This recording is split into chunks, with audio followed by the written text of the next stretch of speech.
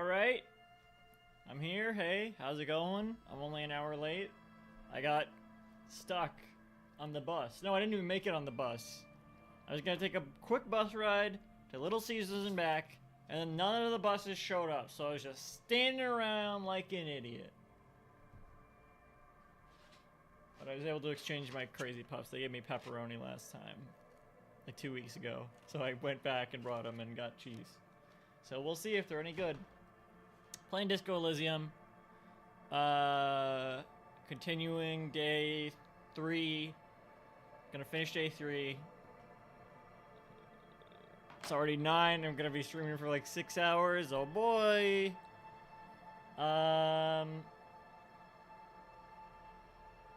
Was gonna do a Ludum Dare stream tomorrow. I forgot to plan out what I was gonna do. The Ludum Dare stream is going to be hold over until next Sunday. So we're gonna do it next Sunday, me and Cadence. Checking out games from the Ludum Dare 55 Game Jam. Maybe I'll do a Pizza Party pickup stream tomorrow. Let me just look at my list. So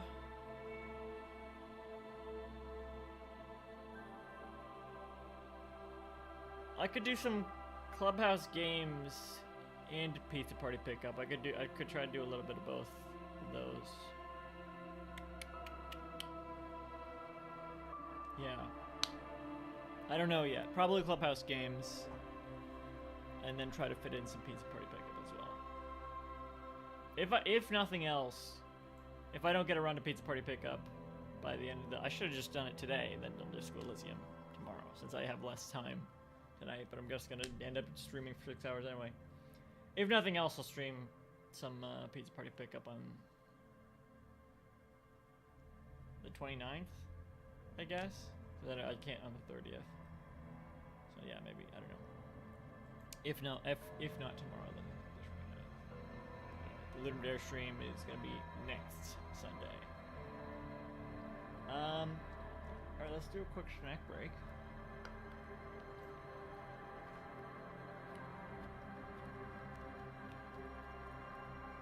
Hang on, I'm taking my vitamins. This is not the snack.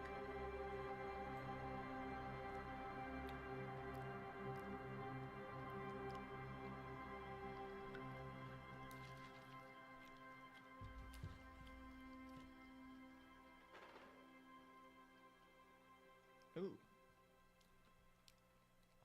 There's flecks in this coffee.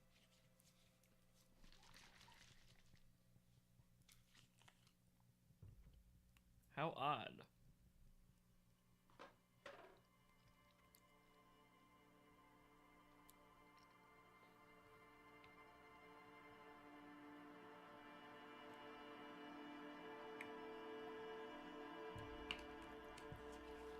Okay.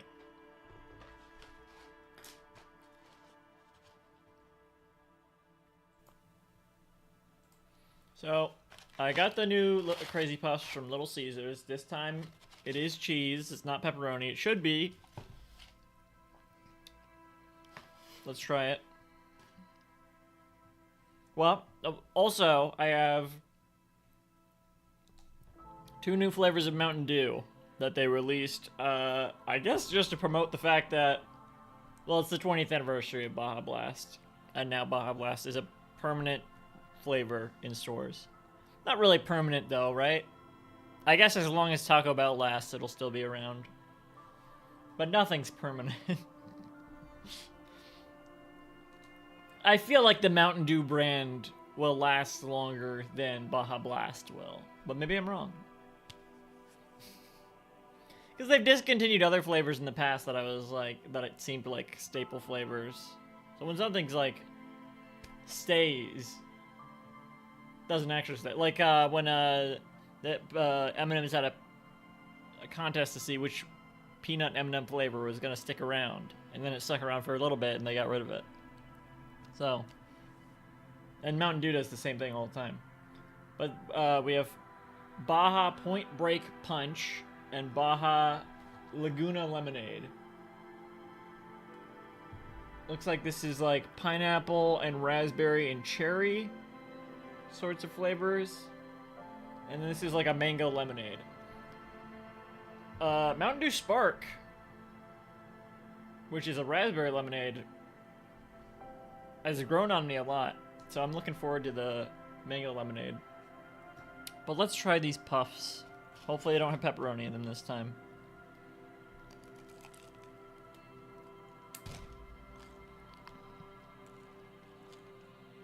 Okay. No pepperoni.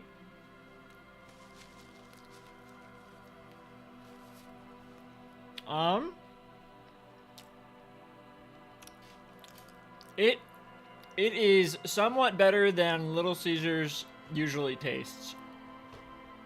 I don't know if they're really good enough to be such a sensation, people calling them the next Popeye's chicken sandwich. I'm not really getting that out of this. Maybe it was overhyped.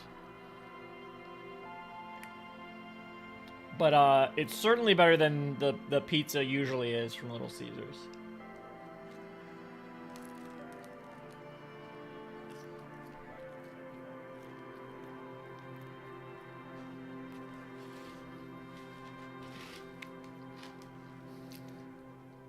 But they really don't look very appetizing. They look diseased.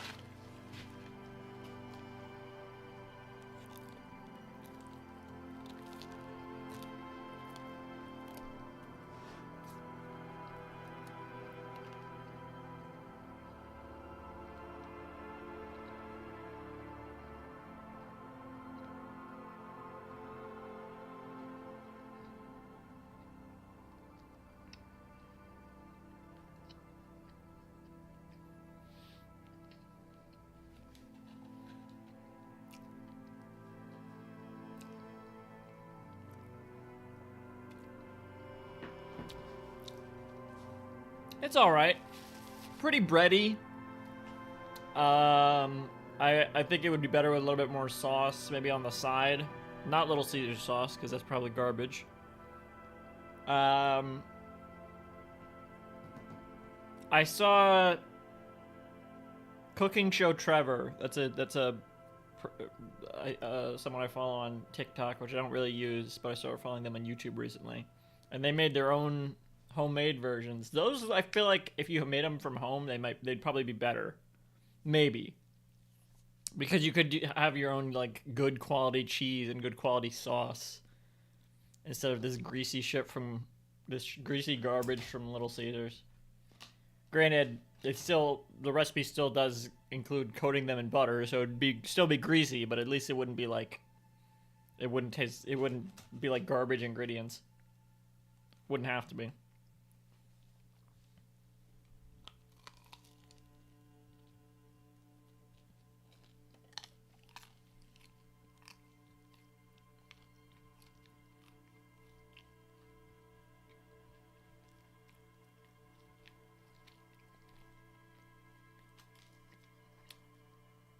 That bite was all bread.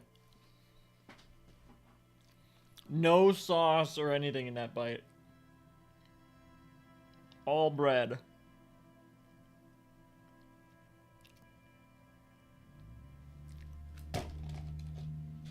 These aren't really made to be picked up like this, but I don't want to get my hands covered in grease.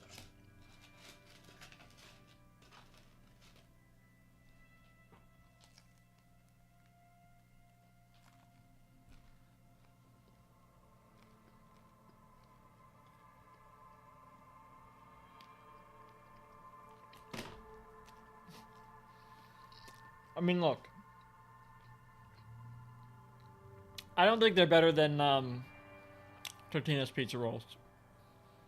If you just made that sort of butter coating that the Cooking Show Trevor or whatever made in their version of the recipe, and coated pizza rolls with it, put them in an air fryer or something, which is usually how I make pizza rolls because they turn out better that way.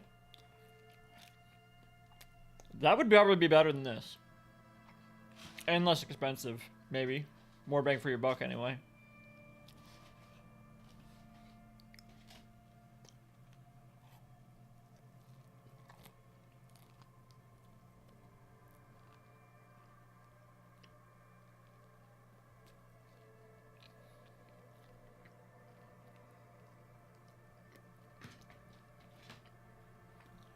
Less of a hassle to eat, maybe.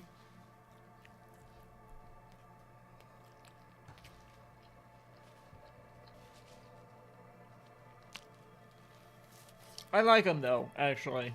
They're not bad, which is saying something for Little Caesars. I wouldn't even necessarily say Little Caesars is bad, but there's nothing that compels me to eat it usually. I could eat a bite of Little Caesars and then I would have no desire to finish eating it. I wouldn't be repelled by it, but I have no desire to finish eating it. These, I'm like, yeah. Maybe it's just 'cause I'm hungry, but I'm like, yeah, I'll continue eating these. I'll finish this. This is good. So, Little Caesars has figured out how to make a quality food that isn't a brownie, for once. Moving on to the Mountain Dew. I'll start with the Point Break Punch.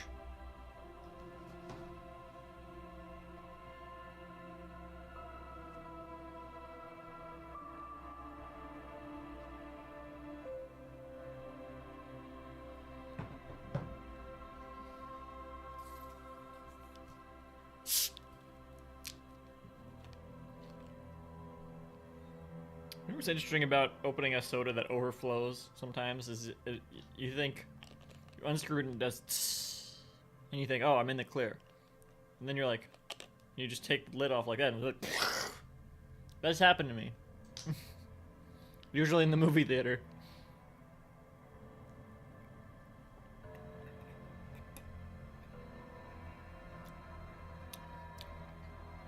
Oh, that's nice. That is like a punch flavor, like a fruit that it does taste like a fruit punch. It's like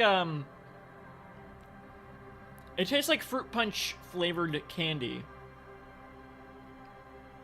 I am getting notes of pineapple. I don't know what these berries are on the label. Is that like a pink blueberry or like a cranberry since it's pink? I think it's just a blueberry, honestly, but they just didn't have that in the color palette. Very strict color palettes on Mountain Dew labels. I like that one.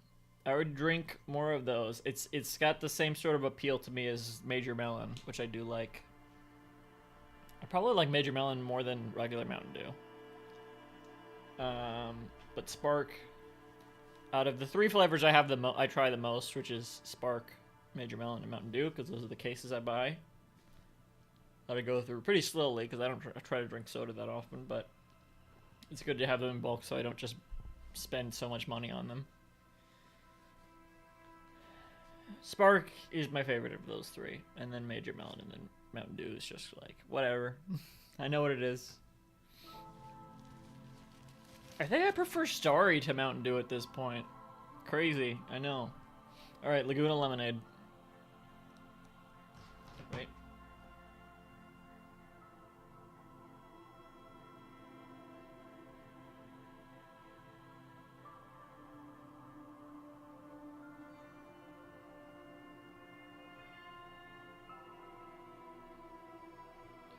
Cool designs as always.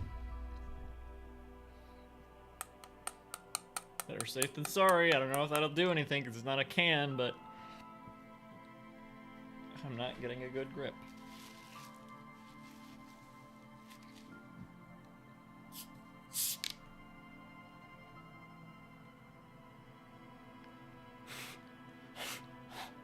Don't overflow. Alright, Laguna Lemonade.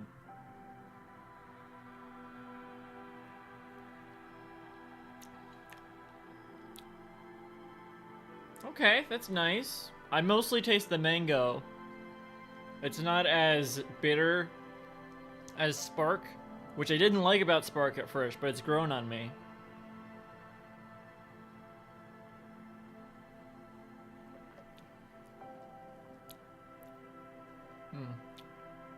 Yeah, I don't know. I wish I was getting more of the lemonade out of it, but the mango sort of overpowers it.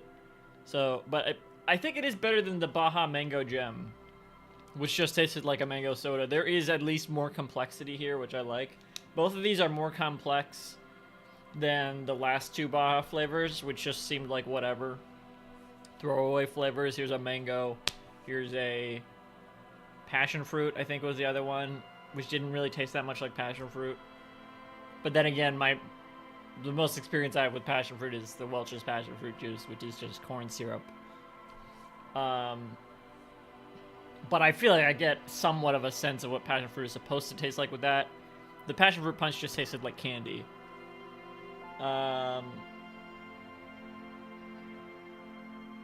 These are both very good, and I would recommend them, and I hope they stick around for a little while. I feel like Mountain Dew flavors go by really fast. I never even got to try the last two Game Fuel flavors. But I would hope to try these some more. Hopefully. Maybe I can see if I can get a pack of them. That'd be good. Alright.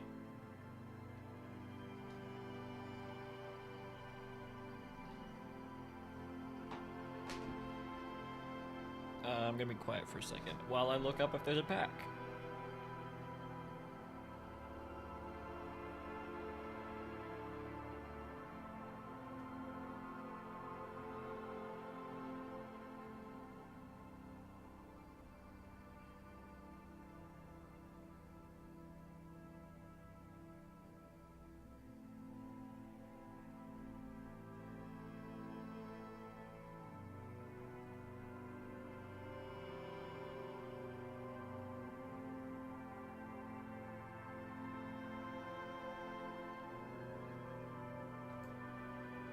There is, and I think I'm gonna get it. So I get the full experience of having these. I think I did this maybe with the other. No, I didn't do it with Passion Fruit Punch and Mango Jam. Baja Blast I don't like that much, but if it means I mean, if it means I can have 6 more of cans of these, then I'll have 6 cans of Baja Blast. I like Baja Blast okay. Maybe I'll make some tacos. Because that's what it goes with, really. I don't think it's good without that. They should,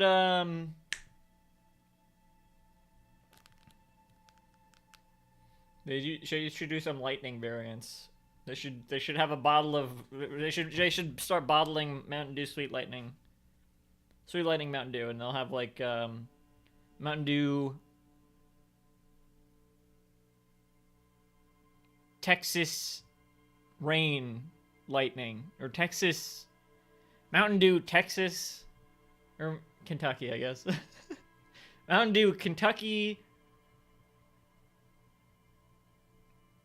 Kiwi Mountain Dew Kentucky Apple Lightning. There you go. Mountain Dew Kentucky Apple Lightning.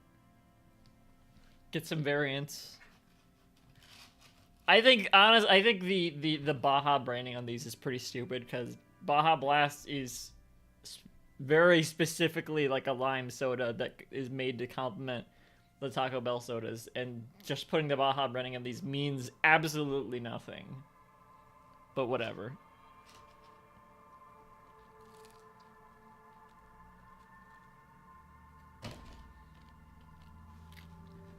I probably said that thing about the KFC soda last time I tried the Baja flavors.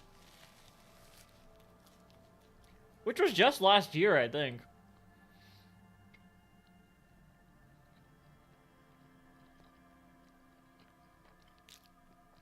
Less than a year ago. Wasn't during the Dangerous stream? Maybe? I don't know.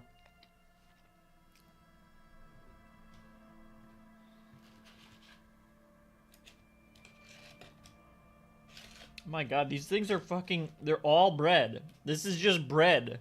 Bread, bread, bread, bread, bread.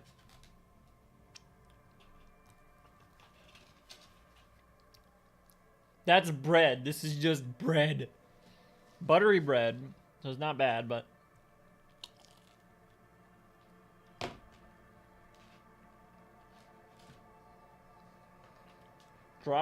Drop bread, Fred.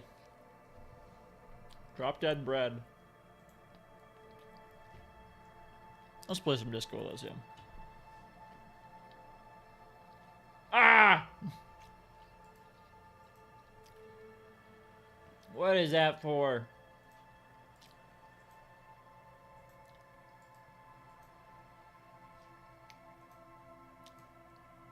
Donkey Kong, I guess.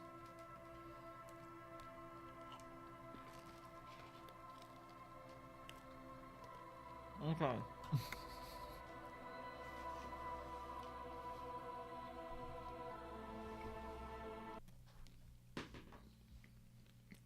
We're in the middle of day 3.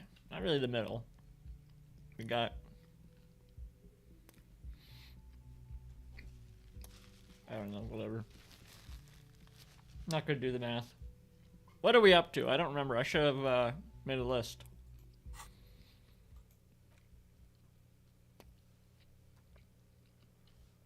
I mean, we have a list here. I guess we need to talk to the gang downstairs again. I don't know if that was, I was towards the top of my priority list. I had an exact order I wanted to do things, so let me check it out. I'm actually gonna...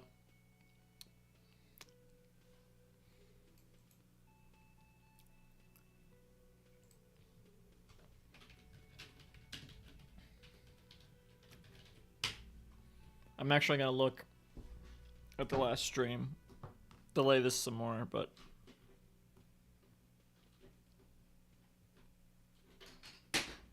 Shit.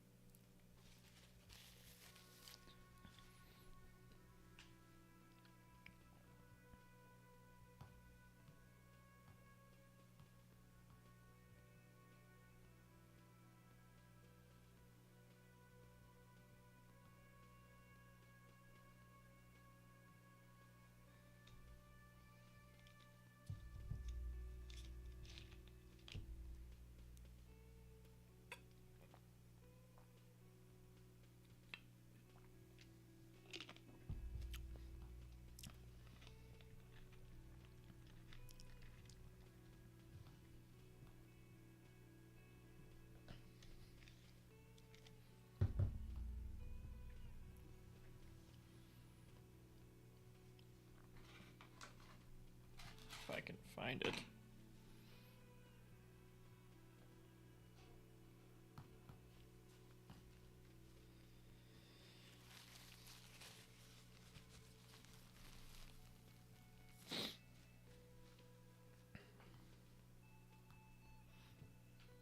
Is SNL on tonight? Because I'm gonna miss it. It's not.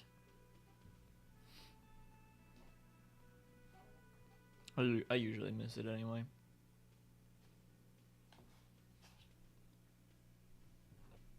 Excuse me.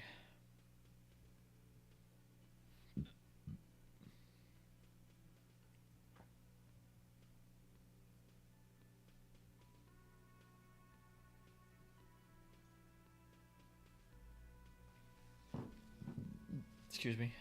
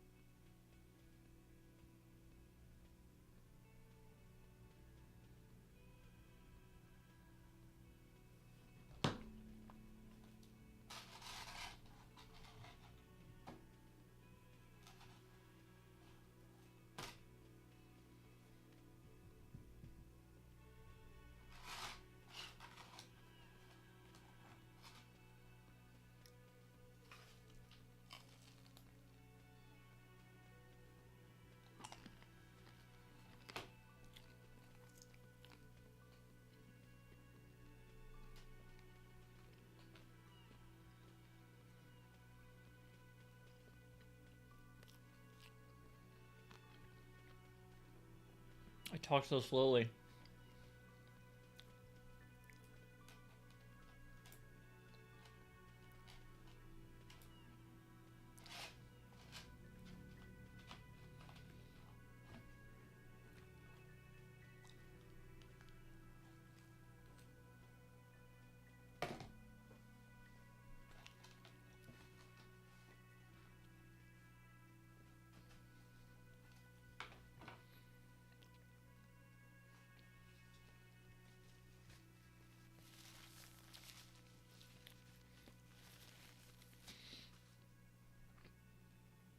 I need to get a new skill point.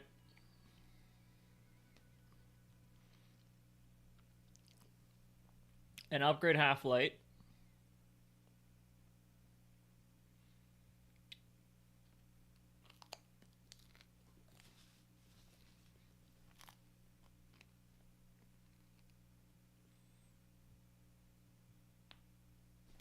Talk to Titus.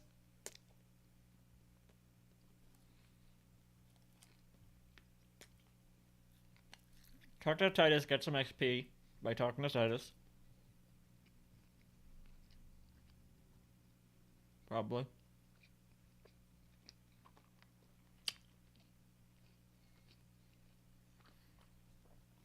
And if it's enough, upgrade Half-Light. Talk to the driver.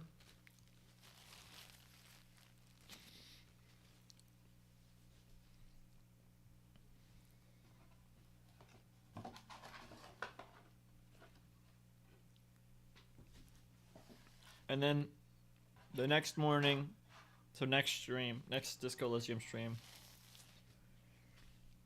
talk to, what's their face?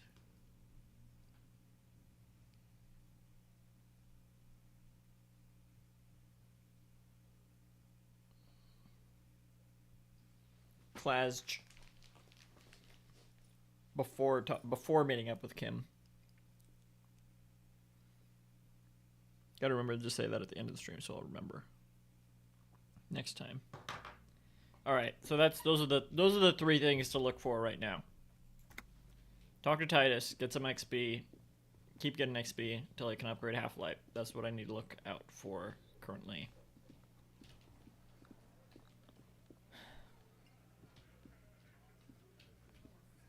What was this one? Behind the dockworkers. Perception. Alright, talk to Titus. The clowns are still hanging around. What is it now?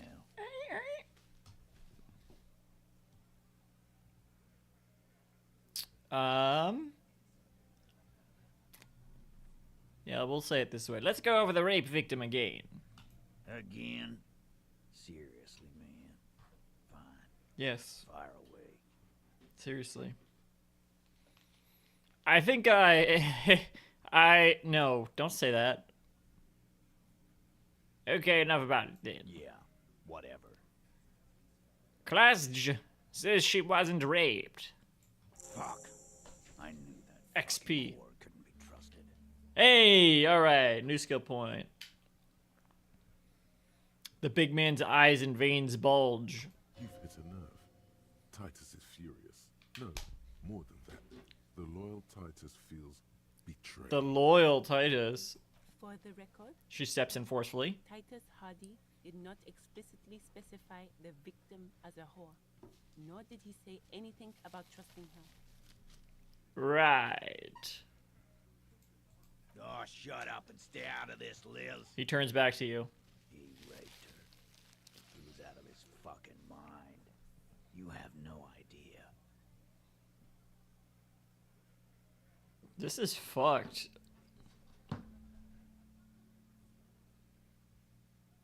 She's just in denial, asshole. You don't understand the traumatic experience. She's shutting down. And she doesn't fucking trust you. Shutting down? Yeah, she's crazy, you know. The rat-faced man A says, crazy bitch. You know the type. She's fucked up. hey, the fucked up type, you know. The rat-faced man says carefully. Crazy? What are you talking about? She was very lucid. I did think that, yes, that she's a little crazy. Cut the bullshit, she told me the truth. 3, Lawman. he says through clenched teeth. The end of my goddamn rope with you. I fucking told you not to push her. We didn't. It was very easy information to get. And you went and pushed her. No. I am gonna fucking... Something breaks in him. He takes a step closer and says, Hit you. Duck. oh, shit. My health. Titus Hardy. Her voice rings through the room like a warning shot. Success. Titus backs off. Fists down, everybody. My fists weren't even up. Everard personally sent me to take care of this. If this goes south, we'll all be in the shit. But you, Titus Hardy, are going to be buried. Am I understood? The room is so quiet you could hear a pin drop. The rest of the Doesn't cafeteria sound has quiet. gone quiet too. No, sounds pretty much the same. Someone has to rush in to break the tension. The second in command. Look, Copper. We know that fuck was a rapist and a killer. We got him confessing to it on tape. Excuse me. The tattooed man snaps his fingers to get your attention. Show it to him, T. He turns to Titus, who's What's still the harm, right? breathing heavily. Here, jerkwad. Listen to this shit. And then come back and tell me the soldier of the apocalypse was an innocent man. He slams an audio tape on the table. Why should I care about the tape? You lied to me. So what's on this tape? Where did you get this tape? Where can I listen to this? That's enough for now. I'll get back to the investigation. I need the... Oh god, I forgot I wasted all my money on sneakers. I need the... Reel. 1. You don't care about evidence. His eyes twitch. Fucking you a cop for then. Or his eye twitches. His eye twitches. One of them. Pigs, T. They don't care about getting the truth. They care about getting convictions. They are fucking keeping a score on their bulletin boards. I won't be on your bulletin board. If you don't listen to the tape, we got nothing to talk about. So what's on this tape? What's on it? We call it the door gun a mega mix. You'll know why. Won't you listen to it? Door gunner? Where did you get this tape? You think we go into this shit deaf and dumb? You RCM aren't the only ones who know how to bug people. There's no university degree for that. So you've bugged them? How? We have machines. He nods. We're in logistics. How do you think a harbor works? It's advanced stuff. Understood? You've listened in on their communications. How long? He takes a little note. Since way before their chief started taking swing lessons. Things got nice and quiet after that. Which one of you is doing this as advanced radio work then? It's not advanced. The heavy man You wheezes. just hold up in a coop all day, writing down what they say. It gets hot as hell in there. Don't put yourself down, Angus. It's important work. The chief picks his beer back up to offer a silent toast. Yeah, man. You're like a radio genius or something. Those notes are some in-depth stuff. Indexes and shit. Where can I listen to this? I'm sure we can find a tape player. The lieutenant whispers. Where can I listen to this? He mocks Why you. don't you try shoving it up your ass, genius? I didn't think of that. Let me give it a try. Yeah, play it with your ass, cocksucker. His voice echoes like thunder in the small room. I'm sure we can find a tape player. It's not a problem. He repeats calmly in a hushed voice. No, it's okay. We can use my ass. Whatever. It's no problem. Your room had one. Or maybe it's too broken. Probably too broken, yeah. That's enough for now. I'll get back to the investigation. Don't forget your tape, lawman. He pushes the Compliments of Titus Hardy. He pushes the little tape towards you with his giant hand. Take the tape. Fine, I'll listen to it. Leave the tape. No thanks, Titus. I can get this wrapped up better without it. Why would that be true? Take the tape. You do that. Oh, and keep it. Maybe you'll need a reminder of human ugliness someday. He says, adjusting his belt buckle. A few more things about the tape before I go and listen to it. Yeah? What about it? Nothing. I'll go listen to the tape. You do that. You do that. I'm going to take off now.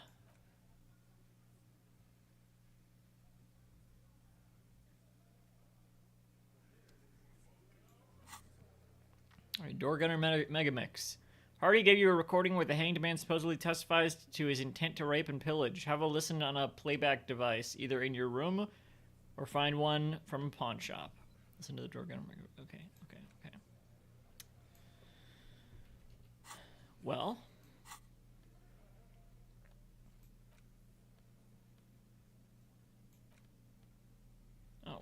Interact. Okay, we'll try that. A magnetic tape acquired from Titus Hardy. It supposedly holds a recording of the mercenary task force radio communications recorded via a de-encryption station. Not a good omen. Requires a boombox to play. You stare at the great door gunner Megamix. If only you had a boombox, you would be able to play Titus's tape. The tape feels ominous. Upon it, the dead speak. Respect the tape. Respect the tape. Let's level up Half-Light.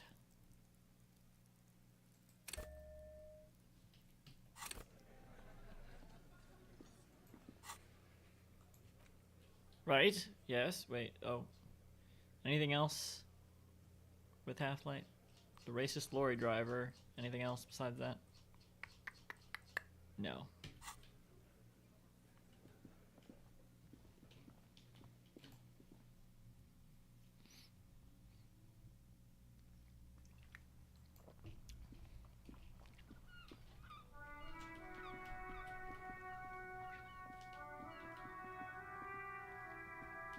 Hey, you! Fuckface! Looking for something, Hunt? Come to tell me to fuck off again? Make him tell you what he knows. Failure Fuck! last time was so demoralizing and puzzling that you just can't work up the rage anymore. But I need to do this.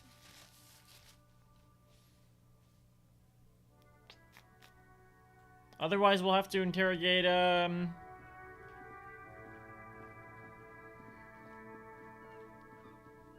this one. Who are they?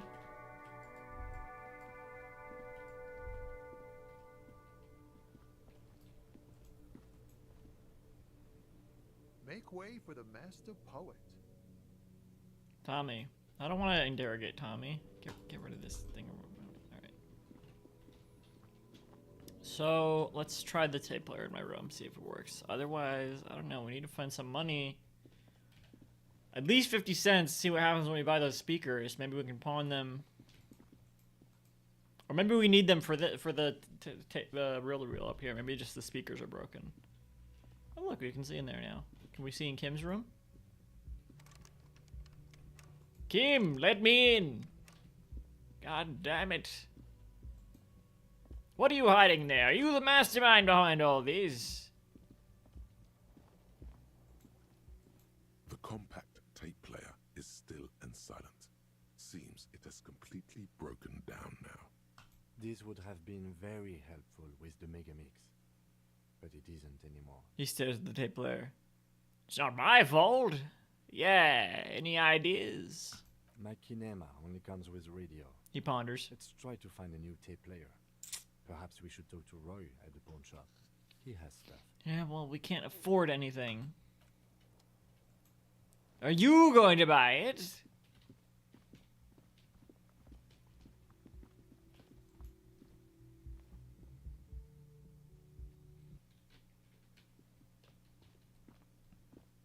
I'm not buying it. Charge it to the fulls.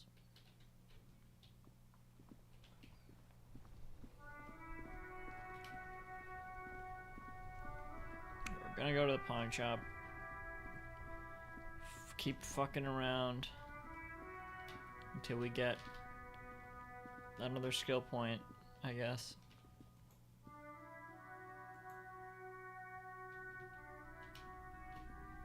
What do we have?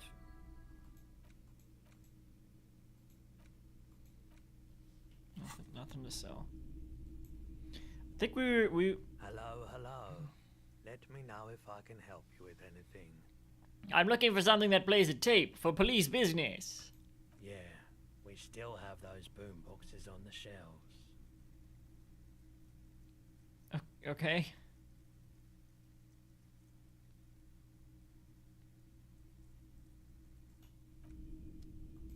The boomboxes wait on the shelves, and your boombox, that gold and amber Harmon. Why do I have to buy them? Stares at you longingly with its tape reel eyes. Can I just play a tape on the boomboxes real quick? Sorry, man. I can't be giving out freebies. Never have, won't now. Can I get a discount on this boombox? A police discount? A discount? I do have to keep the lights on, man. It's 12 real. Remember, he doesn't like music. He likes sounds. The Door Gunner Megamix is his type of tape. Certainly, he'd give you a discount if he knew you'd play something so experimental. Careful. You can only do this once. Fair enough, businessman. 12 is easy. How does 10 real sound? Let's make it 8 real. I'm not just doing any police work. I've got the Door Gunner Megamix right here. An era-defining work. Let's do 4 real. I don't have 4 real. But sure, we'll say that we have it. 4. 4 real is offensively low. But just this once. For the music, concrete, cop. Okay, well, I still don't have it, so... Kim, pony it up. This is for our work, man. This is the main thing we need to be doing right now. Fine, I guess I'll just look around for 50 cents. Oh, shit. 50 cents. Fuck it, we got nothing else to do at this point. Let's cross the bridge then, so I can look for more bottles. The radio relay hums with electricity.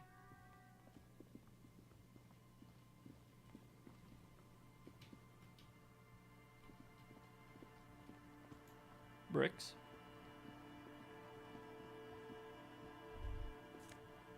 Oh, nice.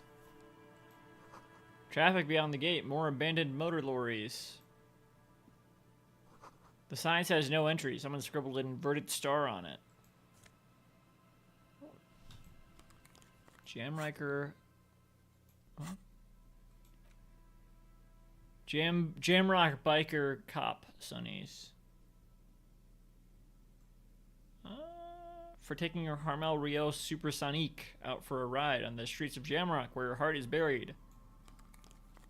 Can't even see my... Yeah, they look alright.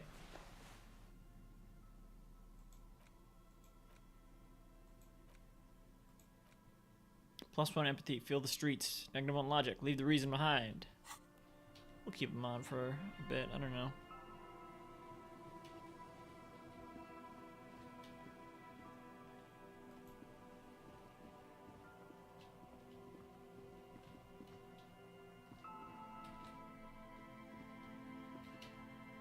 Oh.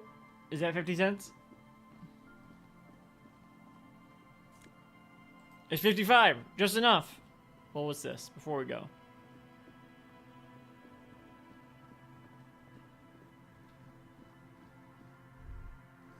A breaker box to power the radio pylon above you. Maybe there's something inside? Ahead, decades-old concrete defenses. Children play on them now. Oh, 90 cents. Even better. Wait, what?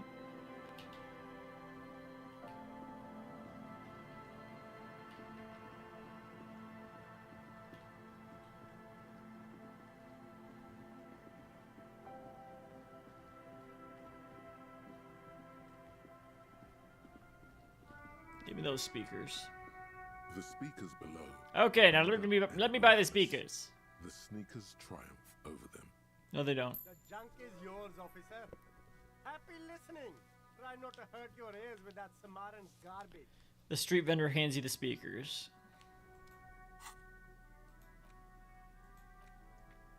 $30.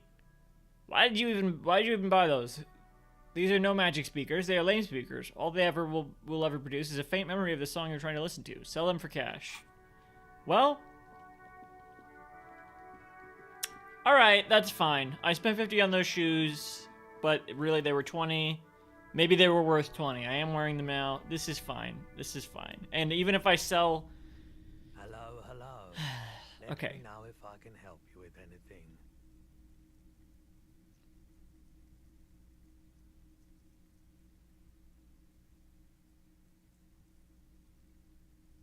How do I sell? Ah. Sure. Let me have a look. Anything else you're thinking of selling? So, if I sell these, I'll have enough for the rent. And, I'll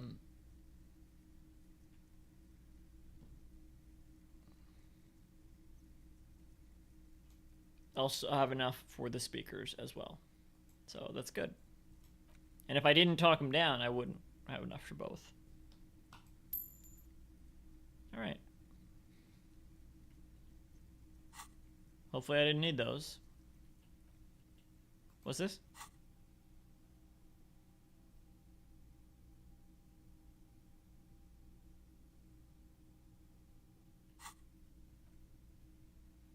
Another time, Pat. Why was this glowing?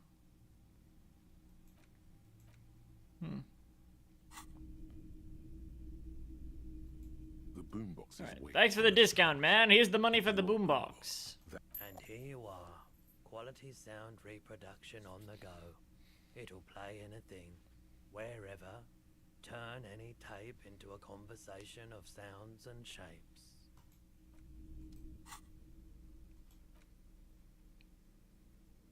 Okay, we gotta equip it first. Alright. Not gonna walk around with that. Alright. The porter reel is just what you needed. The reels attach to the apparatus with a satisfying click. The tape is rooted behind the magnetic reader. Play the tape. You push command set, and the tape starts spinning. Violent static and machine sounds fill the air. This isn't Revachon. A man's voice says. Fucking village. I can almost see the elephants. Another loud screech. Some kind of machinery. The harbor. That's the son of a Valson crane. The lieutenant takes out his notebook. When this shit is done, I'm gonna tear that place up. Soldier of the apocalypse style. Kill shit. Dogs and chickens too. More static. Gonna run a room, Cordy.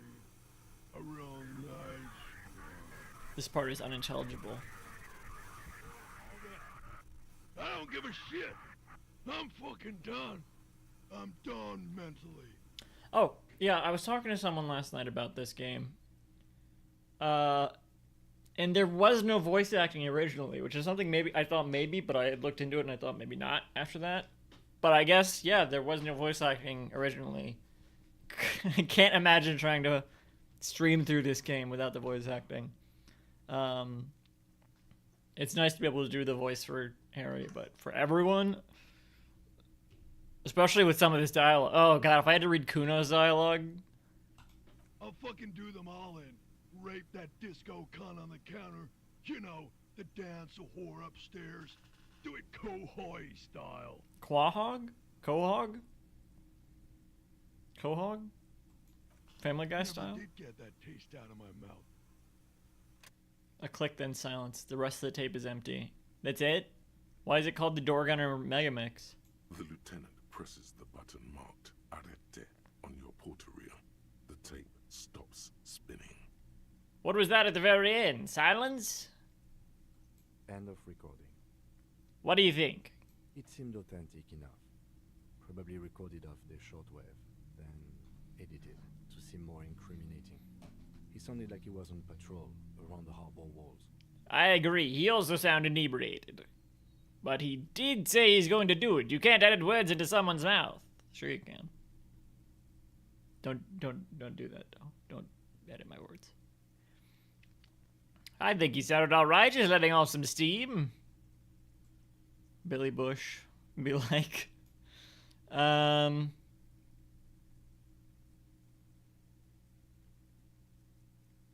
Two? I want to see what Kim's excuse is. Indeed, but... Lieutenant looks at the tape.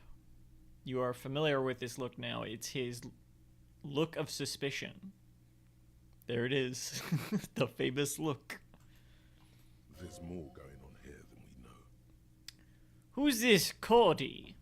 One of the other mercenaries, I think. The one he was talking to. A friend of his. What's Quahog? A village on the Samaran Isola, in South Safre. grad committed war crimes there, the kind of thing he talks about. You think he was there? What's the other quotation? Who knows? Maybe the tattoos would have an answer. Or maybe Kohoy is just merc talk for atrocity, slaughter. Okay then, what now? I think we've got a few more questions for class here, don't you? This seems to contradict her testimony, at least to some degree. He looks around. As you take out the tape, the boombox tunes itself back to the cheery radio again, spewing out beats like it's a Friday night. The contrast feels chilly, inappropriate even. Put the thing down then. Or so help me. Weren't there some more tapes to play? No?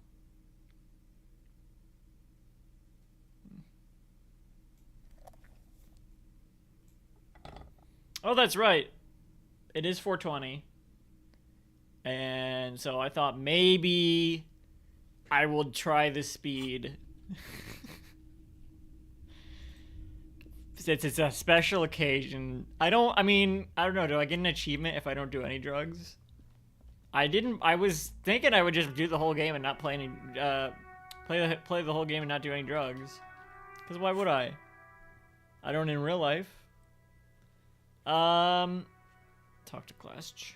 Yes. But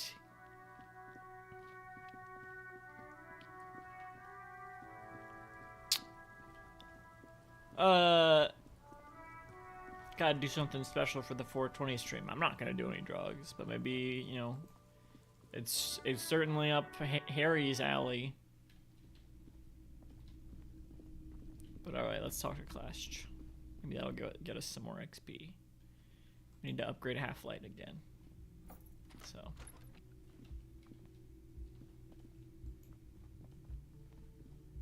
Or we could raid their medicine cabinet. Could try that.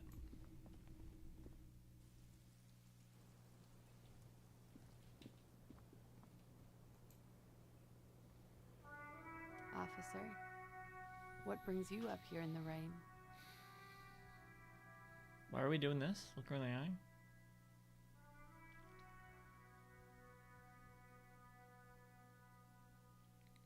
Let's talk more about this so-called assault. I'll do this later. Not my favorite topic. Oh, never mind. How about we, change the subject to something more lighthearted now? Okay. Titus Hardy gave us a recording where the deceased states his intention to commit rape. She puts her coffee cup down with a soft ring as the porcelain meets the metal table. This does not surprise her. Did he? A smile floats across her face. He was a good man, or that he had good intentions. Only that he was never bad to me. Flits across her face. On this tape, he specifically identifies you as the target. Where did they get this recording exactly? It's intercepted radio chatter of the deceased, recorded via de-encryption station. It's authentic enough. Does he say he's gonna do it Soldier of the Apocalypse style? She arches her brow. Those are the exact words he used. Something to that effect, yes. No. Yeah, yeah, something to that effect, too. The phrase was used. The lieutenant checks his notes and nods. Okay, Kim. Yeah. That was practically his pickup line. She picks the cup back up. Did he say whores a lot? Was he pretty much on the verge of doing it Kohoy style? Both were mentioned. He liked the way it sounded when he said it. As to Kohoy? The young woman lights a new cigarette with the butt of her old one. He wasn't actually there. He didn't do a tour, or at least didn't tell me he did. Would have been overkill anyway. He lived his own little Kohoy. It wasn't his everything. Why say things like that? Machismo? You think he was trying to scare people? One. Yes, was he bragging? Oh no, I'm pretty sure he did all those things. Then integrated them into his idea of normalcy. To keep on living. Until they just sort of turn into his, the word I'm looking for? She thinks. Coping mechanism? Catchphrase? Persona? 3? Running joke. Mm. I was gonna say running joke. And it sounds like you didn't even get the good bits. Lely's punchlines got way, way funkier than that. It was like the Seminese conflict, the Kohoi massacre, and the 36 famine in Yezud all rolled into one person, then cast in Orani's ceramic armor, which he wore in bed and in the shower. When he said he was done, and done mentally, it didn't sound like a joke. Sounded like a deeply troubled man. Hold on, he said he was mentally done. That sounds like a broken man to me. Weren't you afraid you like this kind of stuff and you spend time with this person romantically? 1. Well, She smiles. maybe I pieced him back together with my magical personality. Weren't you afraid? Afraid of what? That tape the Hardy Boys recorded? Your mother probably never told you this, but girls are evil. Had I the physical robustness and social support, I'd be in Kohoi. I would be tearing it up Soldier of the Apocalypse style. She wouldn't. She doesn't have the full Hoi in her. Okay, Half-Light. Did he tell you he had actually done any of those things? In Martinez, I mean? No. We were too busy laying waste to our own nervous systems to direct any of the fury outward. He seemed happy. She thinks. At ease. As much as a man like him could be. There is a small measure of pride in her that she could quell the rage in such a being.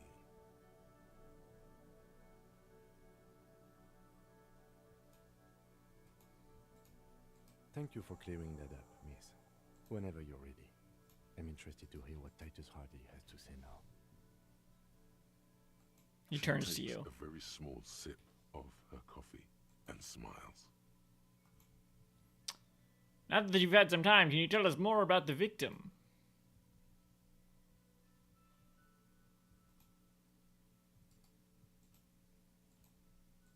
Like, for example, his name? Actually, officer, I didn't know his name. I just called him Lely. A nickname? I guess. He came from Lelystad. It's short for that. And it was his army name, apparently. He said his real name wasn't his. I tried to pry it out of him, but it was no use. Lelystad. That's a good start. The lieutenant writes it down in his notebook. We have a few questions you can help us with. A few things a field autopsy alone can't answer. The hell was that note? Noise. Oh, then tears out a page and hands it to you. I see. The young woman cranes her neck. Why? Trying to catch a glimpse of the page the lieutenant passed to you. On it is a list of autopsy observations recorded neatly in blue ink. The last missing pieces of a puzzle of flesh. If you say so. Where is Lelystad? The place, I mean. In Oranje, officer. It's, I think municipality is the term. A nowhere town there. You were almost right, officer. That means his race was occidental, not mondial. I'll update the form. The lieutenant shakes his head like you just missed a shot in darts.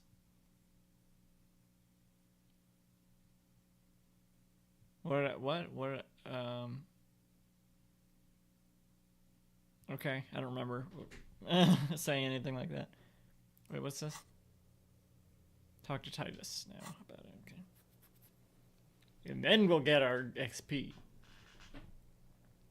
Look at Class Ch. You were both from Oranje? Yes. We were compatriots. Did that bring you together? No. He was too old for that. And from another part of Oranjenrek. I didn't even understand his accent. What brought us together wasn't Oranje.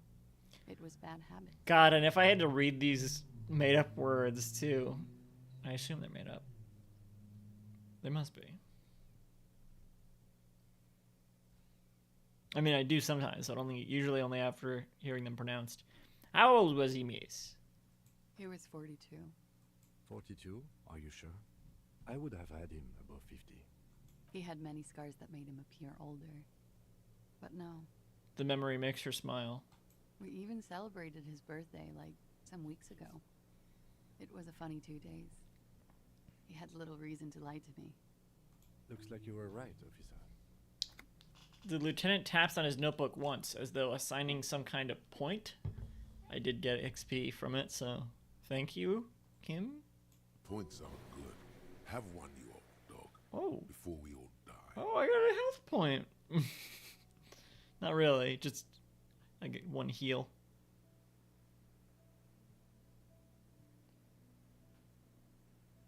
+1 health charge. Huh? Thanks, pain threshold. I did not know this was a competition, Kim.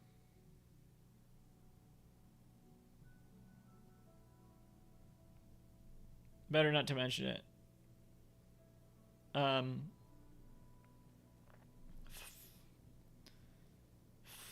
Fuck it? It isn't. Police work is a cooperative sport. This is clearly sports for him. Something like archery or darts. Still about getting hits, right? And not missing? That's too pinball for me. I just like to get autopsies right on the Disco Elysium pinball. Where were we?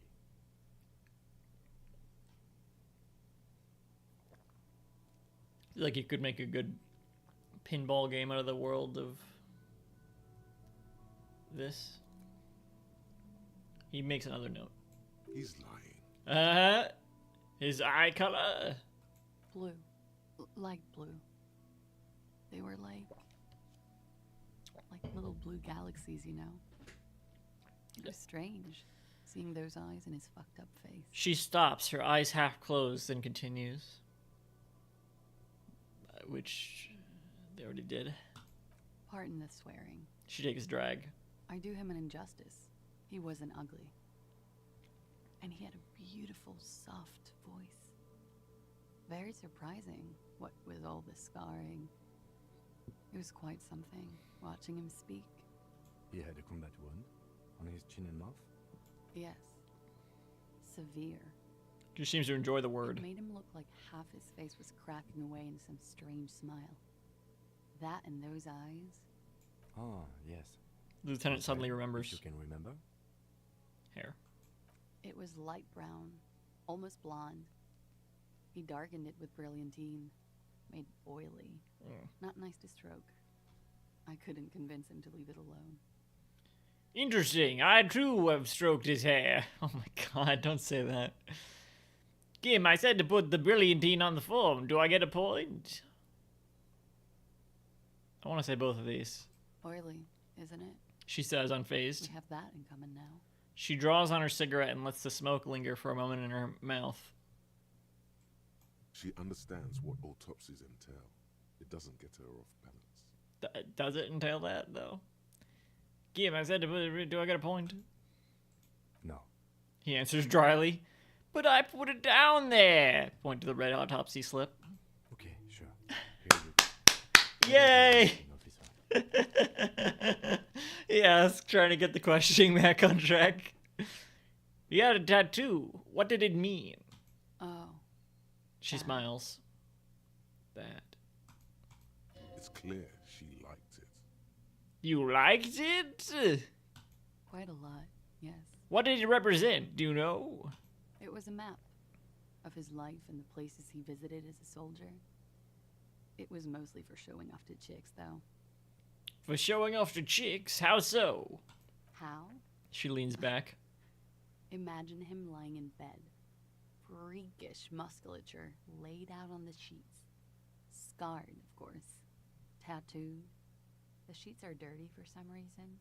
For some reason. Is this Oranese lit?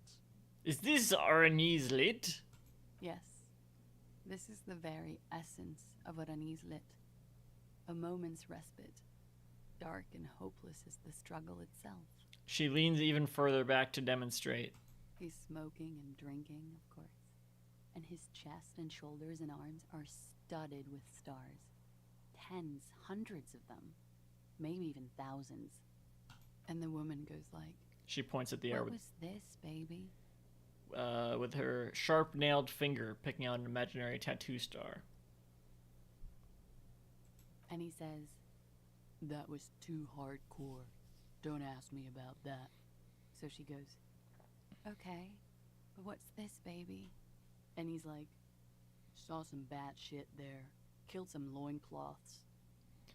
She lowers her voice comically. And so it goes. Star after star, port after port, third world country after third world country. And he's done horrible things in every single one of them. Like Hagar. You were the woman in this? Oh, yeah. She nods. Can you tell us precisely what these mean? Hand her the photo. No, thank you. She does not take it. I've seen enough of him dead. Hmm. I can tell you what they meant without looking at them. Right. She pours herself some more coffee.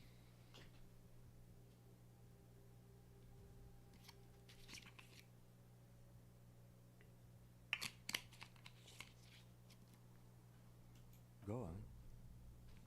He was a blue-eyed boy with thick arms, from a small town. He was also poor, and the government of Orania needed some people killed, so they turned him into a grotesque killer. For money. He went to Killer Academy in Vredefort. Then he killed some people on the Seminine Islands. And on other islands, too. All of the islands. After this, he came to Revachol and got killed himself.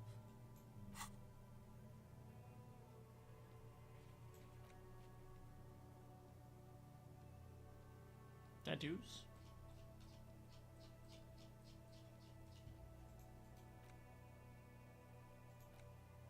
Ask another about the tattoo's possible meaning. Who?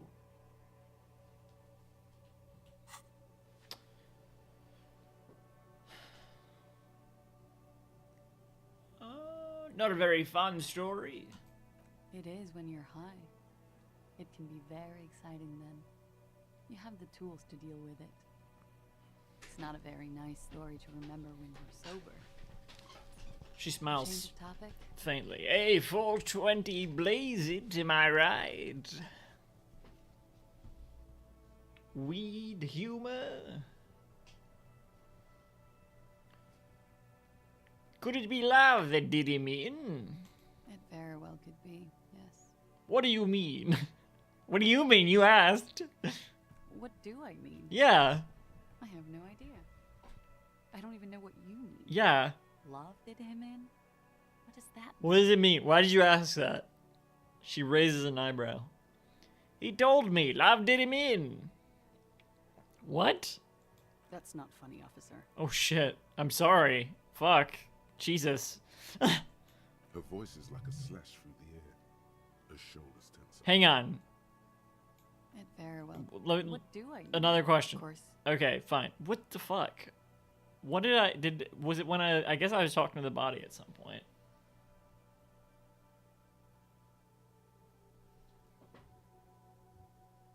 Look at the, like, barely perceptible animation of the smoke trail there. Strange. Something miraculous is coming. He told me. The lieutenant blinks. His expression does not change. All right, let's see where this is going. Yeah, let's see where this is going. I agree. Esprit de corpse. From way out in the northwest, he told me. Cool. The woman nods. Great, so it went nowhere. We ordered a toxicology report. Any idea what that will show us? A real rainbow splattering of pharmaceuticals, I bet. She grins. Barbiturates, amphetamine, sildenafil. Barbaloot suits. How much does the toxicology report cost the police of Revachol? I can do it for half of that. Save you some money, make some myself. What are you talking about? How could you do it? It's quite expensive, miss, but we'll manage without your help for now. I think we finished with this line of questioning. Hand Lieutenant back his notes. All right. The lieutenant puts the slip back in his notes and observes the young woman for a moment.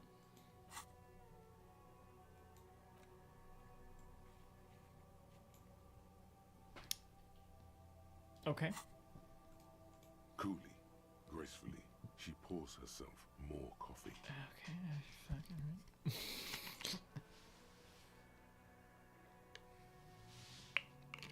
a lot of coffee. I don't even see any. Unless that's not an ashtray and it's a steaming coffee thing, but I doubt it. It should be cold by now. It's literally raining. Alright, look her in the eye. Just like the last time. Light brown eyes look back at you. All is as it was. You feel cigarette fume rise from her lips. She's just as beautiful. Don't worry. We will protect you from her beauty. We will consult you through the reefs and sounds of her persona. We will see through deceits. You are shielded. You are wise. Whatever you say. You are advised. There are muscles on long white bones that line her limbs, just below the silver jumpsuit. Miss Aranye Disco Dancer, you want to put your hand on her back and feel it arch. No. The strange moment ends. It was brief. Okay, that's what that was. I was doing that again. Seconds. Try it again later, after upgrading Volition. Wait, stop. That man, bloated beyond all recognition, was 42. That's what she said, yes. Yes. Below the damage, the weeks of decomposition, all the swollen indignity of mortality. He was 42 years old. Norm was in their 30s.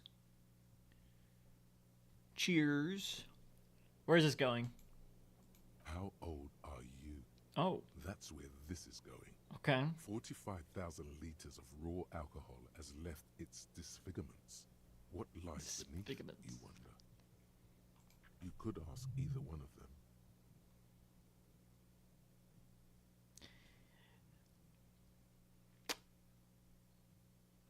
Kim, how old do you think I am? Huh? The lieutenant isn't quite sure he heard you. How old do I look? How old? 58. Damn! Damn! Oh my god, that's really old. Really? Maybe you're wrong. You were wrong about the deceased too. He was way younger.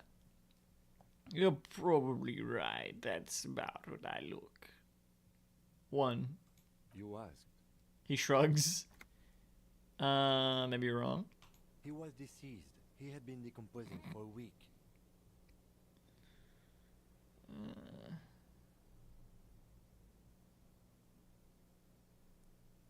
Feel like I've been decomposing for longer than that. On the bright side, you've been getting a lot of exercise lately. The ravages of Al Ghul are nearly as extreme as that of death itself, Lieutenant Kitsuragi. There's silence. Then a little more. Here it comes. Mercy. Sure, you're 42. He squints. Wait. This requires scientific measurements. Bring it on. I'm not afraid of the truth. To the laboratorium. Okay. Date of birth generator. Your face looks like it's 58 and your body feels like it's 60. Your mind feels like it's lived for 1 day or 100, both longer than they ought to be. The day that I'll read this when I do it. Whatever. I'm not going to do it right now, so. Alright, let's talk to Titus. How's our skill points looking? This window is No, not the fucking window, the fucking stairs. What?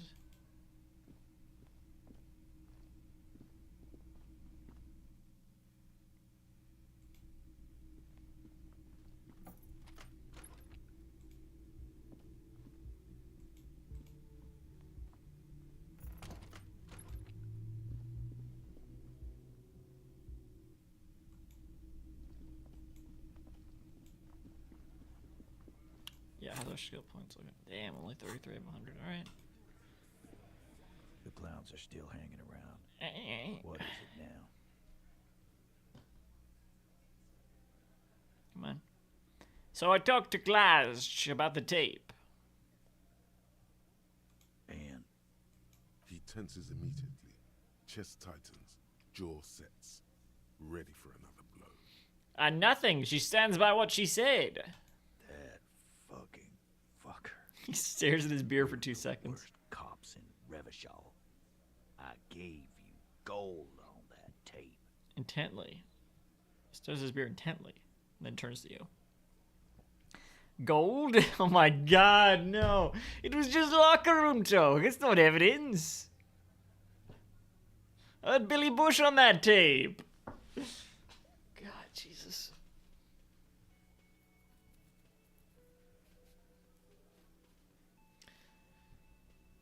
It was dark stuff, but it didn't prove anything, and it didn't change your mind. Yeah, it was bad. Honestly, I expected it to have more effect. She pretty much laughed it off, Titus. 4. Fucking fuckity fucker. And what did she say then? That it's fine. People are supposed to be like that. He shakes his head in disbelief. It did not come as a surprise to her, and she definitely wasn't scared. Actually, I think it made her a little nostalgic. If anything, she seemed turned on by the whole door-gunning thing. Titus, she said she would like to be a little door-gunner herself, if she could. That wasn't really true, though, was it? So, I'll say 2. Yes. In fact, Lieutenant, I think she thought it was a little funny. the Lieutenant looks at you, then him. Funny. Titus mumbles. Oh, good goddamn psycho whore. His lips barely moving. Right. Oh, fucking righty then. I guess it's good then. Fucking. He slams his giant fist on the door frame. Please try to control yourself in the presence of visitors, Titus. Her voice is a bit softer than earlier. This is just perfect. Just fucking perfect. Any thoughts on this, lawman?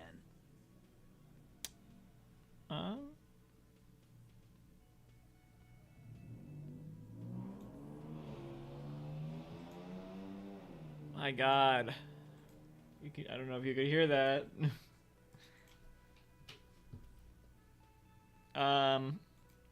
Maybe she isn't who you thought she was.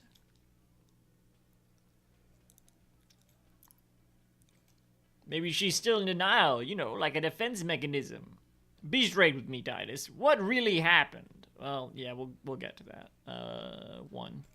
Nah, I know her. He looks upstairs, She's distracted. just a girl.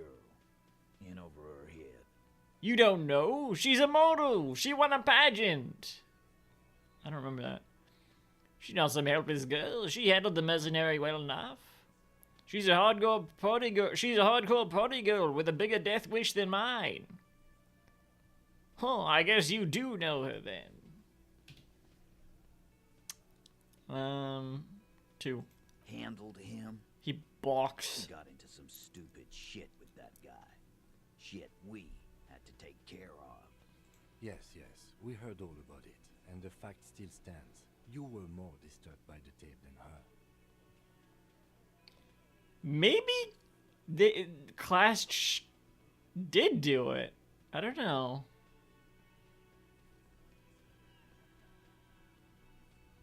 That would kind of explain the tone right now. The odd tone.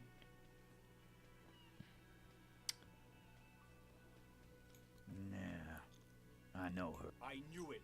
Titus, I knew she was professionally trained by her walk. Glenn seems excited. She was a beauty queen. Yes, Glenn. Titus pinches the root of his nose. Everyone can see that. Sorry. Nah. I know Hardcore her. party girl. Yeah. He cracks his knuckles thoughtfully. About that.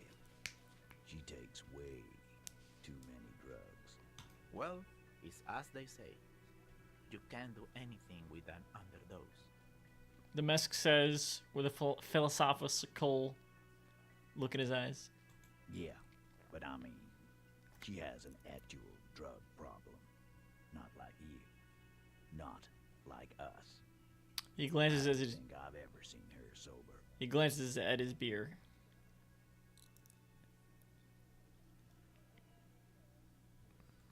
Nah, I know her.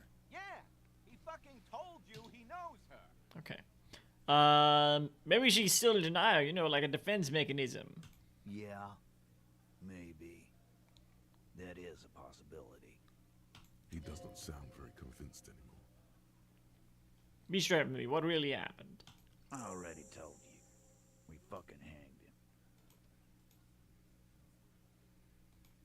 him. He puts his giant face in his hands and sighs. There's less gusto in his voice now.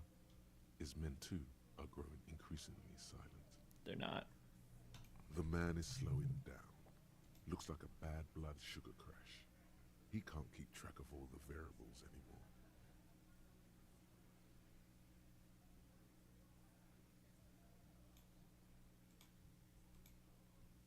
Who could? It's getting harder and harder to perform one's part in this sordid play. All it takes is a nudge. Come on, Titus. We know you didn't hang him. He was shot. He taps in his I know notebook. You're tired. So am I. Why don't you just... You know what? He gets closer. I am tired. I'm tired of you and the whore upstairs. Next time you see her, tell her Titus said, "Fuck off!" He throws his beer can down. This is the petulant rage of someone who's at the end of their wits. That lying, scamming. We're done. This is over. Understand? Your little investigation is over. I don't think so. Yeah. There's a silence in the room. Alain starts saying something, then thinks best not to. On the floor, beer drips out of the can into a small puddle. No one does anything about it. Who's the janitor around here? What is this quiet funeral shit? What we need is some beers in us. He looks around. Bartender, 20 beers for the Dock Workers Union. Why do we make it 40, huh? The Why man, do we make it 100 beers? You're not loud enough. the man shouts from behind the counter. 100 beers? Now we're talking. Glenn livens up. Hop over here, cafeteria manager. Convince Titus he's being manipulated. Well, we're gonna have to do this eventually. We're gonna go back and forth, I think, between Rhetoric and Half-Light. Trying to get those two down. So let's try now. Rhetoric. Clausia is playing them like a fiddle. Tell them how bad they got played, and they'll tell you the truth. There are many ways to go about it. All of them really good. It doesn't sound like it. Class just playing them? You guys are really telling me they're good and then... You guys are always telling me they're good and then they aren't. What? Oh, you guys are always telling me they're good and then they aren't. Those are the other guys. My shit is solid gold. You can trust me. Can I? All those ideas look really bad. Oh, you don't like these arguments? Let's see you come up with your own then. Come on. Everyone's waiting. Where are they? Come on, funny man, make with the funny. 3, 2, 1. Why is Goldmouth mean to him? Something is wrong. It doesn't look like he's succeeding. Goldmouth? Whatever. Just do the fiddle thing, sire. It'll be artistic. And if you've already done it, do it again. Okay, fine. Okay, man, it's clear you're being played like a fiddle. Asshole. No one's fiddling anyone in here. Glenn jumps in, shouting. No, Glenn. I want to hear this. Who do you think is fucking fiddling me? Who do you think? Keep playing the imaginary fiddle, grin sagely. 'Tis pity she's a whore. Wink. Perform a dramatic finale on the imaginary fiddle. The hunter becomes the hunter. I promised these would be good options. Where are they?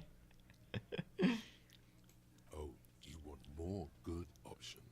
Here we go.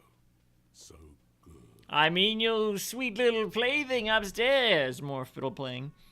Titus, pussy boy. Dramatically put the fiddle down. You and I both know where this is going. Who do you think? Keep playing the imaginary fiddle. Yeah, okay, there's more options, yeah. Good Lord, what is happening to me? Look up. I'm going with between 1 and 5. I honestly don't know. 1 and 5. I'm gonna do heads or tails. Heads 1, tails 5.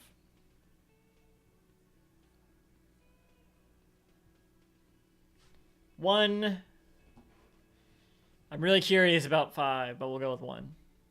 First he tries to kill himself, and now this? What next? No. He's just playing his viola da gamba. Before becoming a detective, my partner was a violinist. Many of us were. The lieutenant intervenes to recontextualize. He's working really, really It's not easy. Time to move to more serious matters, like what really happened between you and the man you hanged. He gives you a stern sideways glance. I'll try it again later, don't worry. Fuck that! Kick his ass, boss! This is an establishment! You hear that? He squints and points at you. No more peep out of you, and you're on the curb, fiddleman. I do not Fuck. understand. This fiddle play totally fell apart. The concept was solid, but the delivery tragically off. You sounded like a madman, not a cop. I did what you told me to! You fuck.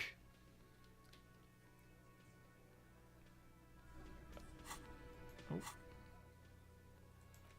Get the whole story from Titus. Hardy and the boys know the whole story. It'll be difficult to get it out of him. Have you thoroughly inspected the body? Looked around for a witness. Gotten friendly with the union boss and the company rep. Really got in a clash. I guess those will give us all more points. So let's start a clash again. Tell them Titus said fuck off. Not even close to another skill point, which we're not even going to use on this. Oops. Close that.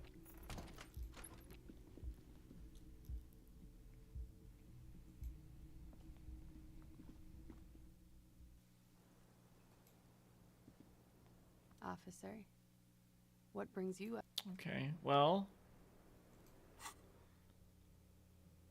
Really got in a clash. Well, we can't look in their eyes. Officer. But okay, What brings wait. you up here in the rain?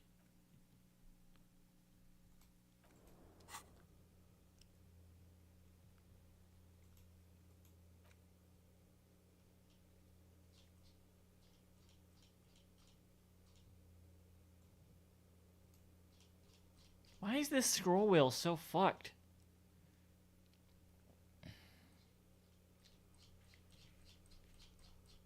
My fucking god.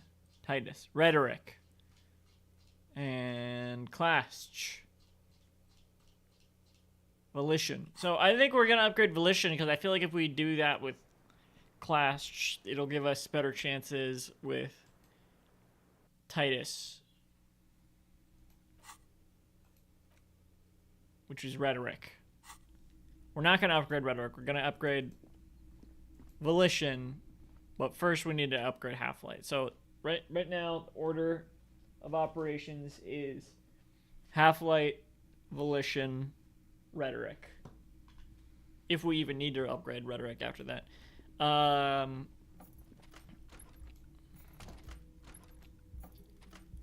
Yes, thanks. Great.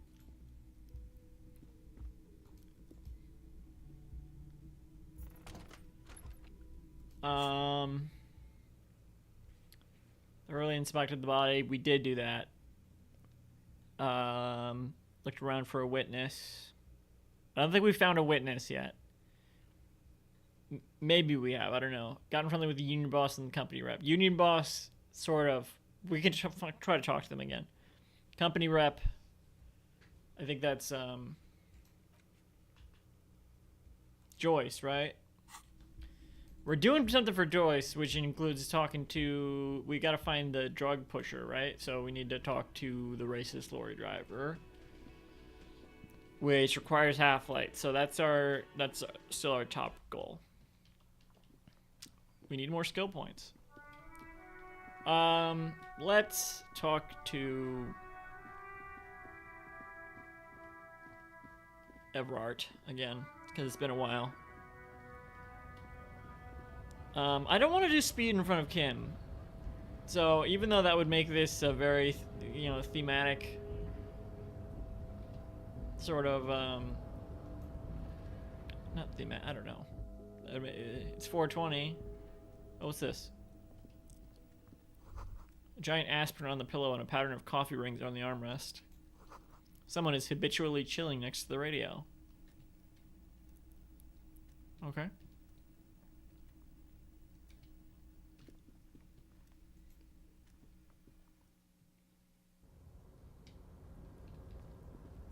So I guess we're just gonna do it after Kim goes to sleep. We'll end the stream with doing drugs. Oh shit, bottles.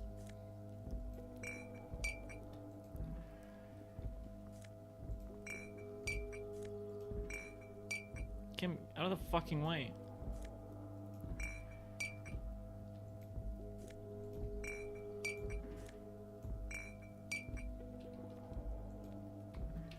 Kept looking around, they were all up here.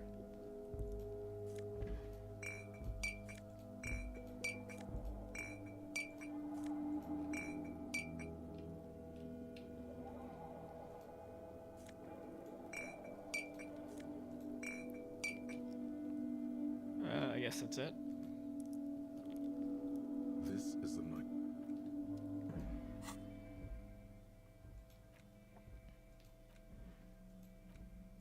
I know I have bottles. I know.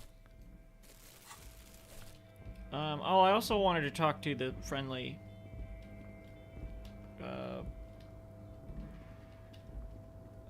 whatever their name is again.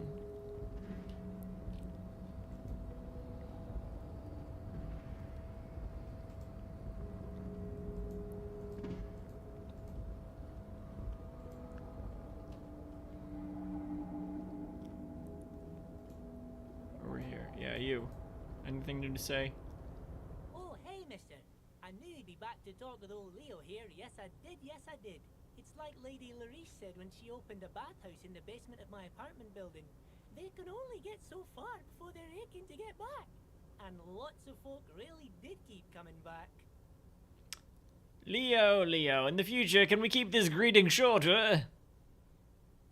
I had some questions for you, if it's not too much trouble. Yeah, let's keep the greeting shorter. Sure, mister. Absolutely. I'm always willing to help out nice fellows such as yourself. He smiles his disarming smile and looks you deep in the eye. Well, I guess we got nothing else to say right now. Maybe we'll have more from them later.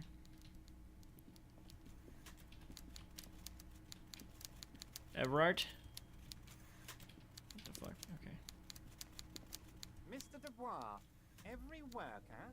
He leans towards you, waiting for you to complete a sentence. A member of the board? He's a living god. Is an organ in the great state organism of war. Also looks just like me. For himself. 1. That's right, Mr. Dubois. He nods I see the in socialist approval. democratic fervor now burns in your heart, too. How can I help you today? I'm told the union is involved in the local drug trade.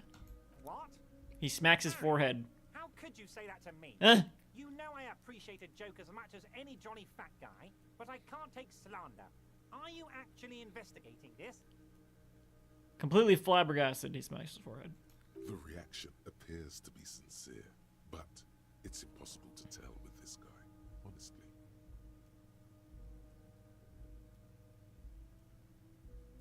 No comment.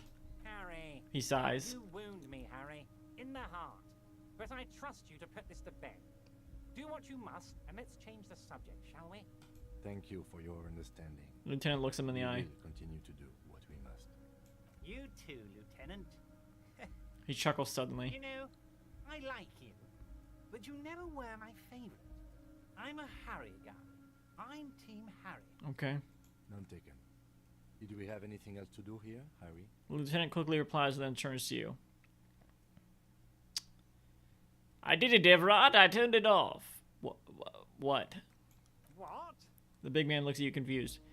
The shady brew. You told me to make it even shadier. I didn't. It had alcohol in it. Now there's no alcohol. Did I? Well done then, Harry. I like not knowing about it, and I'm sure you made the right call. I spend the whole day delegating tasks, and it's a great relief to see people taking initiative. I don't even want to know what all that means. Brew, shady, alcohol, turned off. I'm gonna let the world surprise me. Okay. I met Joyce, the company representative. Oh, that's very nice. I haven't gotten around to her yet. I'm very, very busy. Took me a while too. I hope you're getting along. He adjusts a button on his sleeve. One thing I want to make very clear, Harry, is that this is not some kind of union versus corporation situation. Everyone is just pals here. Just pals? We're all trying to do what's best for Martinez. Mayonnaise? Don't feel like you can't cooperate with her because you and I are such good friends and I helped you get the body down. And I'm helping you find your gun. I'm not a jealous guy. His smile widens. Whoa, that's so nice of him. Suspiciously nice. Are you sure? I find it a little odd. I'm just a nice guy, Harry. I wouldn't be where I am now if I wasn't nice. He slams his fist into his hand. It's all about emotions, and I want you to have positive emotions when you think of me. I told Joyce that I met you. It's perfectly okay. Even if It's you told her fine. everything we talked about, it's absolutely fine. It's completely fine. He seems happy about the prospect of you telling Joyce about your conversations.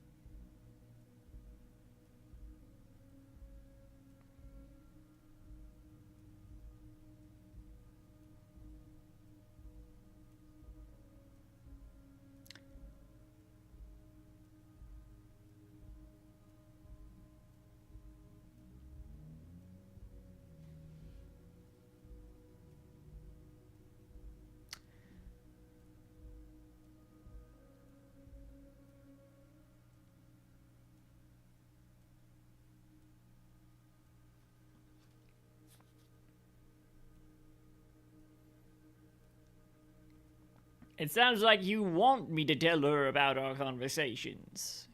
No, Harry. I'm perfectly neutral and 100% for transparency. I know people say a lot of bad things about the Debarders Union, but we are actually... He squeaks his chair. Clean. Oh. Yes, he really doesn't seem to mind. The lieutenant seems incredulous. Sure, he thinks. It's about transparency.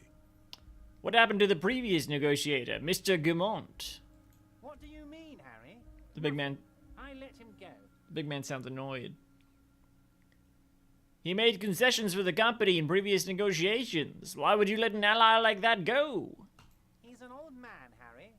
I wanted him to spend more time with his family. God knows how long he's got left. You called him a midget. Harry, I have little people in my organization. I would never call someone a midget. What is this?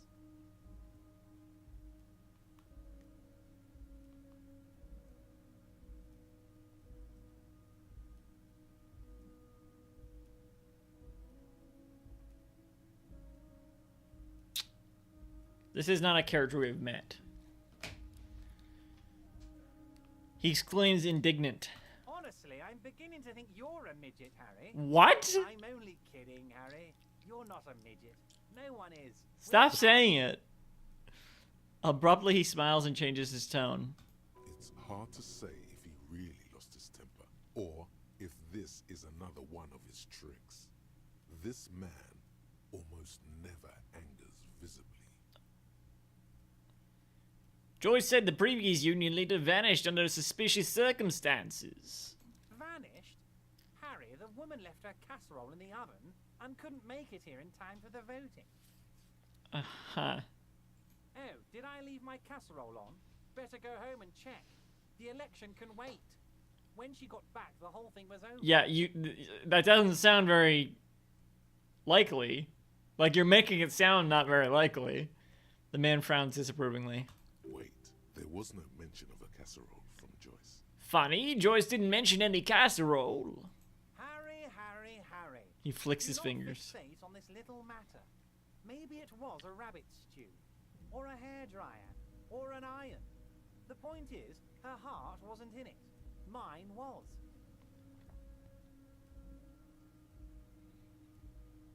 You're so full of shit. That much is true. His heart truly is in it, though you wouldn't think so by looking at it. What heart? If it's spilled blood you're looking for, then there certainly isn't any in his expression or demeanor now.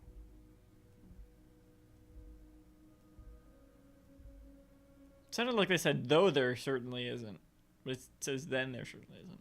I was confused by that wording, though there isn't, but it doesn't actually say that. Why haven't you let her in to see you? If she actually wants to see me, she will find a way. Any good negotiator would. And I just don't have anything to discuss with a bad negotiator.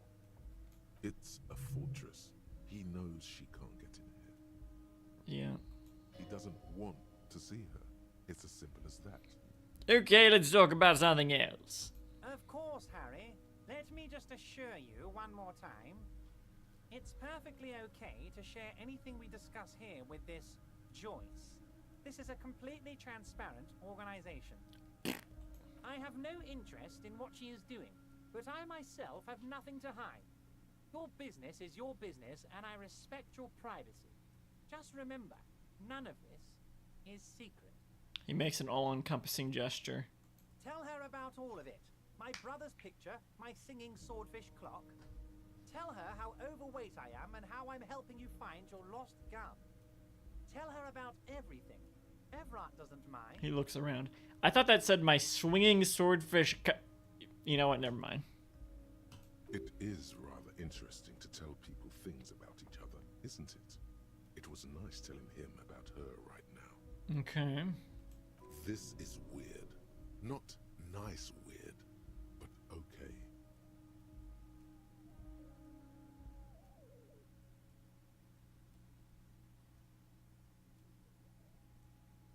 Should we just see what this does? I'm gonna do heads or tails. See if we should just lie. Heads lie, tails just don't even do it.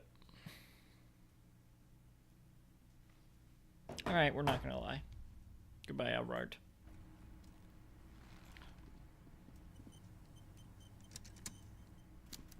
Autosave could be a good place for me to take a short break, which I need to do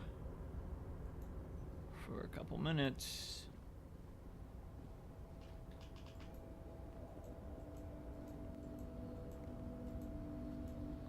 But let me get back to like the main area first, at least.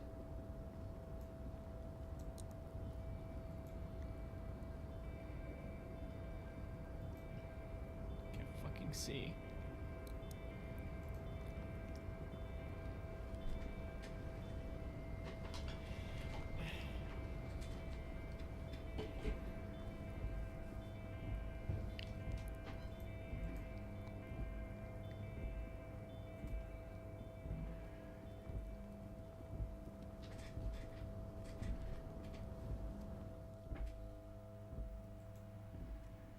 This is a nice quiet area. Yeah, I'll pause in here. I'll be back in a few minutes.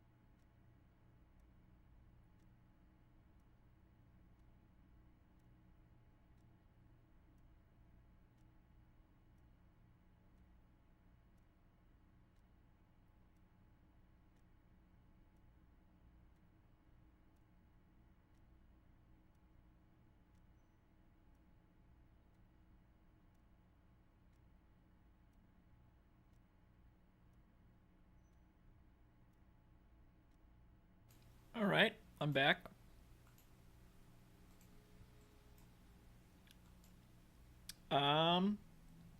Classia.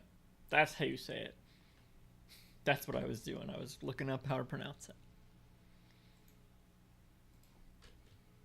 Oh, it says it right there.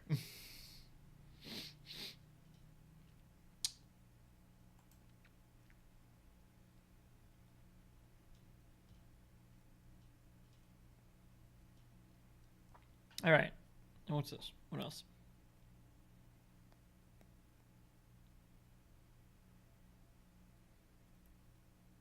Oh, drugs raise learning caps.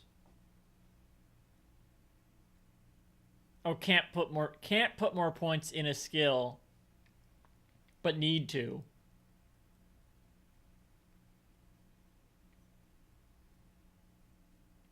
So it wouldn't give me any skill points though.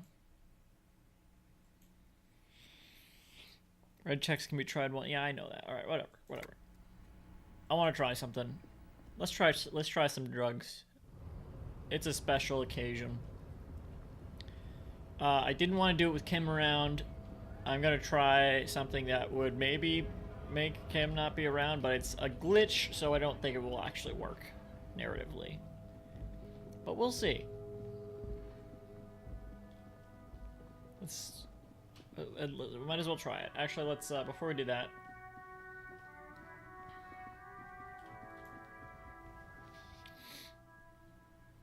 Let's. Oh, what? The yellow roses in the window. Those aren't the flowers that were left for Classia. Okay, shall we ask them about that? The tear machine stands. Your bottles clunk into the machine. Cool. Or could we, maybe let's ask, see if we can, I don't know. Maybe that's a talking point for the... Is this... Nope.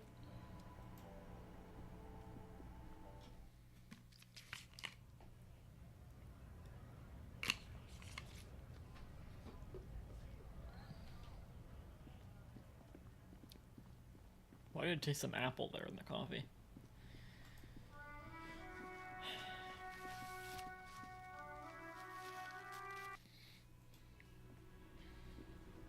Doesn't feel like the flashlight has been needed for anything other than the back rooms of that one place.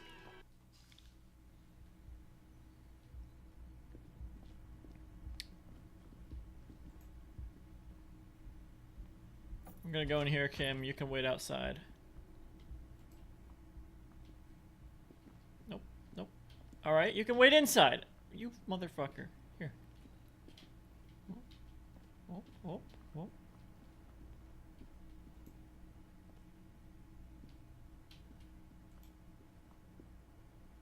No, don't.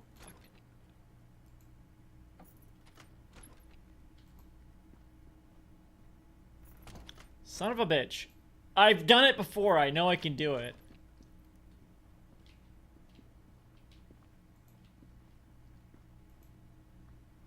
Don't. Hey.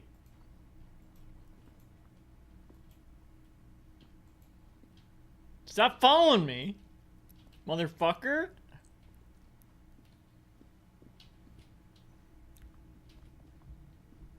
How about this? How about this?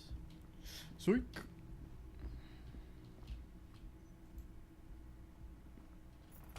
Why do I wait for them?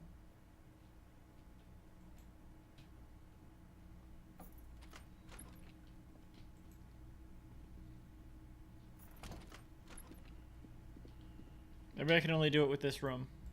Was this the room I did it with?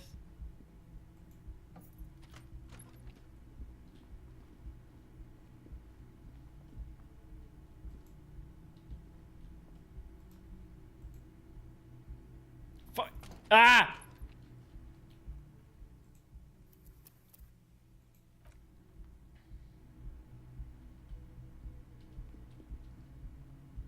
That's right.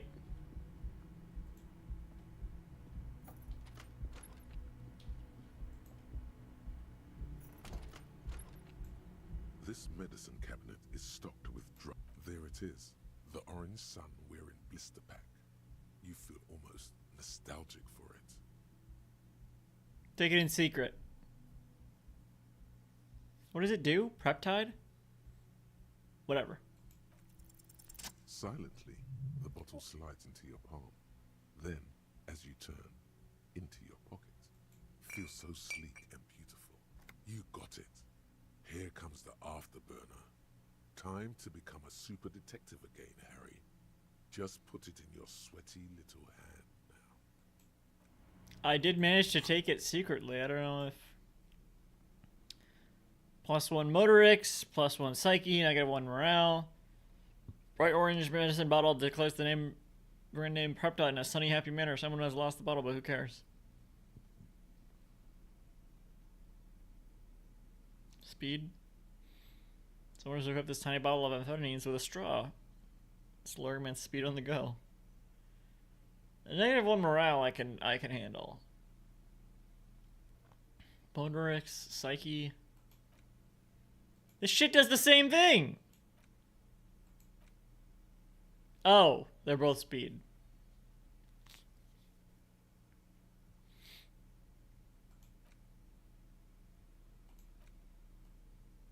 Motorix, Psyche.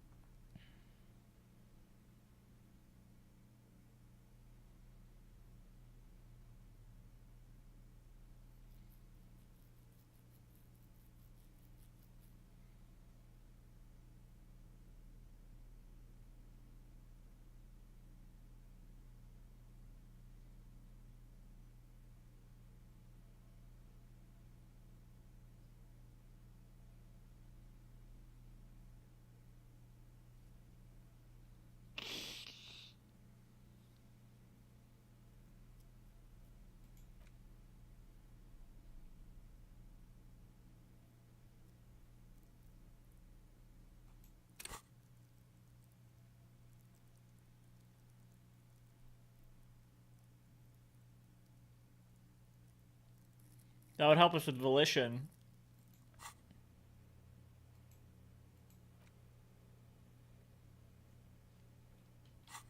Okay.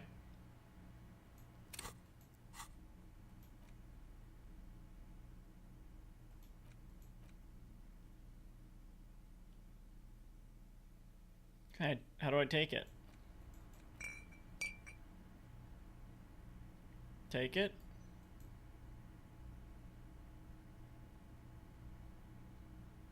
Take it. How do I...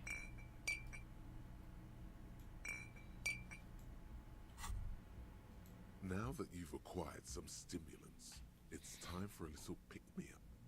Time to detect. Will it make me into a super cop? It'll make you into more than that. A mega cop. This is your modus operandi. This is how you've done it for years. Let's go. Alright, but Kim is here. He'll be disappointed. See?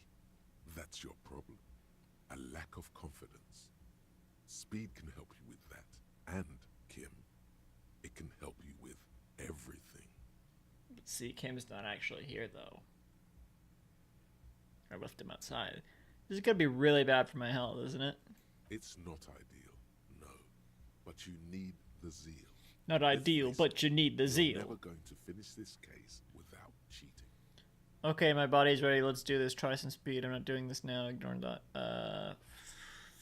Fuck, I guess. 420. Let's do it. 420, speed it. Speed run!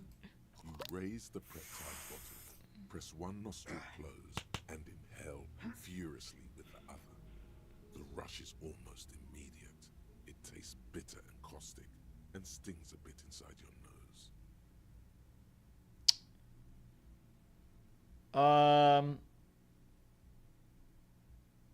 It looked like a pill. I'm holding the pill. Whatever. Mamma mia! Good to have you back, Officer Megacop. The world has been waiting. Mamma mia. Now the taste is slowly receding into your throat. The rush is growing in intensity. Your little heart pounding. Got like experience. a bird in a cage. A sweat breaks out across your brow. Your jaw clenches. And, let's be honest, there's a little chest pain. The good kind, of course. You may want to blast a nosofed or something. I don't have one.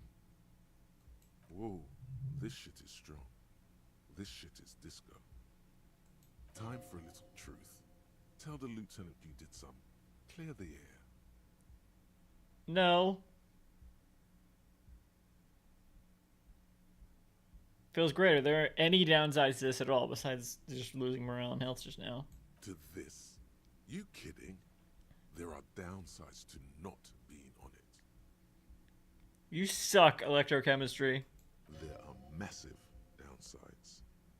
It's a potent neurotoxin. You're turning yourself into a frayed idiot. Kim, I did a little speed. I hope you don't mind. It was for professional reasons. I'm not your mother. He avoids I your don't gaze. care. Do what you have to do. As long as you remain functional, he thinks. Now, let's get back to work. Really? Ah, fuck it. Let's boogie. Spring. Everything is clear around you. You're ready to concentrate on the next task in the task chain. Never again. In the bottom right corner of the screen, there's a speed button. Speed gives +1 to motoric skills. Perception, reaction speed, hand-eye coordination, savoir-faire, interfacing, and composure. This is good before a white check, but damages your morale.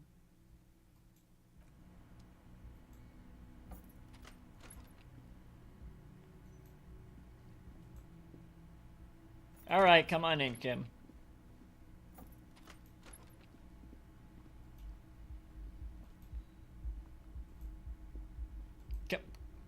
Come in, you fucking moron. Sorry. I have morale points to spare right now. Officer, it's a fine day for questions.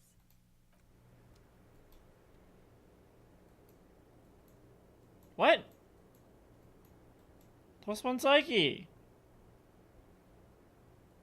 Officer, it's a fine day for questions. I don't even have the fucking... Alright. I got experience for that. I don't know if it was worth it. I'm still not sure if I'm going to keep this save.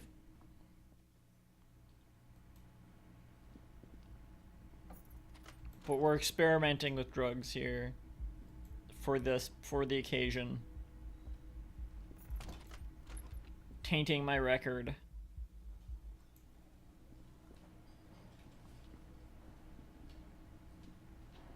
I guess I won't interact with people very differently, probably, but...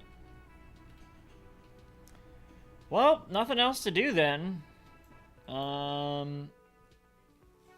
Half-Light and, Rhetoric are in Intellect and Physique, which aren't boosted right now. And... even Psyche being boosted didn't help us with... Volition, so... Let's cross the bridge. See what kind of XP we can get.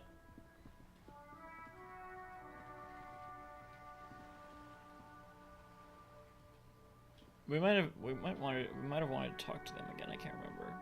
We can do it later.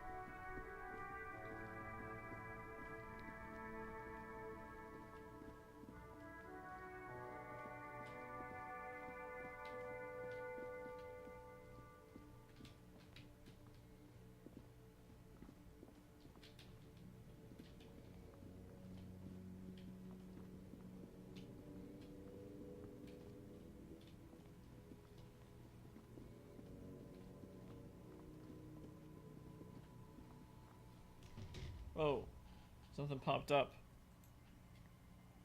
Weird.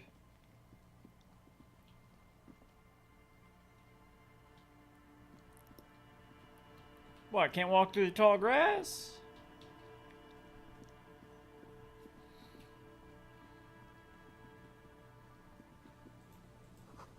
Someone's broken down the fence and the barbed wire.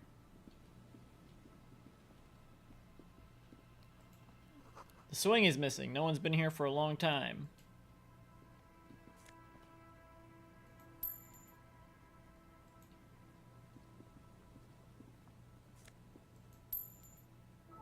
What are we, looters? Glory, says the graffito, to the ghosts of us.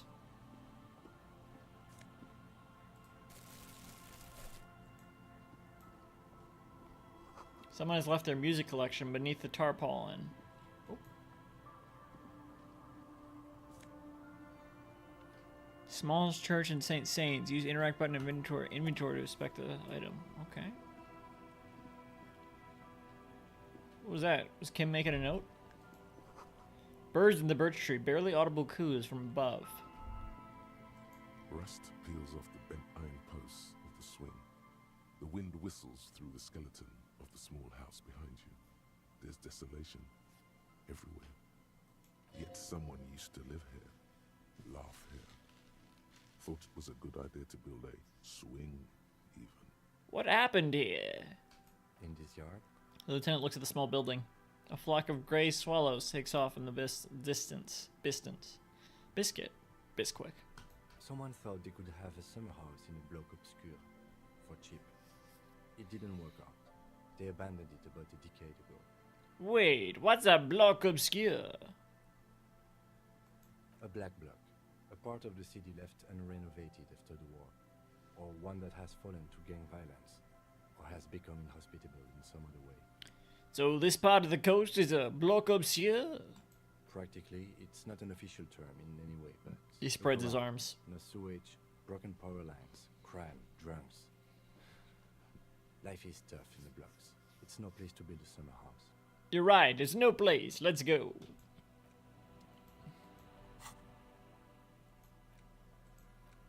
The tape you found from a shack on the coast. The A side has Small's Church and St. Saints written on it, while the B side is supposed to contain the instrumental version. Requires a boombox to play, which I have, so relax.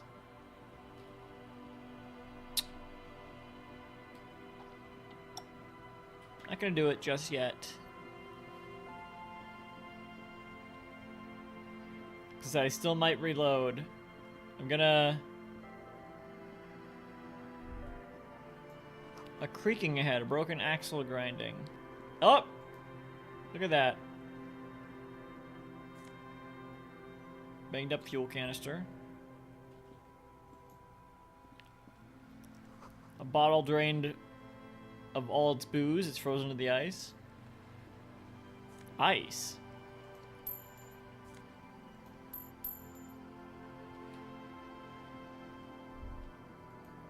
Ice just off the coast crackles, shifting.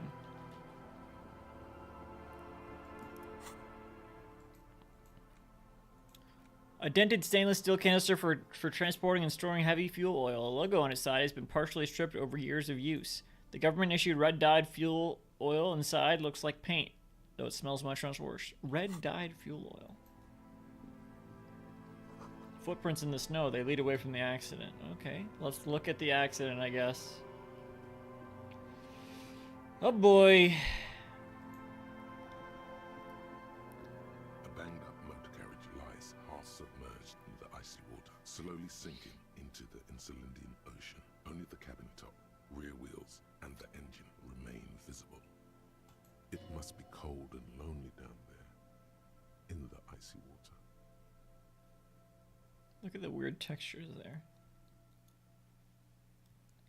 The seawater has already started to corrode the metalworks. Remember the tire tracks in Martinez? This is where they were leading. Of course.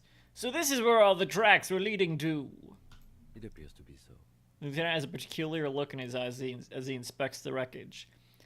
Let's investigate. I agree. We should definitely investigate. You get a sudden sinking feeling. Stomach acid comes up as you look at the motor carriage in the deep, dark, cold water. By the way, his eyes never leave the sunken vehicle.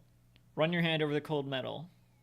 The motor carriage is properly stuck in the ice. Getting it out would require a team of specialists. A single day in the salty seawater would ruin most vehicles, but this one looks worn even in places the salt water hasn't touched it. What is the make of this MC? Can I see a logo? Yeah, RCM. The logo is too deep in the murky water. You can't make it out, but you do see a monkfish float by. Hello, little monkfish. How long has it been here? The ice hasn't closed around the vehicle yet. He leans forward. My guess is it's been here since last Saturday or Sunday. Peeks into the cold water. What should we do? Let's wait for the low tide and see what's inside. How long will it take for the low tide to come in? I don't know. An hour or two, tops? Sit on the swing and wait for the tide to recede. What? As you sit down in the old, rusty playground, the world around you becomes very silent. What? This just feels like a waste of fucking time. I'm gonna lose all my speed boost. Speed increased. The hinges creak under your weight, dangerously so. Nothing but the sound of seagulls high above in the sky, echoing like distant laughter. Ice cracks around the blue motor carriage in the sea. Hold on, it looks very blue. Point to the sunken vehicle. Well, I'll whistle a tune first. The tune on your lips forms a strange yet undeniably beautiful contrast with the surrounding bleakness. The lieutenant gives you a quick glance, then, still looking straight ahead, he joins you with a higher pitched and slightly more melodic trill. Two birds on a wire, whistling by the seaside, looking at the water and the sunken car. Two birds on a wire. Okay. The clouds pass in the sky, and the shadow of the swing moves like the hour hand on a timepiece. 30 minutes have passed. Great. I'm gonna reload and not take that speed because it has not benefited me whatsoever. Looks like this might take a while. Time to present a good topic for discussion.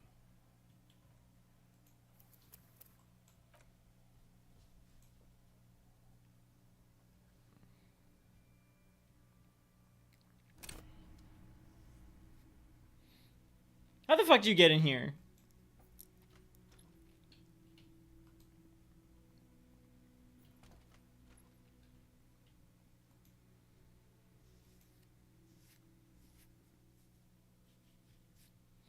Don't even have the prep tide now, but it doesn't matter because I'm not going to do speed.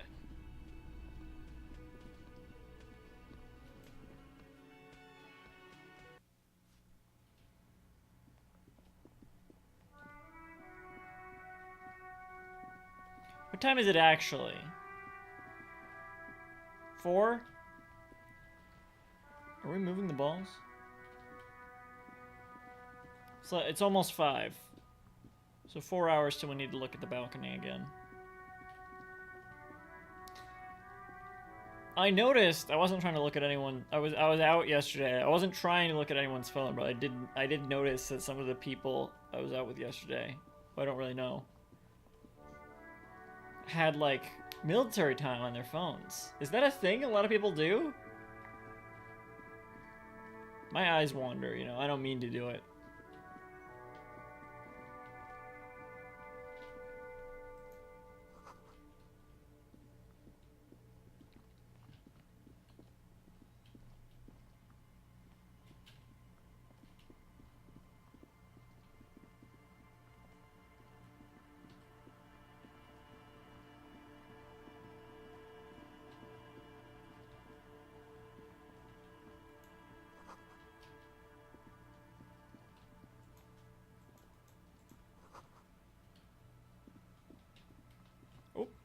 Money.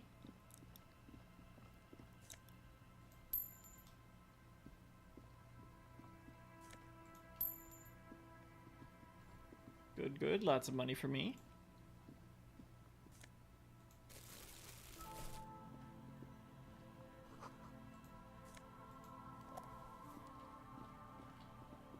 We will check out this music thing after we look at the car.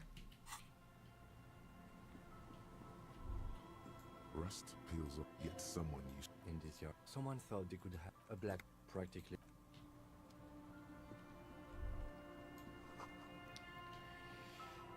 Okay. Pretty sure that was everything in here.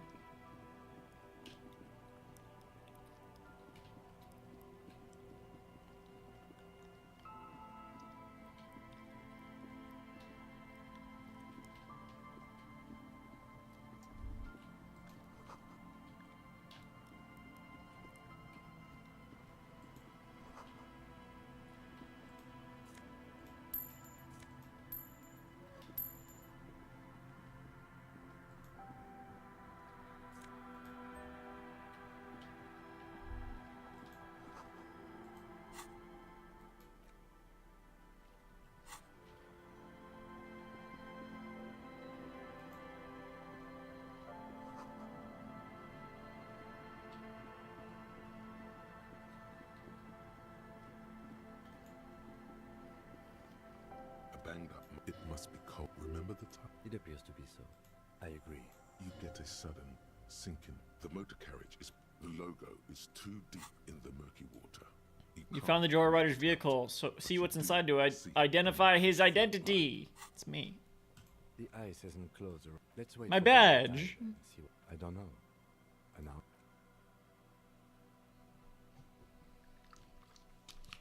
As you sit down in the old rusty playground, the world around you becomes very silent. The hinges creak. Nothing but the sound of seagulls high above in the sky, echoing like distant laughter. Ice crack. The tune on your Good, it worked again. The lieutenant gives you a quick glance. Then, still looking straight ahead, he joins you with a higher pitched and slightly more melodic trill. Nice. Two birds on a wire. The clouds pass in the sky, and the shadow of the swing moves like the hour hand on a timepiece. 30 minutes have passed. 30 minutes half past 17:22.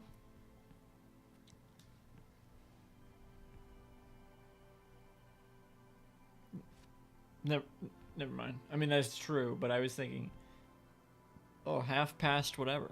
HAF. But that's 30 minutes would be half an hour anyway, so. Looks like this might take a while. Time to present a good topic for discussion. So, was your dad also, you know, point to your eyes. The fuck are you talking about? What, an alcoholic?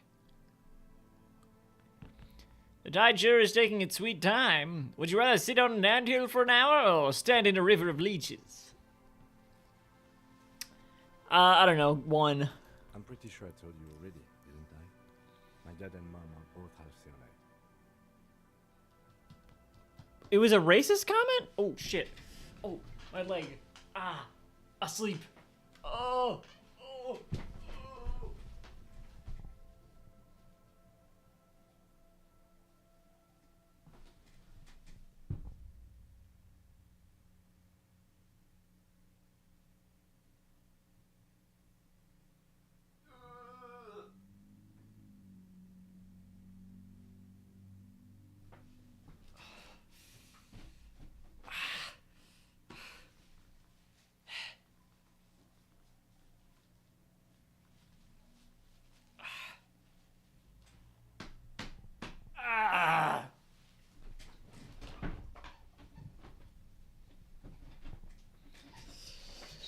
Oh, right.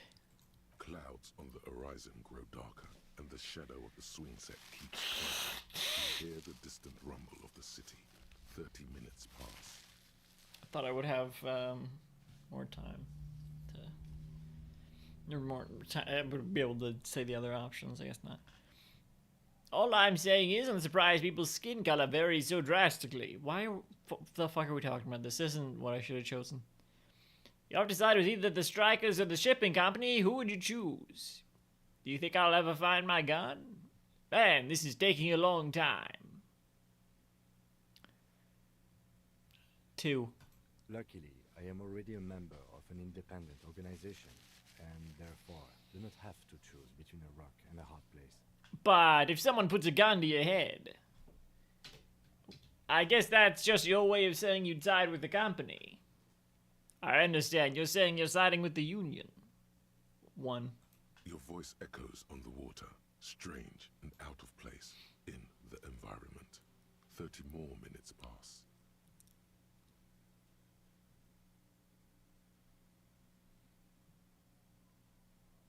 Are we not saying anything? Like, can you make out the marquee now? Squint your eyes and say, is that a number on the side? Proceed. 1. Detective, I've been able to make out the mark ever since we arrived. I find it odd that you haven't. It's a Capri, Model 40. His eyes turn to you. It is a simple and rugged machine, favored by working men, government offices, firefighters, animal control people. You know, those kinds of people. The number on the side. Yes, 41. What do you think it stands for? Precinct 41. 41 is his rank in the underground street racing hierarchy. Rub your chin. Small fish, this one. This must be Tommy 41, the morning host of FM 41. Looks like the factory made a mistake and accidentally called this one Capri 41. Jesus. Stupid factory. I hate guessing. District something? A precinct? Something municipal? You get... my head. Oh god, no. This is so obvious from the very get-go. I'm gonna go with 2. Right. Or 41 is the number of a police precinct. Your precinct. Lieutenant's looking at you peculiarly. A massive pit opens up in your stomach, and the most terrible feeling comes over you. This should not have been difficult to figure out from like just... This is the first thing I suspected when I saw the tracks. I didn't even think it would be a mystery. Oh God, Harry. Oh God, Harry. What did you do? It's not like we ran over anyone. This feels like the least of my worries. No. Just no. Say no to this, Harry. No, no. Oh my god, it's mine! I drove my car into the sea!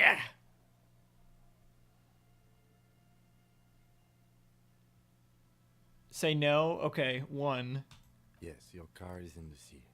Face it, so we can start dealing with this. No, I mean seriously, it's just a coincidence. No, it's the street racer!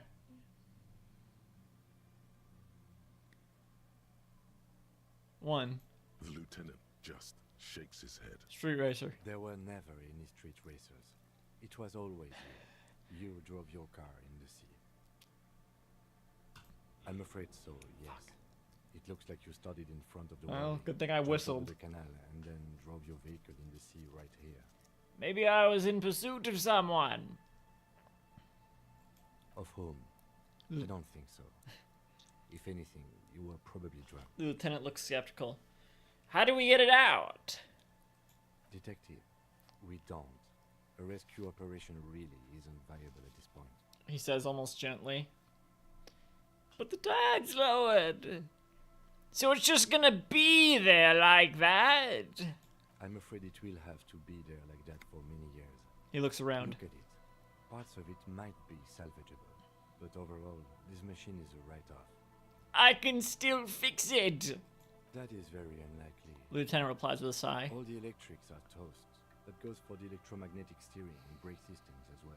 Don't even tell me about electrochemistry, alright? That fucker has been bothering me for 3 days. You'd be lucky to find one undamaged component in there. He shakes his head. In a few months, there will be nothing but rust left of this vehicle. There's so It'll be cheaper to buy a new one. My head. God, Kim, your posture is horrible.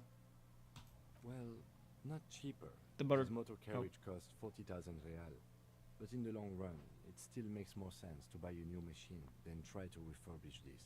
I don't have that kind of money. Let's face it, This is a substantial loss to your district's budget. I mean, my station only has 4 other vehicles in addition to my kinema. He's avoiding your gaze now. That is very... You'd be lucky... Well, not... I couldn't even pay a hostel bill! Let's face it. This is a substantial... That is very... You'd be lucky... Well... People are gonna be angry at me, aren't they? In Precinct 41. Let's face it. This is a substantial... That is very... You'd be lucky... Well... This is a disaster! Let's face it. This is a substantial... They're not gonna take me back after this, are they? People are more valuable than machines. He's trying to cheer you up now. Officer is even more costly. He's trying to cheer you up now. People, yes, but not you. The badge, the gun, and now these. The lieutenant adjusts his glasses and doesn't say anything. There is also a 4th thing you've lost. A 4th thing? More precious than the gun, the badge, and the motor carriage combined. Lost forever into the deepest of seas. My wife? Things were going so well. We were just whistling merrily. You can still whistle. Besides, the night is always darkest before the dawn. Lieutenant says with a smile. Well, at least I can see what's in there now.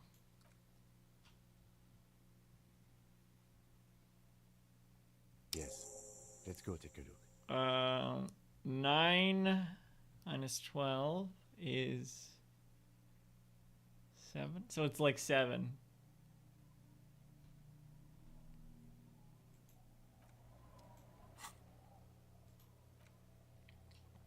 Yeah, that makes sense. We still have like 2 hours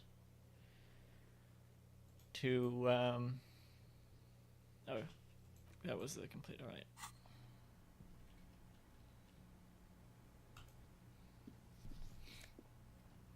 My badge! I knew it! Wait. Yeah, that's my badge. Ding.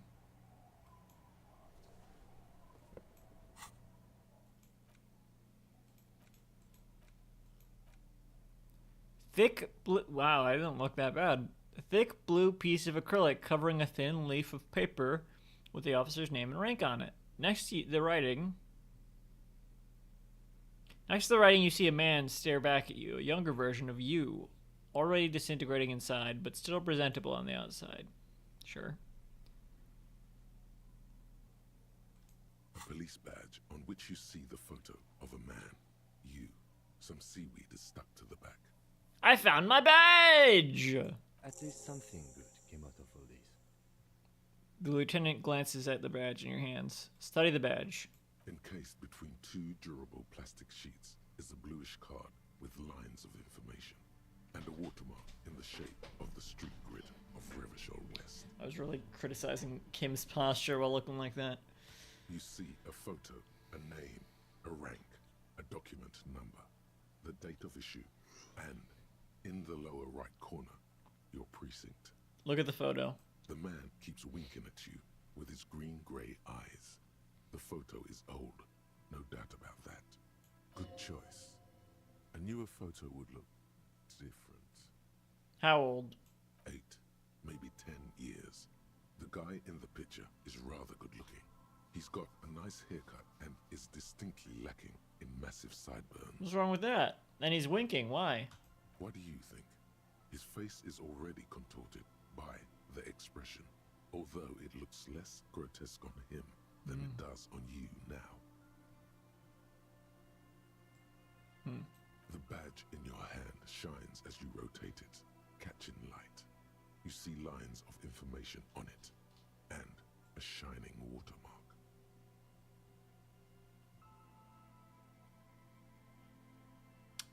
Name, Harrier Dubois. Harrier? That's long for Harry.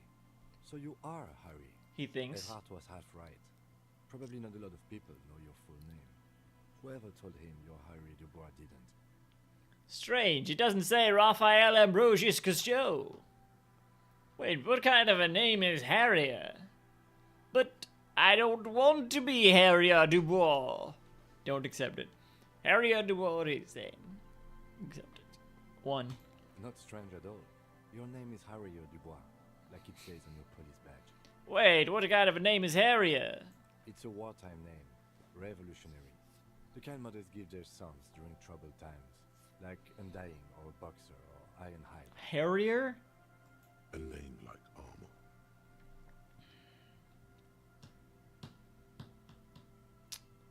Fine, accept it then.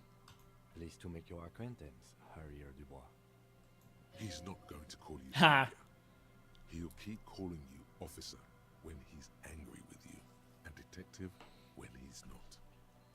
The badge in your hands shines as you rotate it, catching light. Rank LTN2JFR.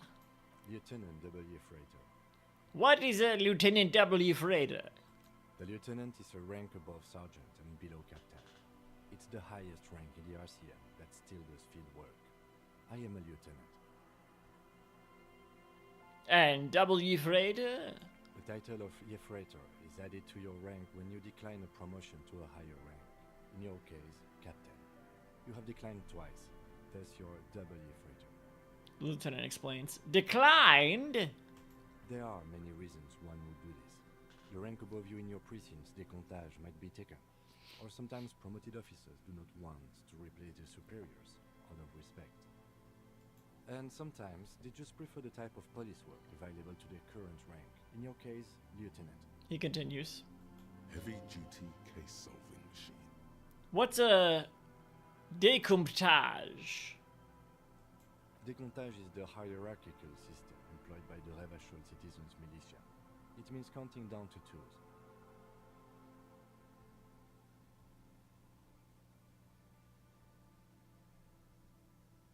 The lowest rank is junior officer, usually teenagers.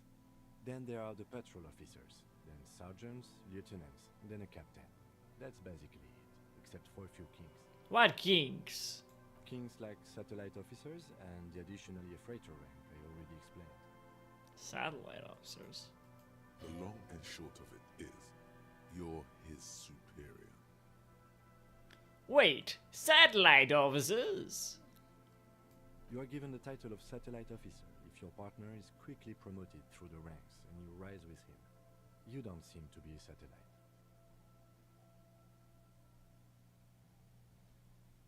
Huh. Oh, interesting. So you've been putting up with all my bullshit because I'm your superior? No, because they didn't know that. No, I've been putting up with you because despite an unconventional approach, you are doing good police work.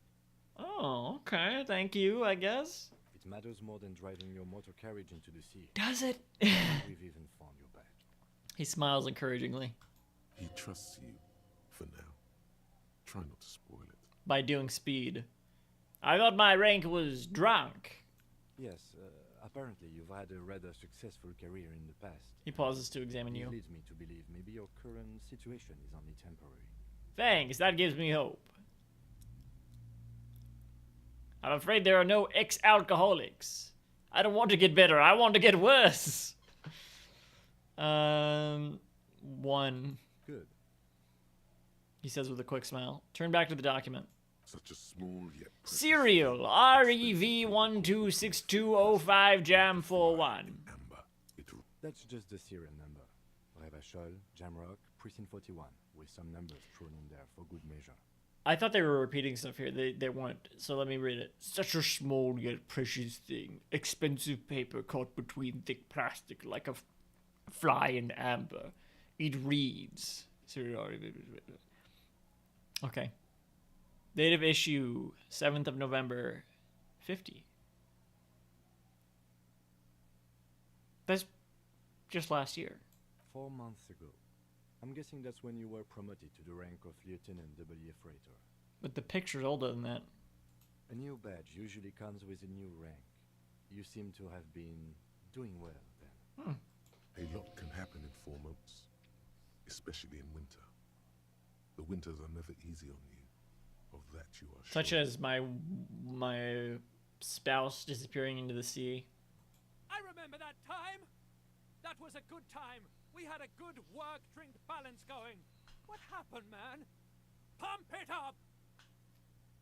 The tie around your neck feels tight suddenly. Precinct 41. Yes, it's the designation of your precinct. 41. Like mine says 57. The 57th is mostly industrial harbor. A lot of asphalt. The 41st is... He stops. What? It's a tough station to work in. You have all of Jamrock to cover. That district should have 3 precincts, but money is what it is. It's no wonder you are like you are, he thinks. But then again, it's a legendary district, and a hell of a station too. It must be an honor and a curse to work with people like Price, McCoy, Berdiayeva. A faint smile.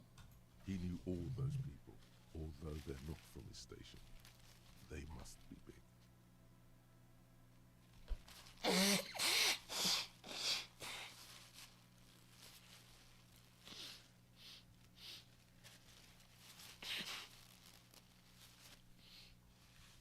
And you? Is it an honor to work with you? Don't ask him, ask yourself. The badge in your hand shines as you rotate it, catching light. You see lines of information on it. Put the badge away.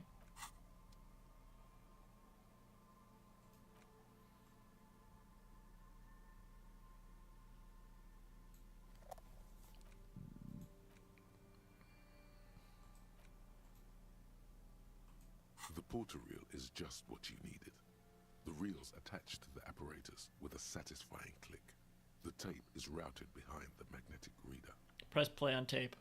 You press the large button marked Commencer, and the tape starts spinning. There's a small delay before the song starts playing.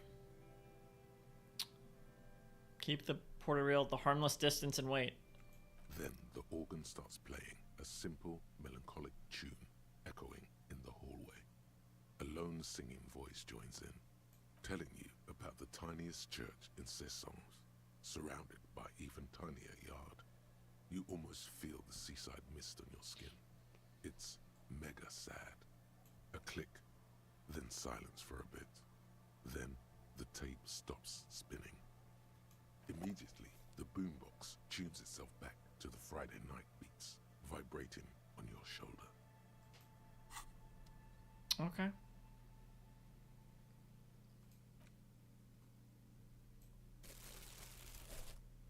Maybe we had another reel and we sold it.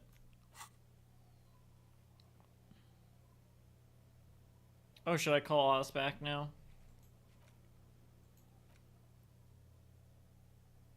I don't know. I will, I guess. Monday 13:33. I don't know. 21. Okay.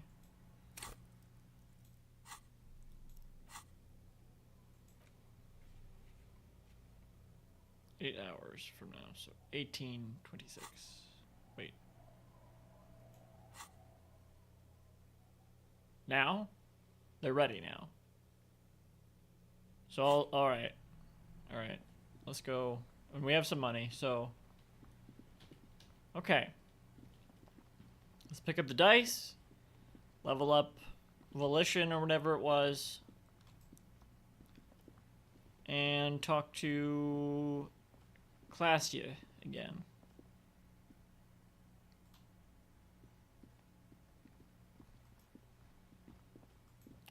We should, I think, hopefully have enough money for...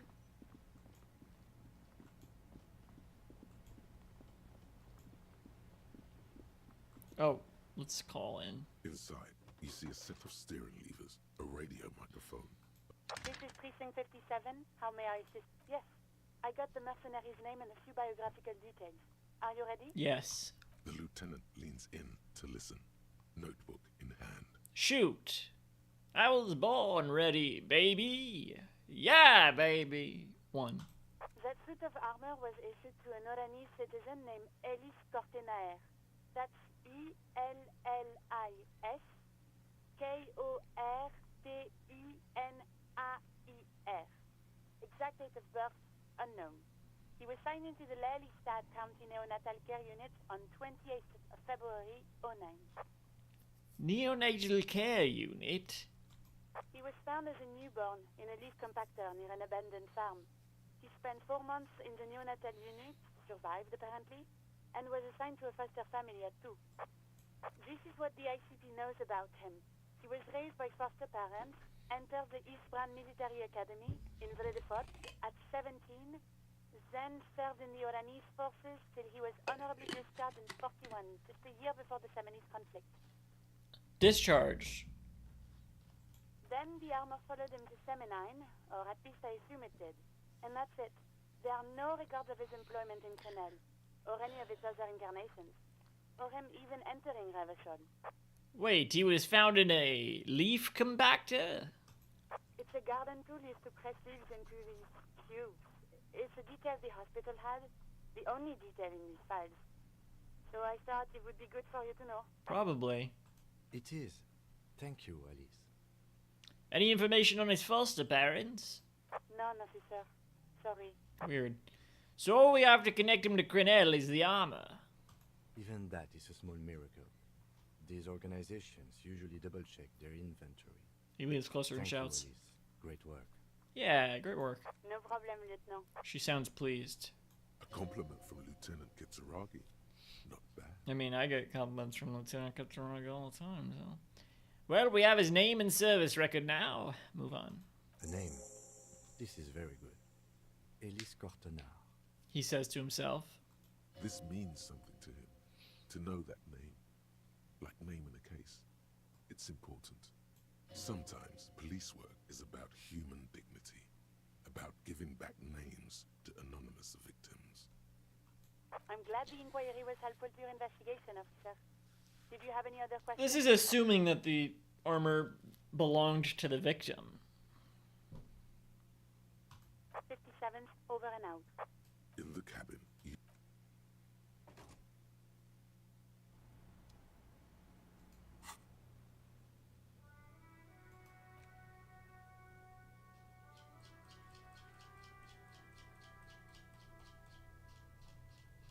Where's the,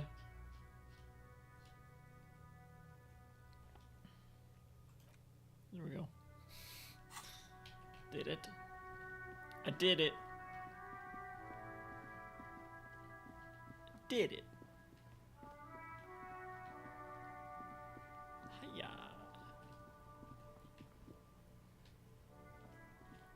Why can we still look at this? What do you see?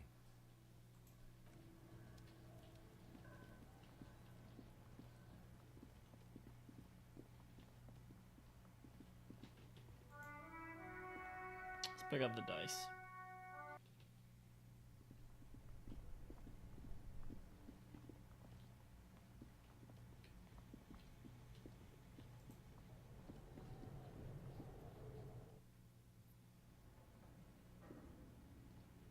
Can't fucking see.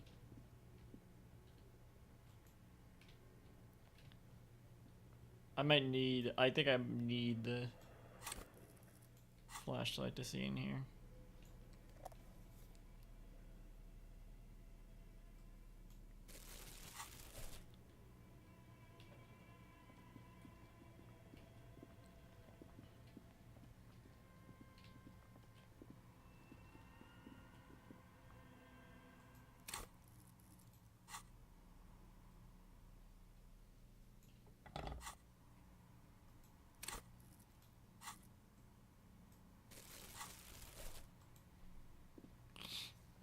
Oh, it's you again.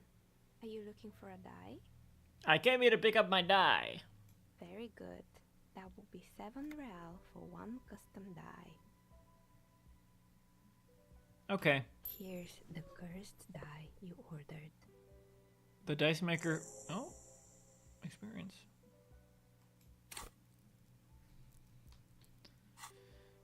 The dice maker opens her desk drawer and hands you a tiny black sphere with 6 phrases written on it.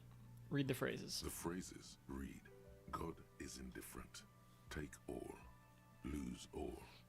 50-50. Nothing happens. And pale. What is this? It's a die. Try rolling it. Confirms the dice maker with a subtle smile on her face.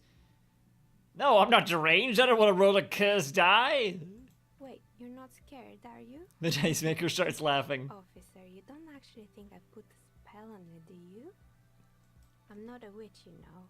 We live in a rational world. There is no black magic. Kim butts in, I agree. I've already learned about horrors like Pale, and I can't take any further risks. I'm not scared, I just don't feel like rolling it. Better safe than sorry. There are definitely dark magics. No, you're a malignant entity, a die-crafting witch.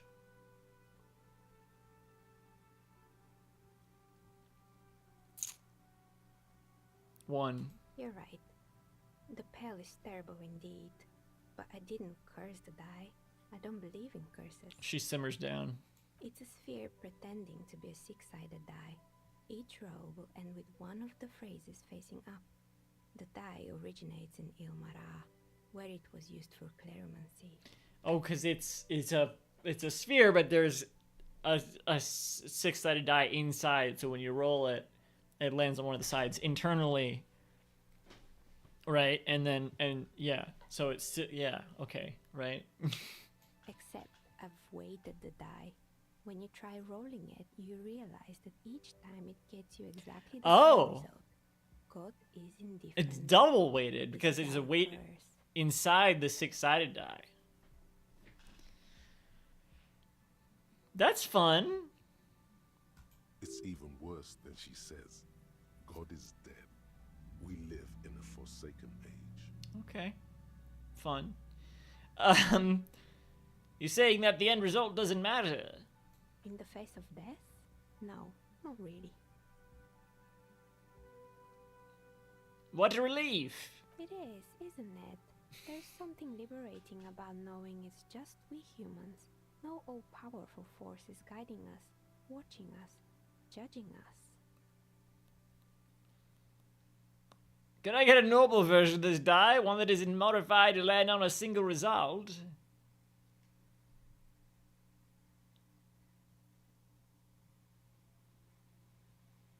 Yeah. No, I don't have another die. You'll have to do with this one. I guess I'll keep the die then. Good luck, officer.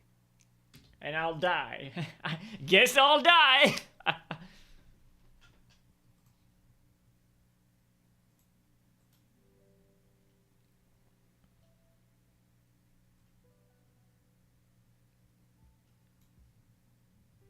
Screenshotting. Ooh, why hasn't her business failed? I didn't cast it though, but whatever. Let's try again then.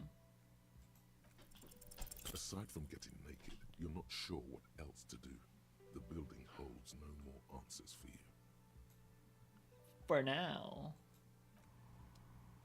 Thinking about it still gives me the shivers. Do do do do. Gives me the shivers. I don't want to sell it. I spent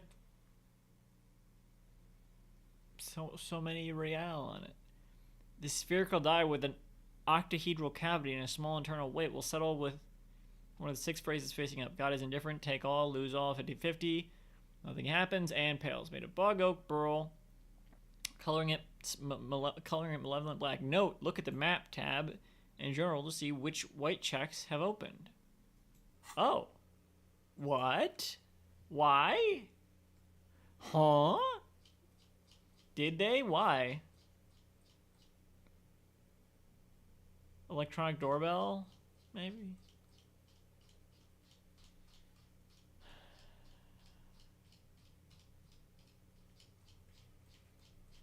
Which is volition. No, surely that wasn't. Because of this electronic doorbell. Oh, I can try that again. Because it's cursed? I don't know. Let's order another die. Oh, it's you again. I'm sorry. I'm a bit overloaded just now, so I can only produce 1 die per customer. No! Wait, wasn't there another one I could have ordered though? Damn. Maybe that one was a fake. No, it wasn't, right? I don't know.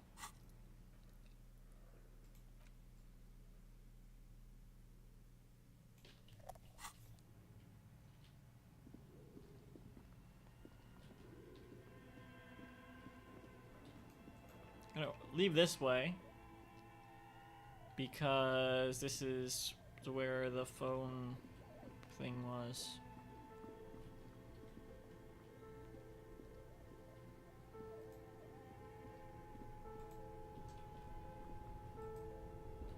Call box, electronic call box, whatever.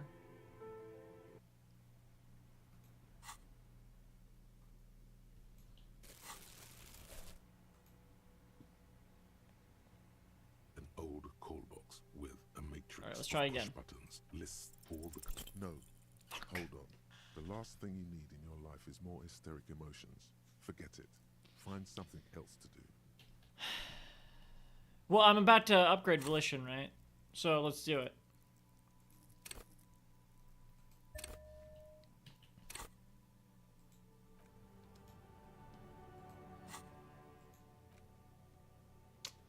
Class, yeah. Electronic doorbell. Anything else? No. Fuck, I was gonna... No, it's fine. I was gonna do the lorry driver first, but it's okay because I'll probably get XP. I'm close to leveling up again, and yeah, it's fine. It's fine. It's fine.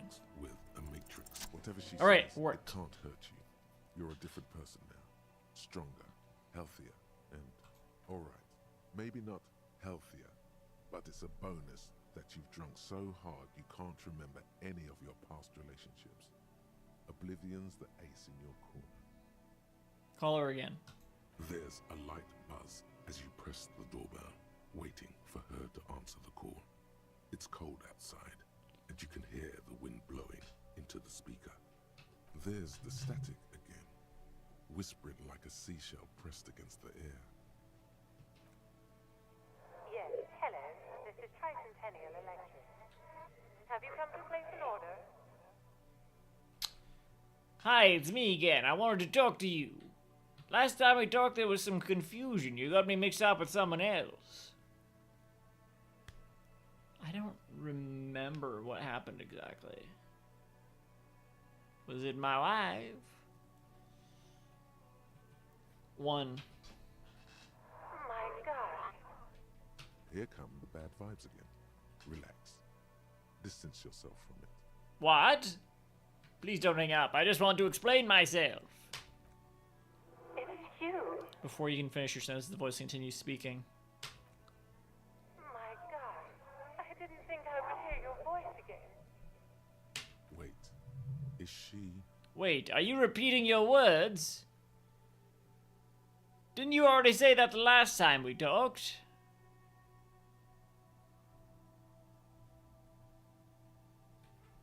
Two. Michelle, just please. Even her breathing, the way her voice drops when she finishes a sentence, sounds exactly the same. Why did you even call? I don't understand. You've been gone for months. She continues. I thought you didn't care. Is this some kind of joke? Do you think it's funny, deceiving a police officer? Just stop it already! Stop repeating your words! It doesn't matter what I say, you're just going to continue, right? 3. The voice from the intercom doesn't answer, but you can hear her breathing.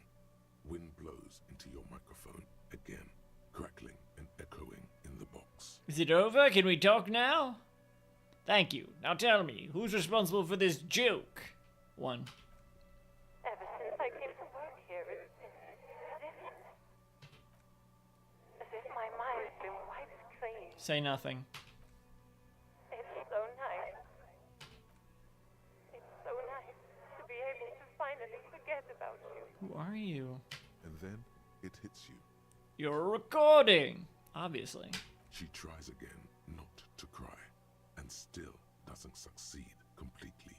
Her quiet sobs sound old and distant, as if her voice is being played off a wax cylinder. Yeah. Real or not, your mirror neurons react. It feels painful to be listening to this. What the fuck is it? Anger boils up in your chest. Just a recording. And here I thought, why does it still feel like it's my fault? Go ahead, ancient recording, cry then. 2. Her sound melts into the static from a long-distance phone call. From time to time, you can hear people talking in the distance, but can't make out any words. This is where you hung up the call the last time, but the recording is still going. Keep listening. The phone rings in the office with an old-fashioned chime, and someone walks by in a pair of heels. The static is like a warm blanket wrapped around the sounds. Is anyone there? No one replies, but the static grows stronger like rainfall. Then a female voice speaks out, completely different from the one before. Glorious and total somehow, crawling inside your head. In your head. Her words are too cold to comprehend. She smells of sodium lights and rain streaks on car windows. Eyes like pilot lights watch your shape in dark hallways, guttering. What? What is Shivers?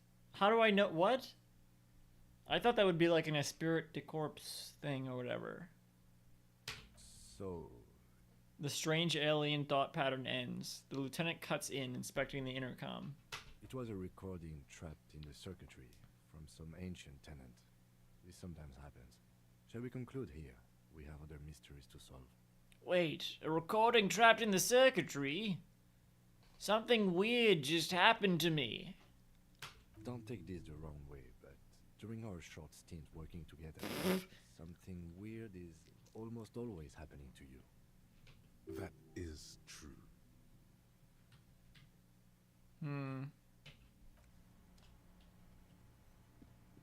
Okay. Just about time for us to find the person that was on the balcony. But we've upgraded volition, so let's talk to class here again. And hopefully that will get us to another level up. Well, we'll certainly either that or the talking to the tenant will get us another level.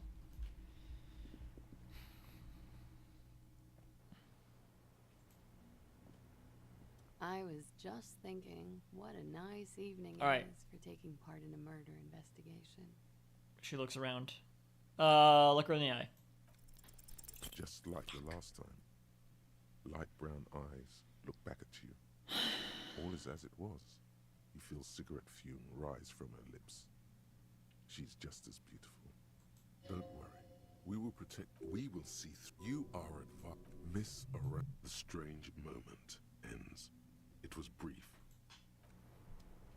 It's important I do that, right? Because that's the only thing I have left to do with it. I don't know. I don't know how else to make it easier either, but...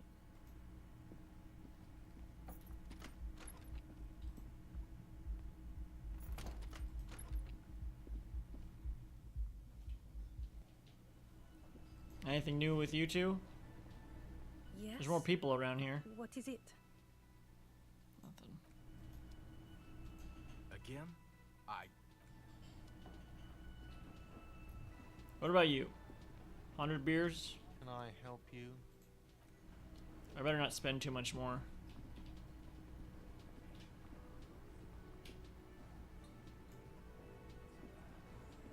Behind the dock workers. Oh, I can look out here again. Height window.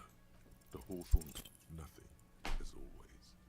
By now, you're almost certain there may be a sparrow's nest on one of the branches. Keep at it. There must be a reason you've looked out this window so many times. Well, did you get experience from it?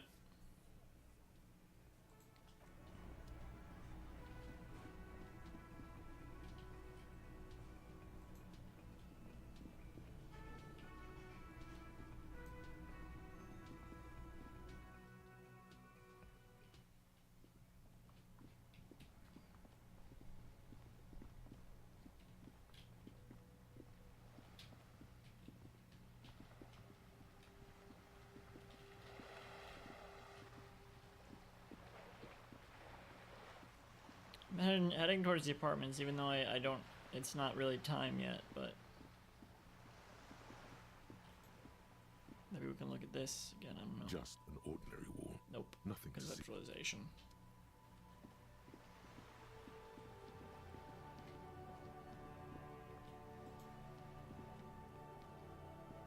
again, officer.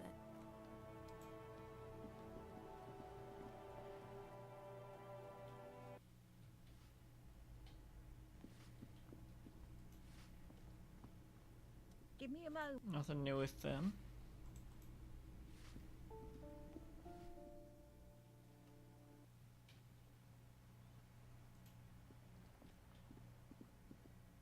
Hello again.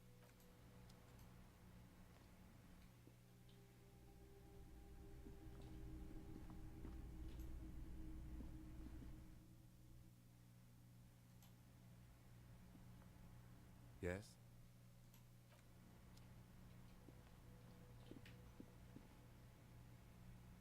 At this point, I'm looking for anything to do to pass the time. I mean, I can read. I think I read everything I can on the Canaries, but...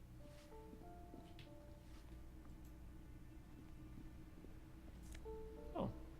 Book, 16 Days of Cultist April. Alright, there's something to read.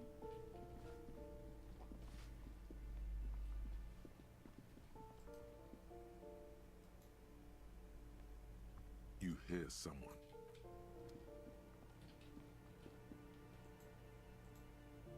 We already looked at that. We already went in there.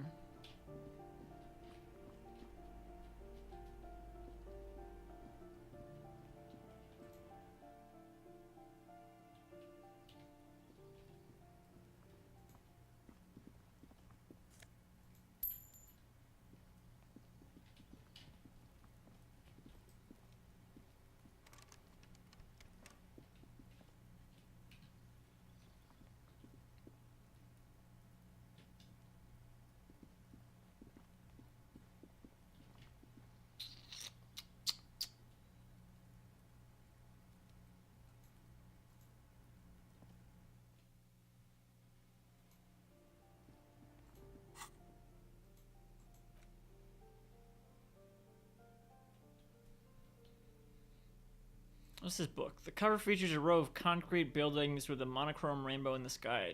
It tells a rather excruciating story about two lovers during a period of ethnic unrest in Yugograd. The book has been filed under psychological realism.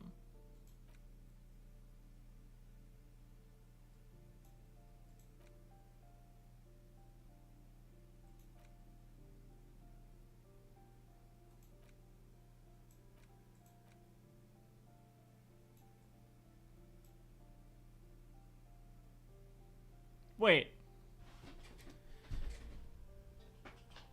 We need signatures from Isabel Sadie and Lillian Carter? Who are those people?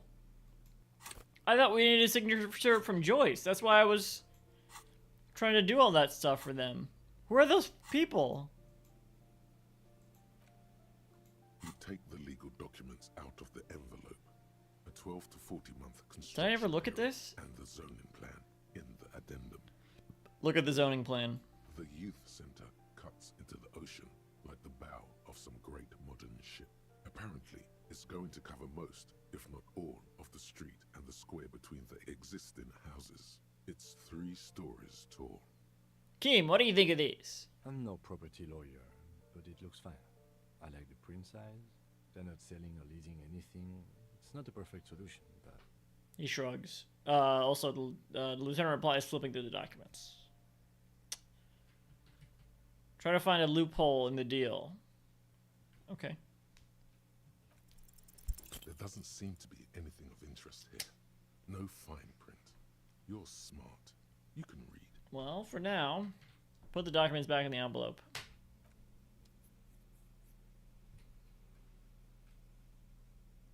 Anything more here? It still kind of looks... No.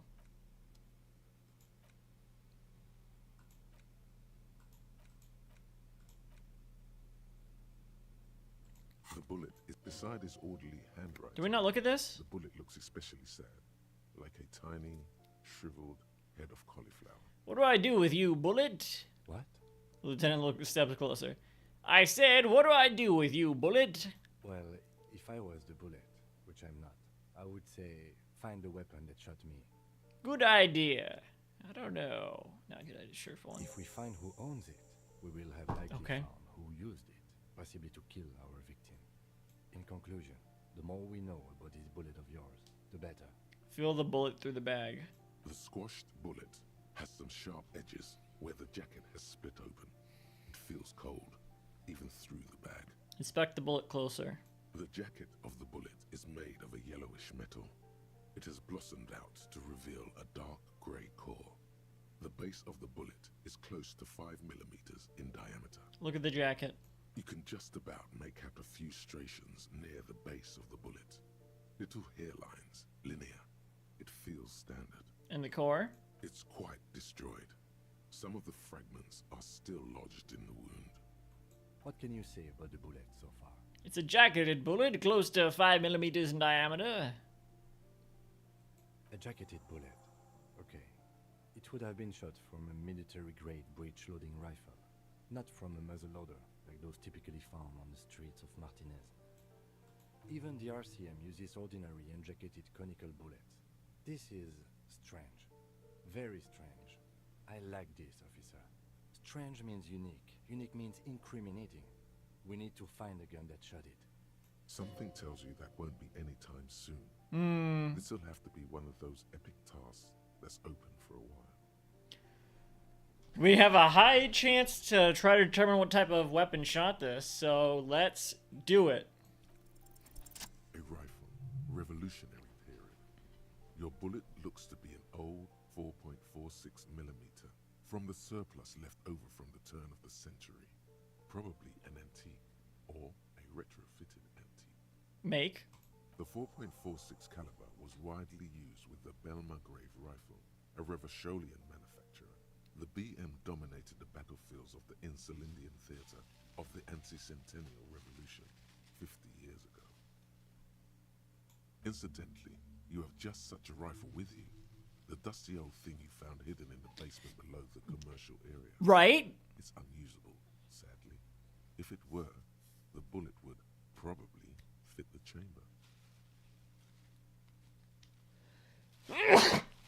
I thought maybe it was that one. I was like, thank God I didn't sell it. But...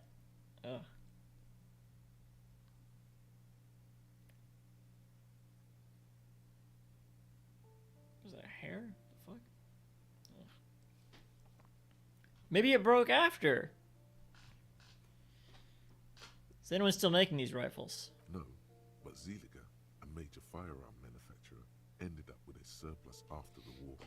So there are still a lot of these old military rifles floating around, usually broken.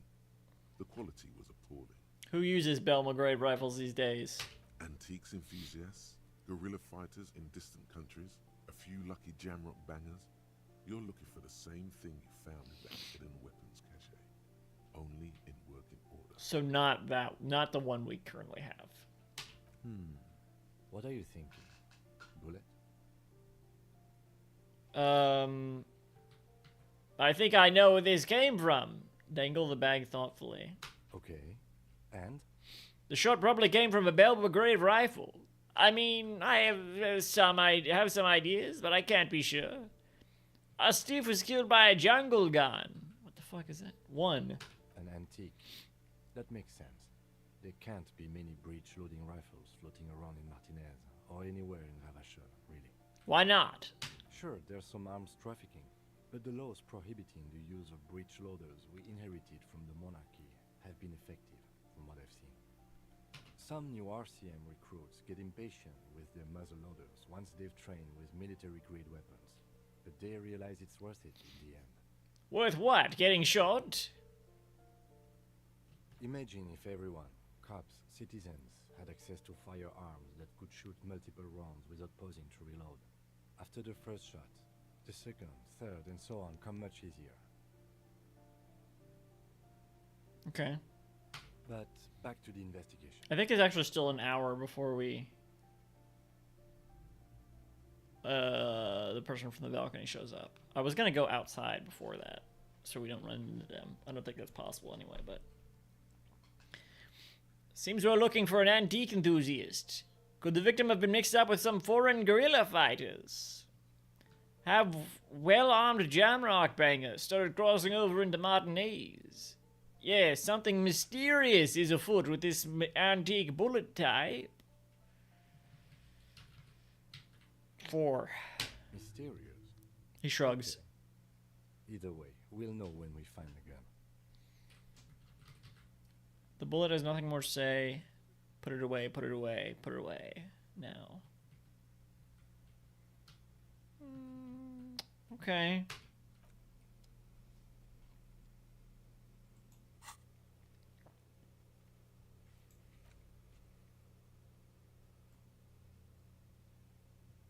Did we just do something?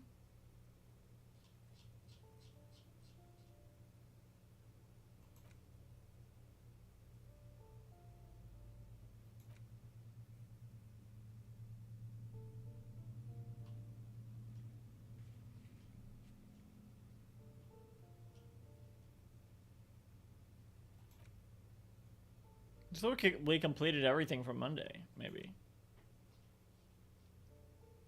And Tuesday. Oh, these are all completed tasks, that's why.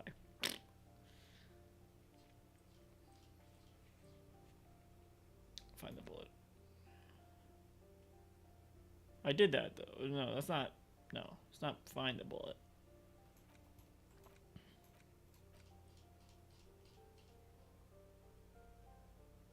I don't know. Find the murder weapon. Locate a working firearm that shoots 4.46 ammo.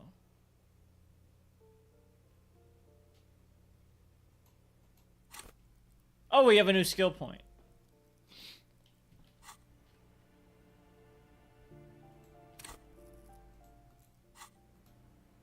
When is, when are they showing up? 21? 9 plus 10. Still have another hour, so let's go. We'll come back. Boo! Trying to sneak up on me again.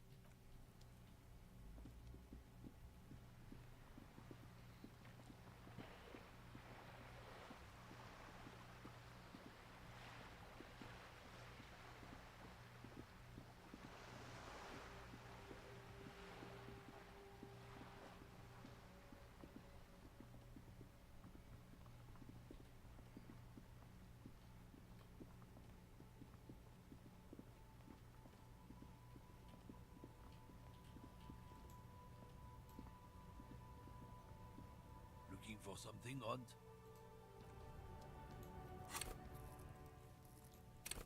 Alright, level up Half-Light.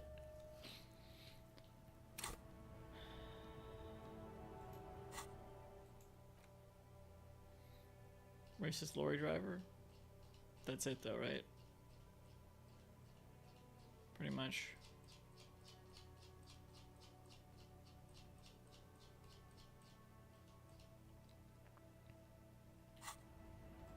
Looking for something odd? Alright. Come to tell me to fuck off. Men like Fuck! this My headphones. only respect two things: strength and Earbuds, fear. whatever. Show me her lorry right fucking now! The lady driver's lorry! Where is it? Oh. Fuck you! I told you, I'm not gonna. There. His voice grows smaller.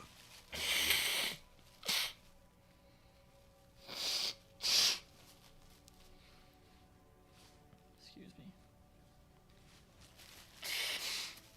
Interrupting the tension, I'm sorry.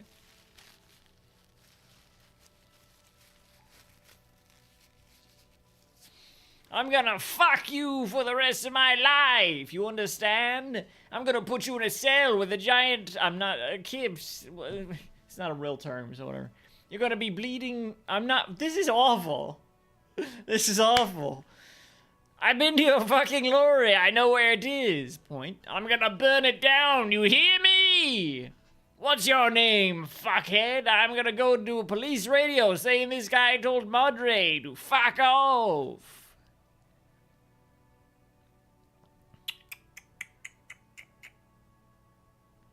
I'm definitely not saying this in front of Kim. 3. I don't think I do know which one it is, but...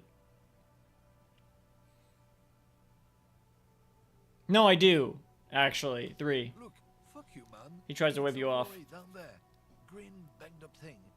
I don't fucking know who she is. When did she go away? I don't know. I don't even know her name. She just rolls with the fleet and acts like a big shot. Some dyke, probably. I haven't even seen her for days. Now it's not a big deal for him anymore. This is how he saves face. Where exactly is her lorry? Past the monument. Down there. He waves south. The Green Temple. Now leave me the fuck alone, okay? Okay, mole man. A small temple by the monument. Green. He turns to you. Let's get into that lorry. Looks like he got his adrenaline up, too. Right, I'm going.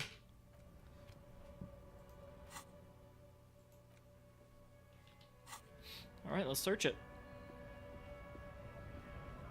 Even though apparently this doesn't help us with the letters, signatures rather.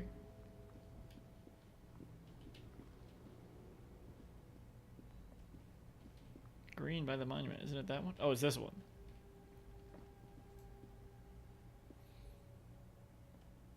This green found, A to Z, contemporaire, is parked in the shadow of the ruins looming overhead.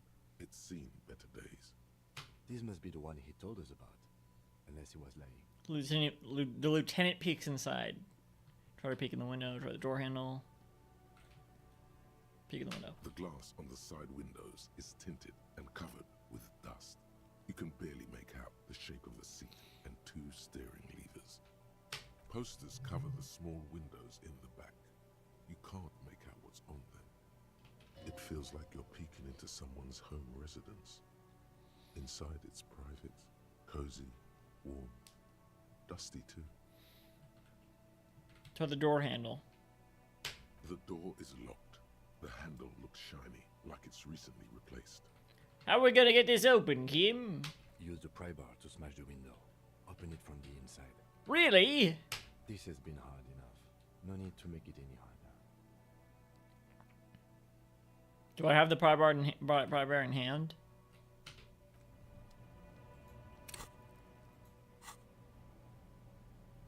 I do. It's not the best pry bar, but... This green found. Alright, let's try it. Pry bar Of course in not. hand. You take a hard swing at the window.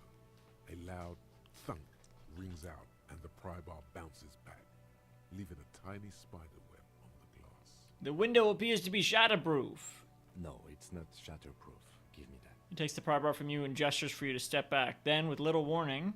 He smashes it into the window. Droplets of glass fly everywhere, shattering over the lorry floor and pavement. You can just reach in now. Why was it white then? Was it not? I don't know. Nice! It went better than I expected. Open it from the inside. He nods and gives you the tool back. Was it a red check or was it a white check? I thought it was...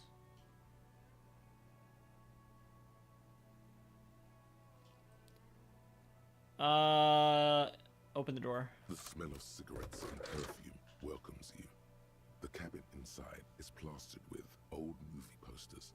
Actresses smile from the walls. There's a radio transmitter in the front and a toolbox tucked under the driver's seat. Some tools lie scattered near the pedals. There's something odd about the passenger seat.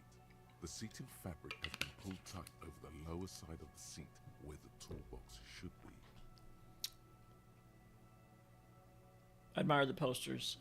These are movie posters featuring starlets from long-forgotten films from the 20s, the teens, even the 90s of the last century. Maybe it is the 2050s. I don't know. It doesn't matter. One of them particularly catches your eye. A centerfold of an ingenue attached right above the back seat. There's definitely perfume in the air. It's spicy with a hint of amberette, wafting through the bitter air of the cabin. Stop and wonder. What's that smell? The remnants of a sweet juniper-scented perfume. Probably granate number 5. Study the centerfold. The actress is draped in a sheath dress, one of her shoulders bared. The faded remains of an autograph run across the poster. She's looking past the camera. A feeling of tenderness washes over you. A longing even. and gentle tragedy. Enough of the posters. The actresses and the rear actor all smile you a warm goodbye. A radio transmitter is attached to the dashboard, and a toolbox sits under the driver's seat. Examine the radio. Looks like the frequency dial is absent. It requires a key to work, but the key has been removed, likely by the missing lady driver. Where's the frequency, Kenneth? Strange. There are so many radio stations saved here. Must be over 100 at least.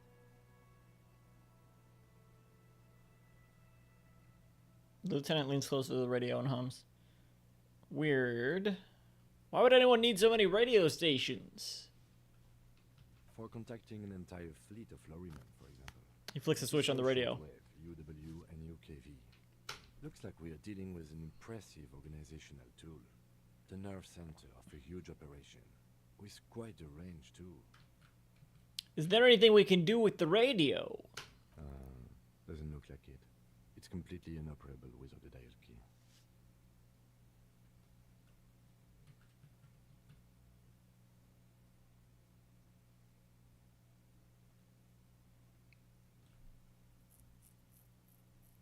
What else is here? The ghostly actresses and the rusty toolbox under the driver's seat, and the rhetorical question. Check the pedals. You wedge yourself under the steering wheel to get a better look. Seems like the few tools lying around here, a hammer, a pair of pliers, a rusty wrench, have been casually thrown there by the disorganized driver. But one odd detail does catch your eye. A piece of sandpaper has been glued to the throttle. Sandpaper adds extra grip. Looks like the driver has glued a piece of sandpaper to the throttle to offer some extra grip. Sandpaper? A novel technique? The lieutenant repeats. The sandpaper would also rub off the pattern from the driver's right boot sole. Oh shit. Yes? He likes where this is going. Do the honors, he thinks. Connect it yourself. One of the footprints at the crime scene had an aberration. One sole was smoother than the other. Which means that the missing lady driver was present at the lynching. The lieutenant's eyes light up behind his prescription lenses. Wait, the missing 8th Hardy here? And she's also the one running the drug trade. What a handful. First the drug smuggling, now this? How deep does this rabbit hole go? Women. Always up to something.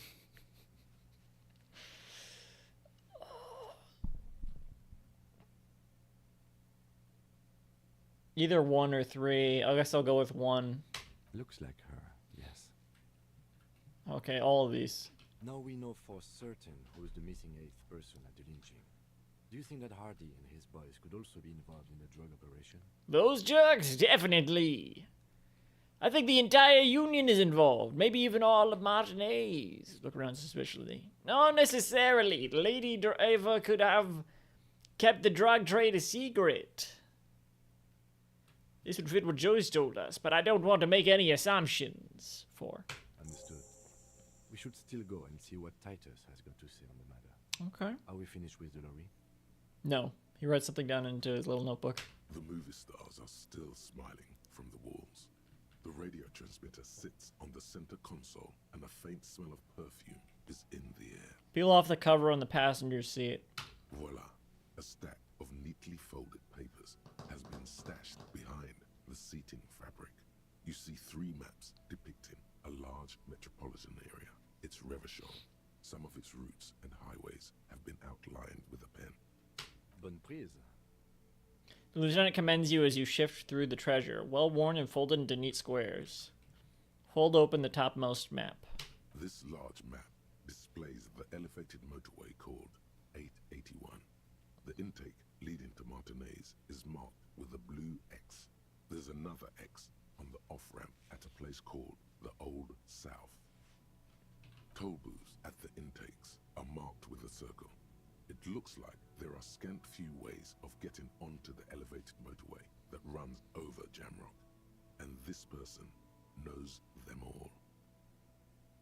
There, hundreds of thousands of motor carriages roar on the 881. High above the mass of brown and red roofs, that is Jamrock. The commuters don't even look down. The world ceases to exist outside the windshield. Where does the road lead? Fold open the second map. Turn the papers under the seat. Where's the road lead? To Kuro, through the middle-income neighborhoods there, by the river, and then to Stella Maris and La Delta for work, while the men and women of Jamrock scuttle to their fates below the road. Fold open the second map. This municipal map from the 30s displays a complex system of storm sewers underneath a sub-district called the Pox, old military hospital, right adjacent to the 41st precinct.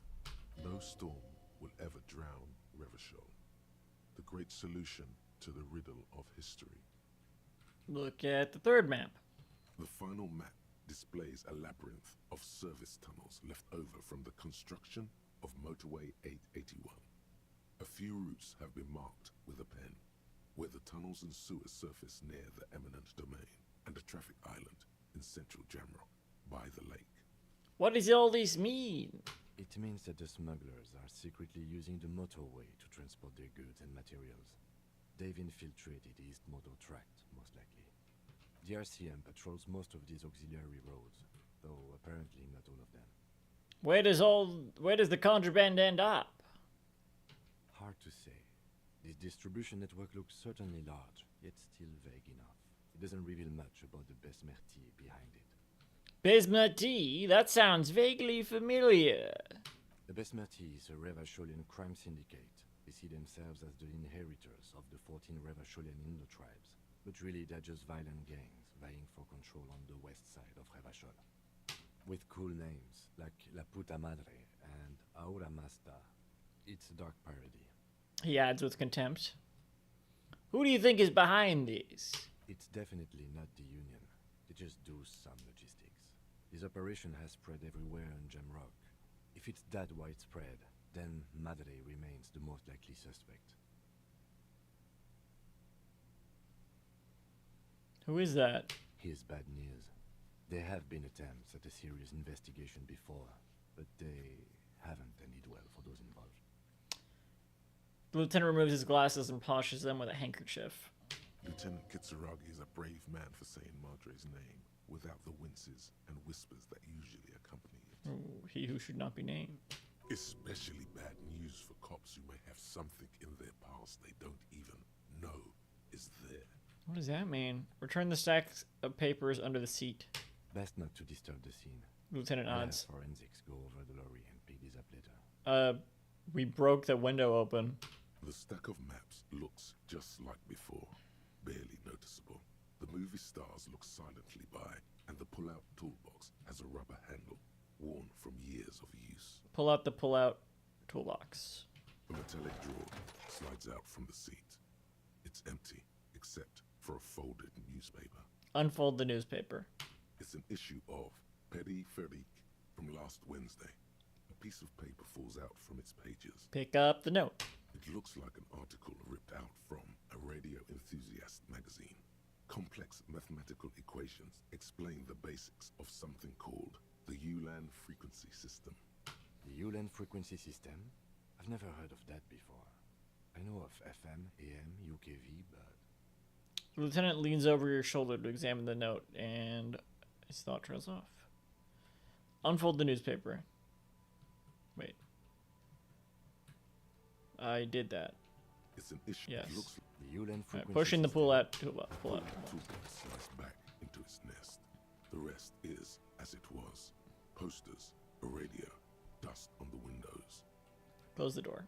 He closed the rusty old lorry door. Great. I think we got everything.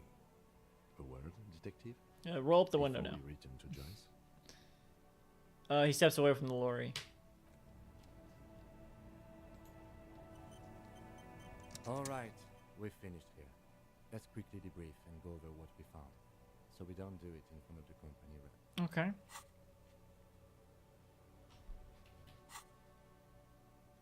Seems like something police would do. What do you think of all this, Kim? Honestly, I'm quite worried by what we've seen so far. The evidence seems to point to a rather extensive and well-organized operation. I'm especially intrigued by that radio transmitter, particularly the sheer number of stations it can connect. Looks like this alleged drug trade casts a wide net.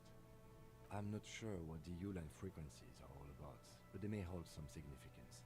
Perhaps it's a better way to connect between fleets while avoiding frequency bleed, or maybe it's used to tap into RCM networks. Listening in on your calls between you and your station, a worrying prospect. Oh, and the maps we found. They reveal the geographical extent of the operation. Looks like they've used abandoned tunnels and access roads to stay hidden. This is useful info. Tunes. And last but not least, it looks like the Hardy Boys knew this driver, as we know that she was present at the lynching. This may be the Union connection we've been searching for.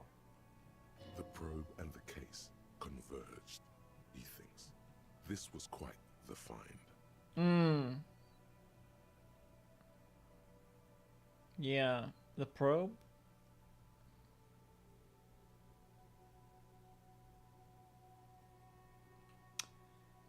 What about the movie posters? How do they factor into all these? As elegant as they are, I don't think they are relevant to the drug trade. A lot of women there, especially for a lady driver's cabin. Maybe the trader is some sort of cinephile. Disgusting! Could the film industry be involved? Two. Yes, well. He doesn't say more. Unimportant. As elegant. One. Yes, well. Unimportant. As elegant. Three. I'm going to say no. Fine. So, it turns out this is connected to the Union. Like Joyce told us, yes, logistically. But don't expect to bust this open during our stay here. At best, this is an angle we can use against them, to other ends, as extra ammunition. I feel like we've said so-and-so won't be likely before, and then we did it anyway. Meaning, someone as slippery as Everard won't be caught by a couple of cops and some stuff they found in some cabin. Okay. Will the RCM open an investigation into these? We should return to the murder case, see what Joyce tells us about the lynching. When we are done for the day, I call my station and suggest our narcotics department look into it. There are more than enough grounds to start an official investigation, sometime later when we are done here. We do not want to get caught in that. He stops to think. What are you thinking? The fact that one hasn't started already gives me pause. An investigation, I mean. Especially if the Madrid grouping is involved. I can't imagine they aren't. It's certainly worrisome. Corruption? All the same, I don't like the idea of internal affairs descending on the matter. That won't help anyone either. He nods. Okay, debrief over? Debrief over. He nods. Alright.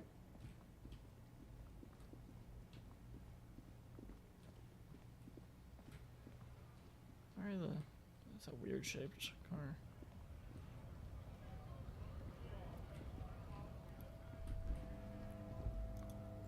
Damn, that felt good. Your heart's pounding nicely.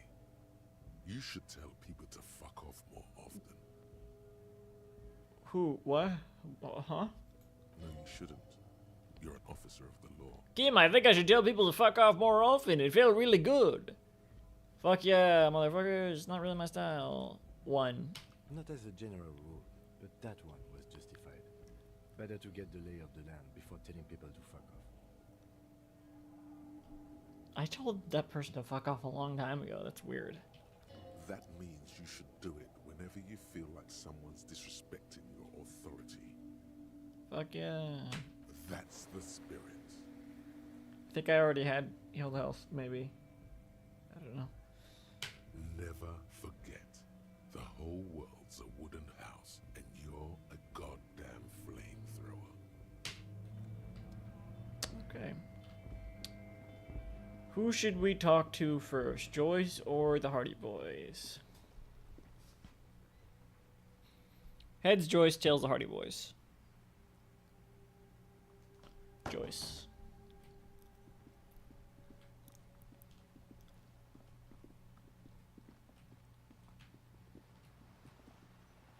No.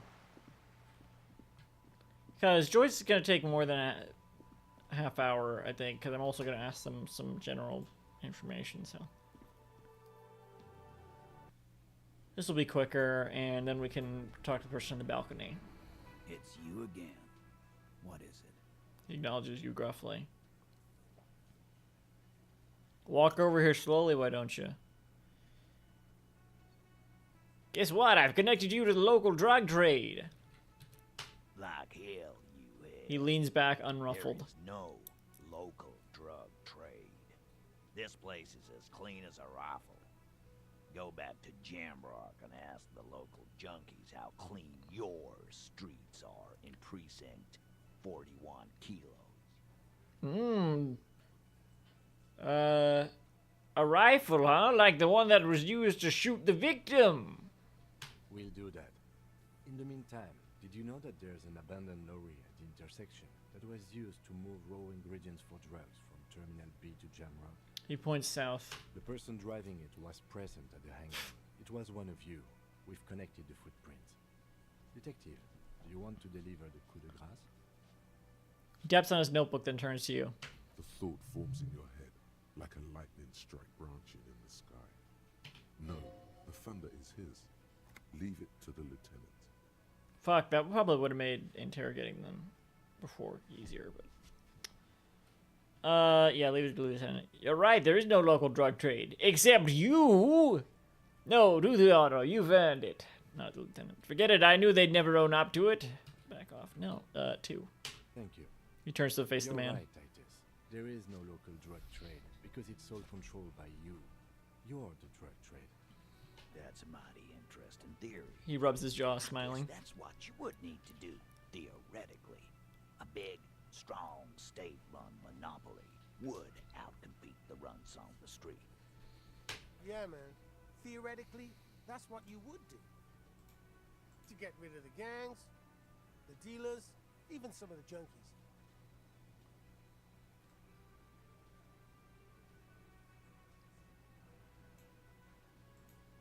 Shut up, Eugene. You would need good, trustworthy people to take their place, of course. Hardy men to run such a monopoly. For the good of the community, of course. Hardy men. Hardy har har. This is disgusting. You're admitting to profiting off of poisoning your own people. Good idea. People are always going to do drugs. At least this way you have some control over it. Yeah, keep telling yourself that. I know for a fact there's still plenty of drugs out there. One. Who fucking who? Hardy har har. Always be taking drugs. Might as well do it clean and organized. Yeah, that's what the labor movement is all about. Clean and organized. And the Hardy Boys are running it. Theoretically, of course. We're just talking politics here. My answer to your drug accusation is, how dare you? Go fuck yourself. No, go fuck yourself, buddy. Quite yet, Mr. Hardy. There were 8 sets of prints on the crime scene. There are only 7 Hardy Boys here. The 8th Hardy, the one who's missing. She runs the thing, right? My answer is, fuck off. He takes a step closer. Mind your own business. There is no 8th Hardy. I run this goddamn scene. Finally, you got something out of him. This could prove useful in the future. What'd they get? That they run the... And here we go. Back to the usual. The woman sighs. I know. The little man raises Fatty his... walked on all fours. He's so fucking fat he left 2 sets of footprints. The little man raises his index finger excitedly. Despite everything, the little man is quick on his feet. Go fuck your mom, Dennis. That's more like it, boys. You heard him. It was Angus on all 4s. Anything else you need to know? Really? She turns to you. Well, we could try this again. Convinced yes! that he's being manipulated. Bad idea. Bringing her up will do no good. You should know by now. Titus will never. We'll see about that. One of his boys will. That's it then. Case closed. Look around. We're going home, Kim. Now, one of his boys will. One. Just remember, it's about more than Clausia. It's about Clausia and Martinez, their district, their responsibility. Okay, too. The lieutenant raises his brow. He'll get it. Go on. Write it down, Kim. In Martinez, they just kill you because they don't like you. Got it. Kill you because they don't like you. All because... He takes out his notebook. Also. Because of some chick. Because you're a foreigner. Because you work for the wrong people. Because they like killing.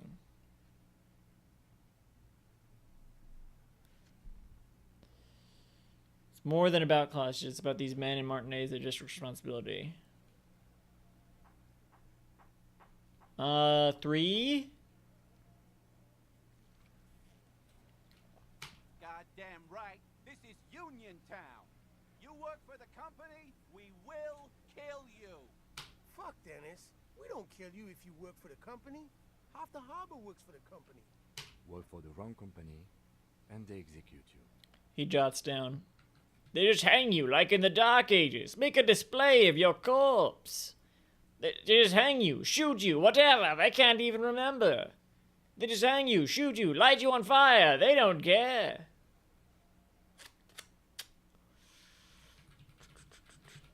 Two or 3, I think.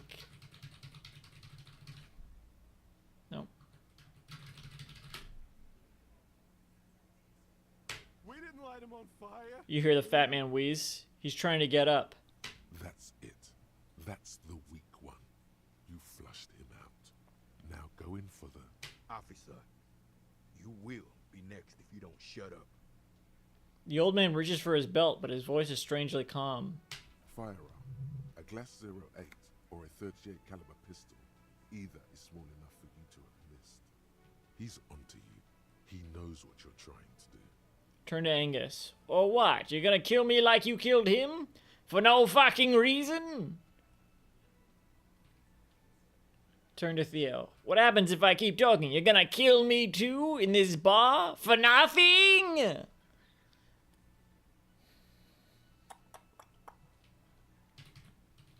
Look at Kim first. The lieutenant has put down his notebook. His hand is resting on his holster. He gives you an imperceptible nod. What? What does that mean? What does that mean? Okay, I'll turn to Theo. You just killed yourself, like I said you would. Suicide. He shakes his silvery head. His calm voice is almost kind now. You hear that, Angus? They're gonna kill me too. What do you mean, old man? What's suicide? Wait, stop. Let's go back. I want to say something else. 1. Suddenly, there's an awful ringing in your ears. Your body temperature spikes. You're burning all over with fear. The most terrible fear. Bigger than any before. Are they really shooting me? I thought Kim had my back. To your right, you sense the air move. The lieutenant draws his firearm. You only manage to perform one more movement. An instinctive jerk to your left. Then, no sound. No one screams. It's impossible to say where it comes from. Fuck. Oh! Oh, the roll was so good. I shouldn't have wasted it. I should have been more careful. I just realized. I was like, okay, well, I can just reload. But I'm probably not going to get the roll next time. More dead cops. Sad news from the district of Martinez as the bodies of 2 police officers are found floating in the canal. It is Oh, believed Kim too. Officers were pursuing a murder investigation, but got caught in the dock workers' strike and were gunned down under unclear circumstances. Such needless loss of life is truly tragic, a local union leader, Everard Clare, commented, and added that although the event is truly horrid, we can expect similar incidents to follow if right-wing vigilantes are allowed to run around uncontrolled and try to wriggle their way into well-organized neighborhoods.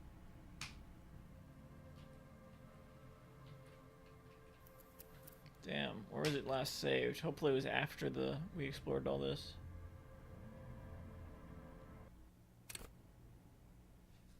Okay, it was. I just need to talk to Kim. Alright, we finished here. Honestly, I'm not sure. Listening in. Oh, and the maps and last but... The probe and the case. As elegant as they are. Yes. Unimportant. As elegant. Yeah. Unimportant. As elegant. I'm going to say, like Joyce. Meaning, someone is... We should return. There are more. The fact that all the same. I don't like the debrief of...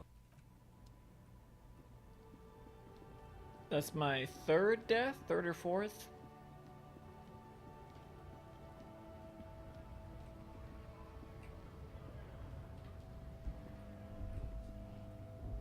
Damn. No, you shouldn't. Not as... That's the never...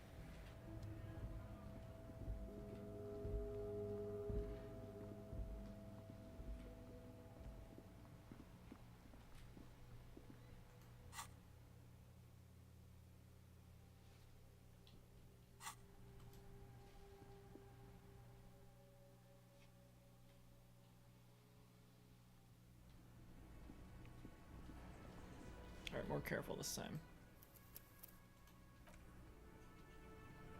We probably won't even be able to do it again, but... What is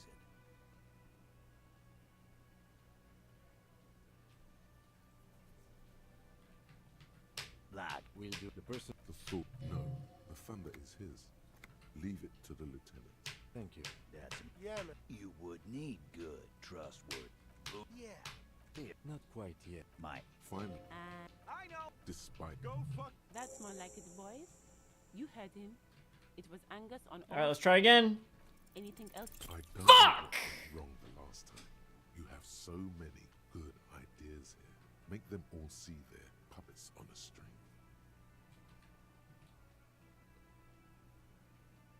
Yeah, fine. Fucking do the fiddle again. No, we fucking ain't, asshole. No one's fiddling anyone in here. Glenn jumps in shouting. No, Glenn. I want to hear this. Who do you think is fucking fiddling? Oh, you want more good options? Here we go. This one, too. Do we? Because I really don't. He tilts his head with something resembling curiosity. Did he just call you a pussy boy? No. He's just playing his viola da gamba. He's working really... Time to move to... Like hell it is. First he tries to kill himself, and now this? I don't know what a pussy boy is. I'm old-fashioned. It can't be good, boss. Turns to you. You got something more to say, pussy boy man? I do not understand. Damn it. This fiddle play totally fell Fuck apart. you. The concept was solid. But Ugh. Oh well. God damn it. What a time to die.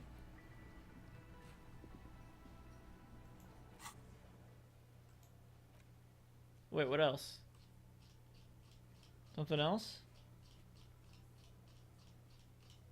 Well, Joyce, obviously. Knick-knack stand.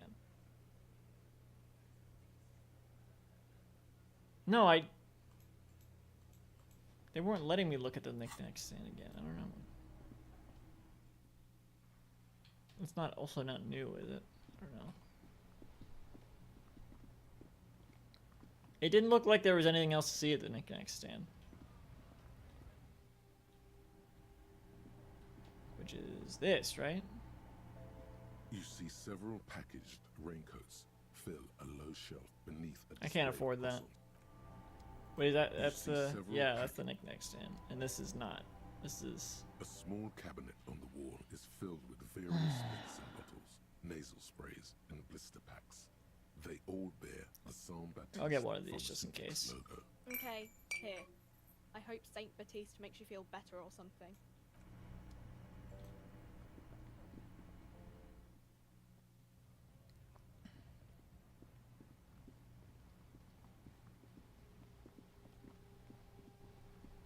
Well, we'll talk to Joyce after we talk to the person on the balcony. Is there anything else to say to class? Yeah, I don't remember. Oh, wait. Wrong way.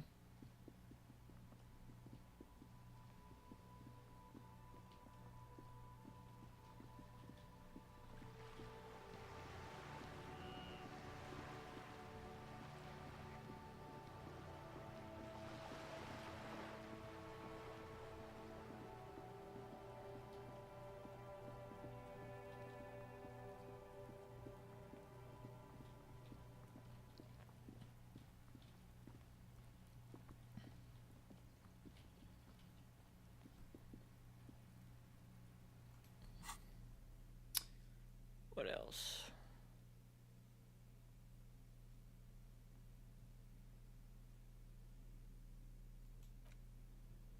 Six crumbling.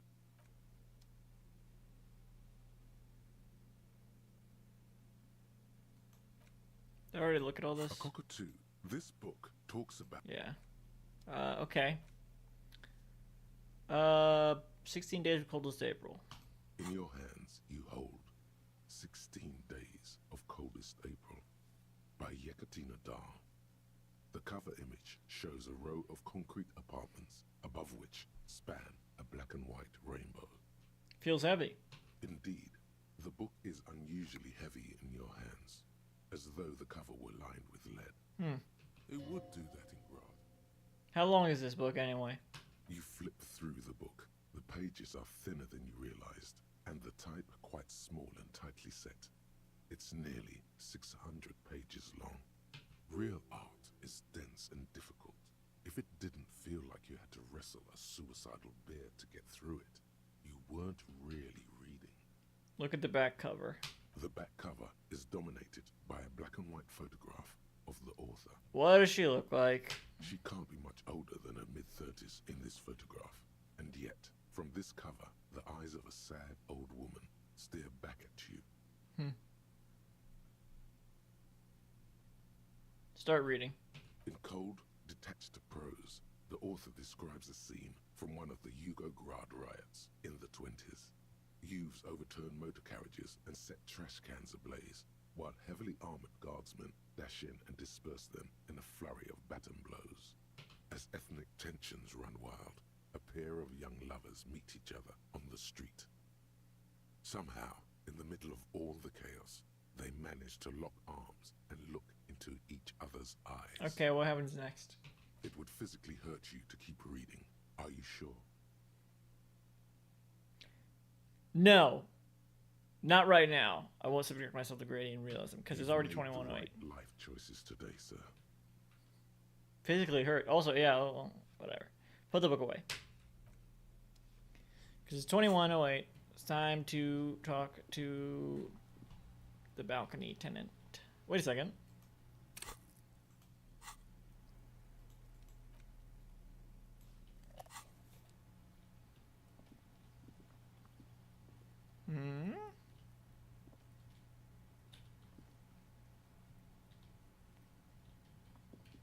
Looks like something.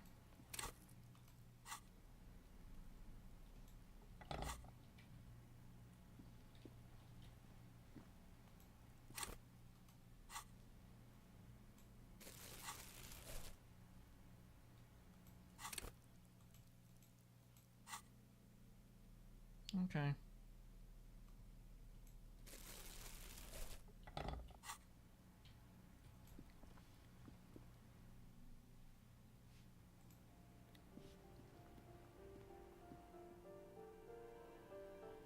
Ah, there they are.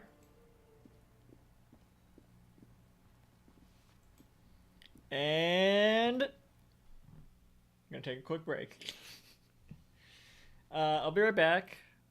I haven't eaten dinner. I just ate Crazy Puffs, so I'm gonna make some food real quick for the last 2 or so hours of this stream.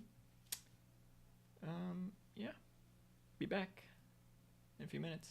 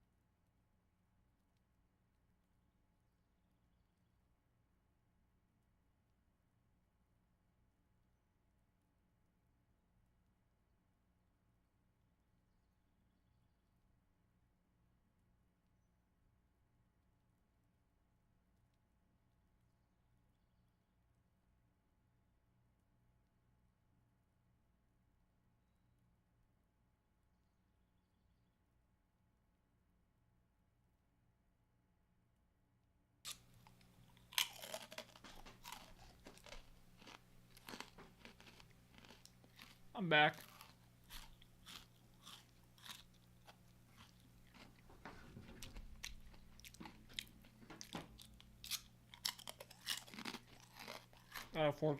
Fortunate here.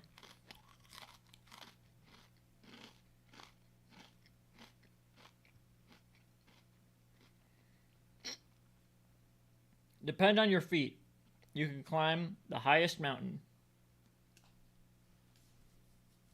My feet suck. I mean, hey. Can't live with them. Can't live without them.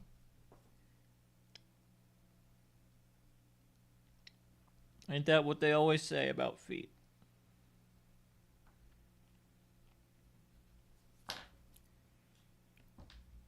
Okay. Let's continue. You there! Gendarmerie, you found me. That's right, we did. The young man on the balcony gives you a bright smile before taking another drag from his cigarette.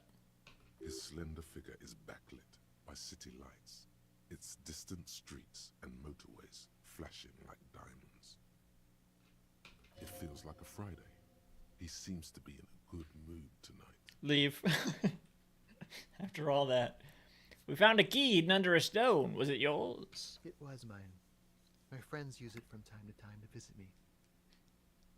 Did we go in their apartment? I don't remember this. Oh, no. We used it to get in the complex. As he looks at you, something sparkles in his eyes. Oh, are we your friends now? So tell me, are you here to make things right again? What? That's what I'm aiming for, yes. Honestly, I'm just trying not to screw anything up. I can't remember what our conversation went with this person before. I'm not going to make things just right. I'm going to make them spectacular. Ignore his question. I was hoping to talk to a possible witness. Your balcony overlooks the murder scene. 2. Beautiful. He says again. A nearby street lamp casts shadows on his chin, drawing out the slender cheekbones.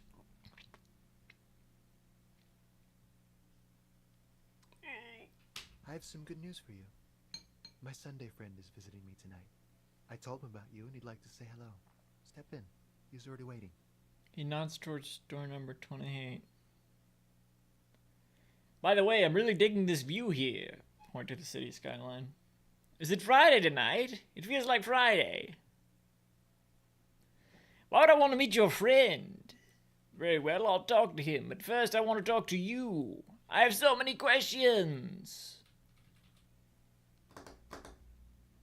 2. Yeah, it does feel like the end of the week. Such gentle weather.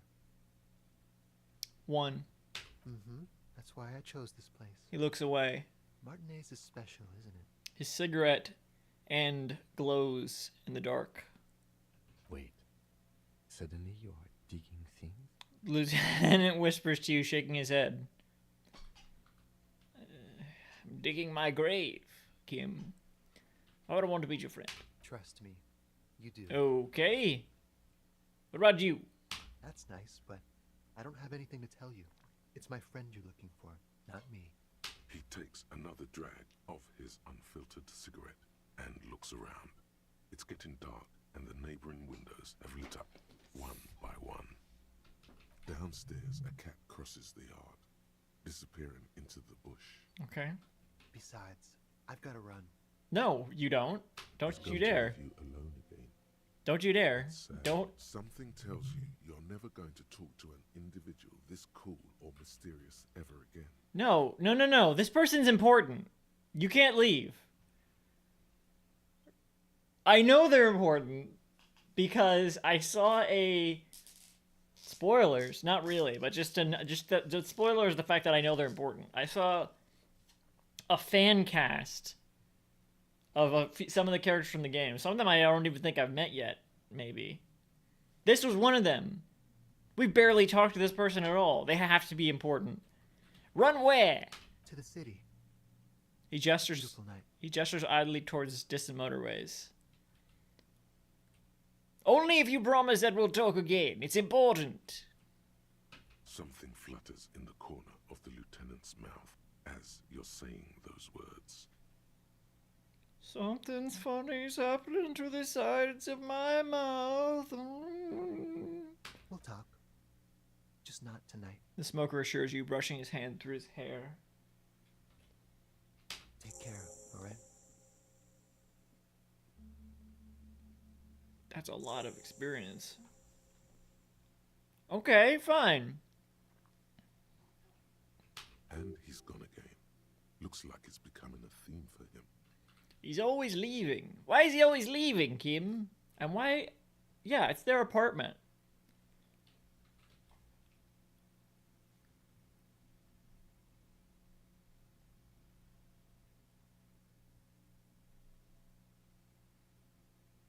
Who knows, detective?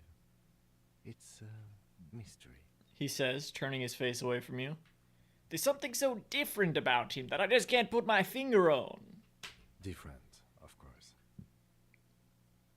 What? His shirt. Why is his shirt always unbuttoned? He's such a good listener. I like talking to him. There's just something so mysterious about the way he talks and moves. He smells good. Why not does he smell so good? 1. His shirt. Lieutenant squints his eyes, trying to hold back laughter. What? His shirt. His shirt. Yes? He's trying to dive deep into the mysteries of his shirt. No. His shirt? No, I don't know why his shirt is always unbuttoned. His mouth tightens as though trying to hold something back. What the fuck is happening here? What's going on? I don't understand. I feel like I have an idea of what's going on, but I don't know why that would be what's going on. He's barely holding it together. It's all he can do to keep from bursting out in laughter. Come on, detective, let's go. Hey! No, we need to get to the bottom of His this. Sunday friend, remember? What is happening here? I shouldn't have gone with 1. I don't know. Oh, autosave. Good. Great.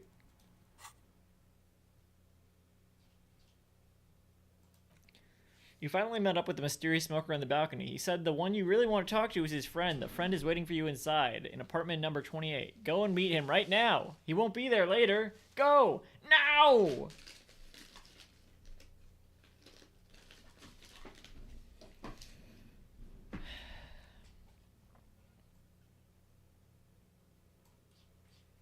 What?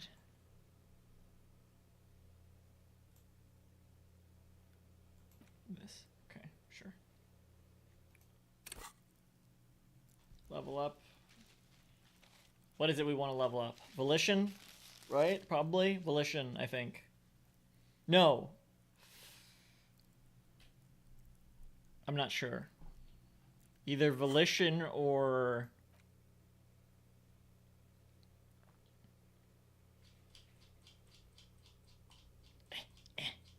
rhetoric. Right. Volition or rhetoric. Well, volition will probably help with rhetoric, I think. Either way, we should talk to Joyce first, which we will do.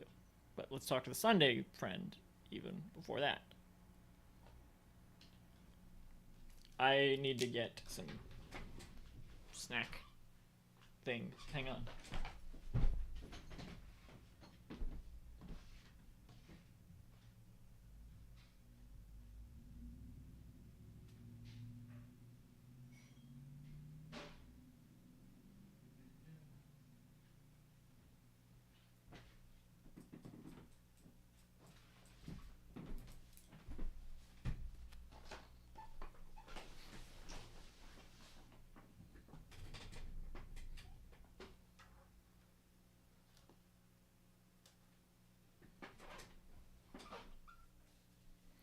Pick dialogue options that begin with hold on or wait to gain additional information before the conversation moves on. Weird. Skill points can also buy new thought cabinet slots or forget old thoughts. I know.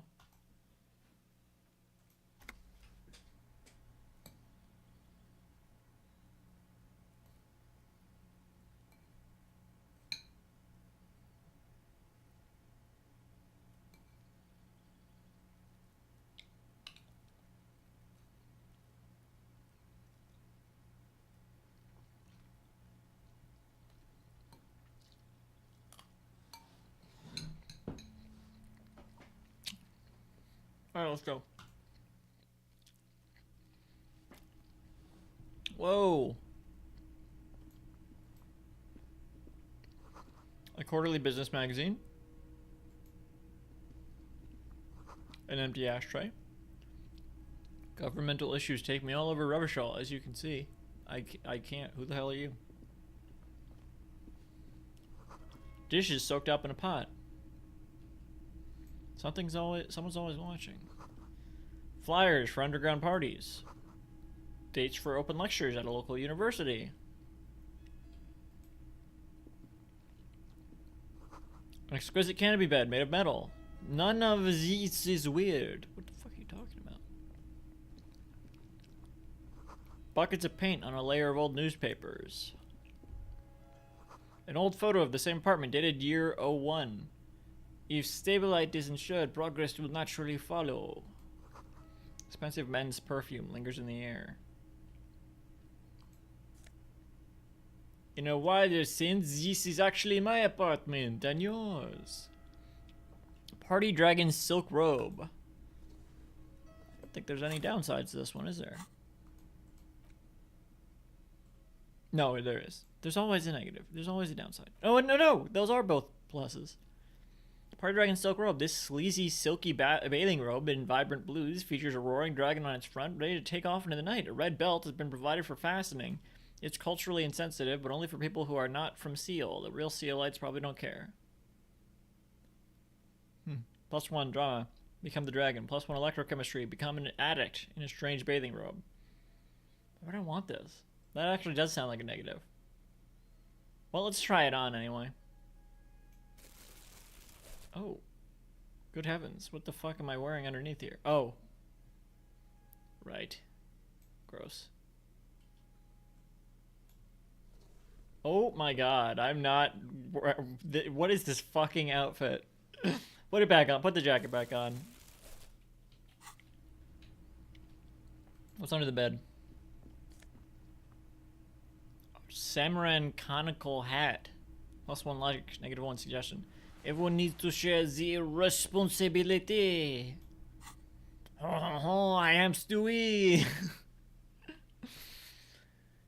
This tawny cone-shaped hat looks like a beacon of Samaran wisdom. Its straws sticking up like antennas. Thank God you can't really see people's reactions when they see you strolling around in this incredibly insensitive headpiece. +1 logic, super logical for a cop to wear this. -1 suggestion, insensitive bachelor party vibes. Just gonna put it on briefly. My God.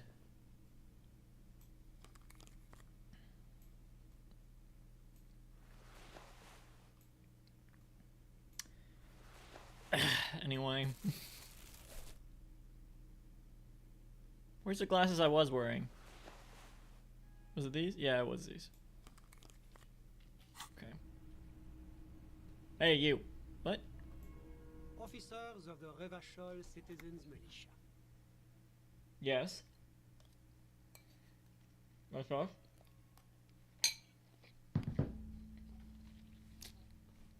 The man in business casual removes his cufflinks.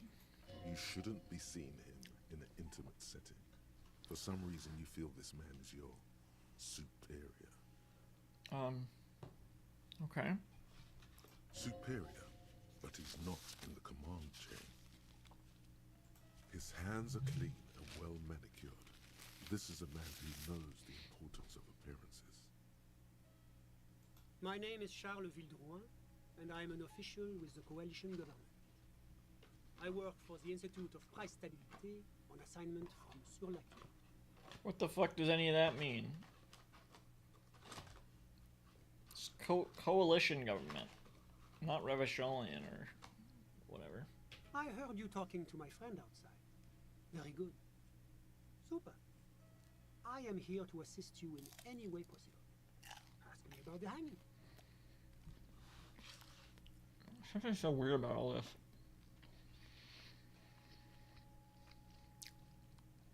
And very Liberty's kids like. No, first ask an innocuous personal question to get the interview off on the right foot.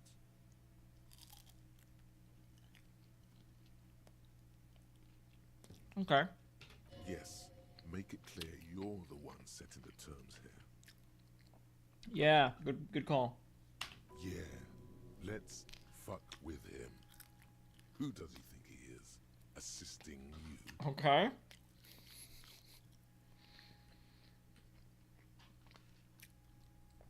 Show him the silk robe. Oh, point at the bed. Before we go on, I absolutely have to inquire about this wonderful canopy.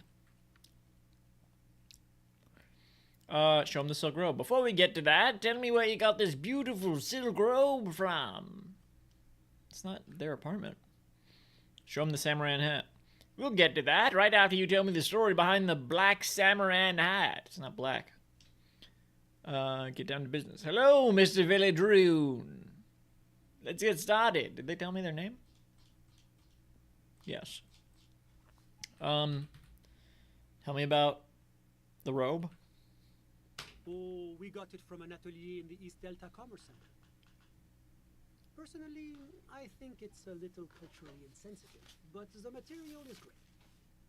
Sadly, the shop is now out of business. That's really all I can tell you about it. He forms a little rooftop with his fingers. Cold air sweeps in from the balcony.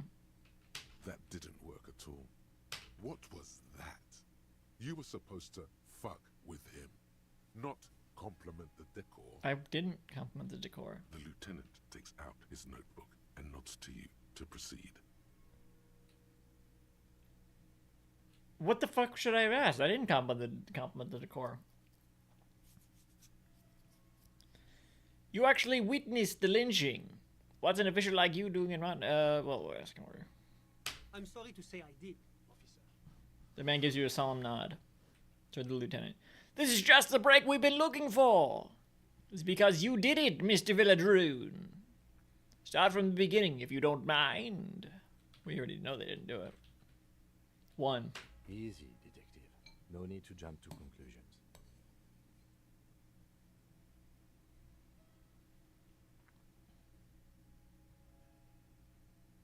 Ooh. Ooh.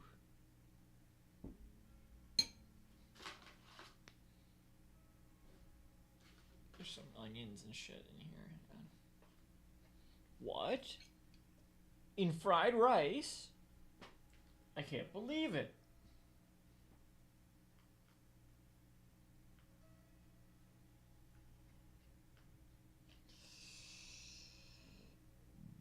Excuse me. I don't believe it. Oh, I don't believe it.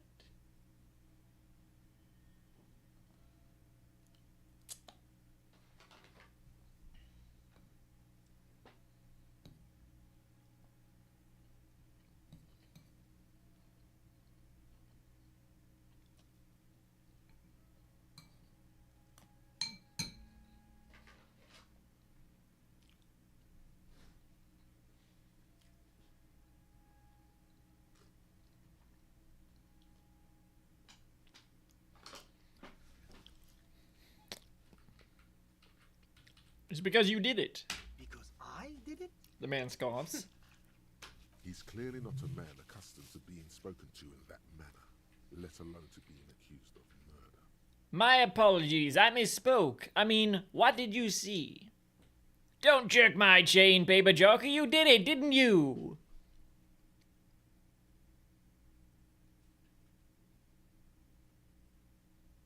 Two. What's the meaning of this?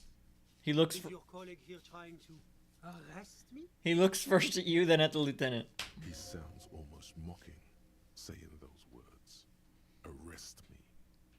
There is no meaning, sir. Please excuse my colleague. This case has been a great strain on his nerves.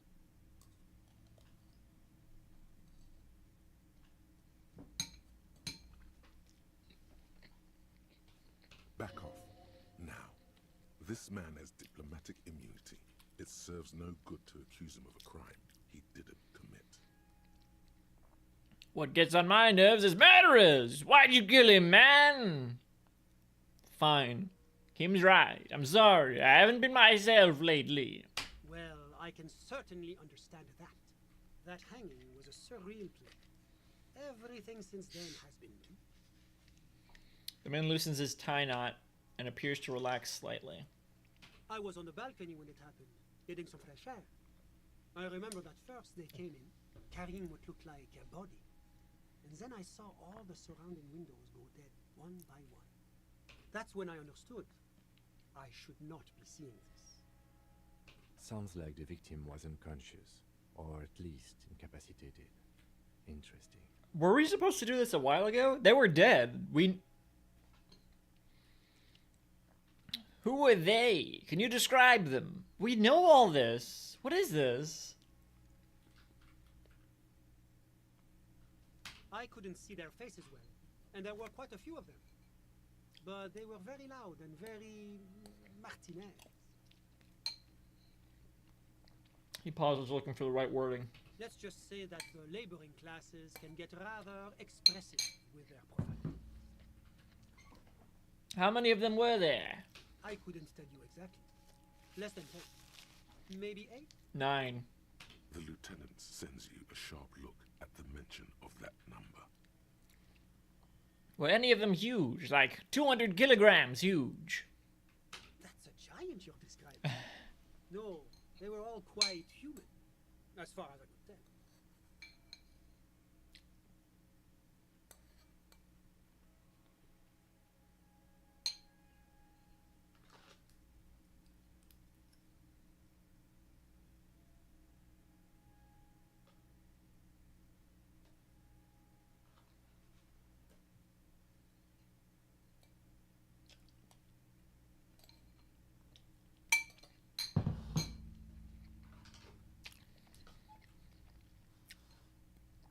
Did any of them look like drummers? This is a pointless interview.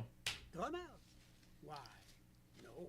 But then, I don't know what a drummer is supposed to look like. We better get a good experience from this. I think we can drop the drummer angle. Yeah. That was my bad.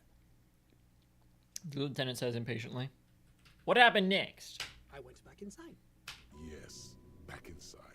Keep yourself safe from the killing. Were you able to see anything from inside? Officer, the yard was pitch black. There was nothing to see, but I could still hear their voices. They were threatening to kill that poor man. Were there men, women? Oh my god.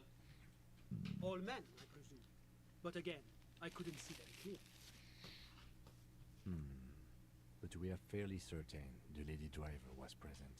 The lieutenant flips through his notes. Are you sure at least one of them wasn't a woman? It's possible, officer, but I cannot say with certainty. It was very dark, you must remember.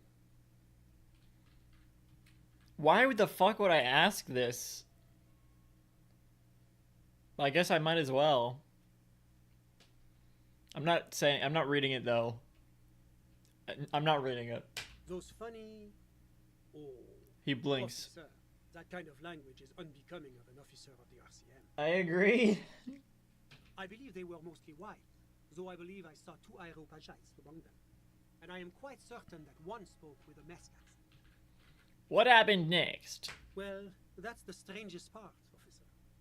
Nothing happened. It was oddly quiet for a public lynching. What do you mean nothing happened? They lynched a guy! Eventually, their shouts died down, and that was all.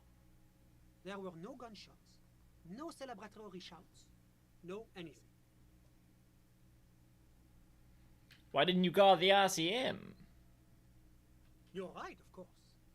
That is what one is supposed to do in such circumstances. I was simply in shock. The man wipes his glasses. I'm afraid I don't have anything else to add. About what time was all this happening, approximately? All I can say is that it was late. So let me get this straight. Ah, fuck.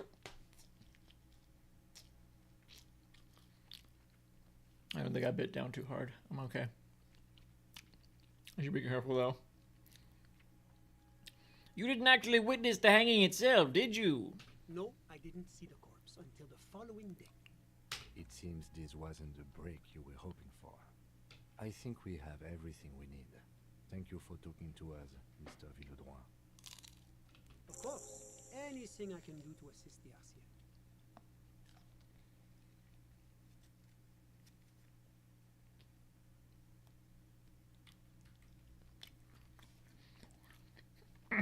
Okay. What's an official like you doing in Martinez? The coalition is only looking out for the price stability. Inflation is a killer, like a heart disease blocking the normal circulation of the economy. It must be controlled. He raises an index finger.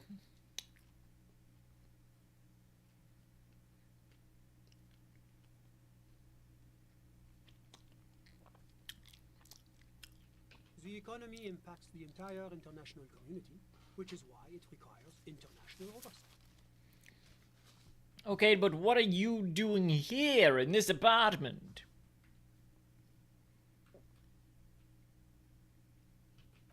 Well, I'm renovating it. Uh-huh. It is an interesting project. The building used to be a 12-story skyscraper before the cannons took the top 4 stories off. This, of course, happened when the coalition forces landed here.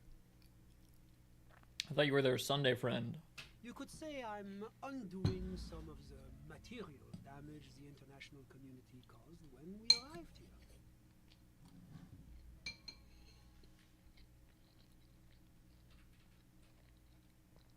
She was some kind of bureaucrat?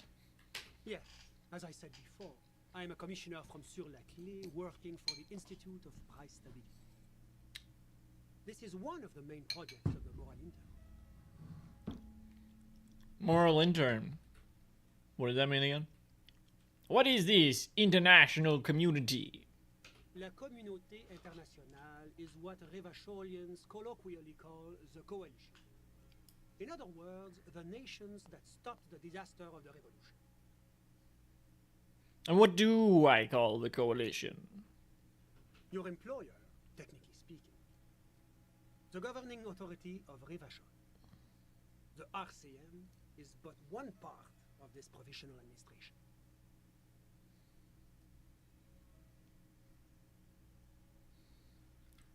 What is the price stability? It is the most important thing. That doesn't tell me anything. It's the central goal of any sound monetary policy. Fucking, I'm getting such Liberty's Kids Price vibes. stability is essential to maintaining high levels of economic activity, which is essential for maintaining high levels of employment. It is the most important thing. Tell me more. Says the actual thing.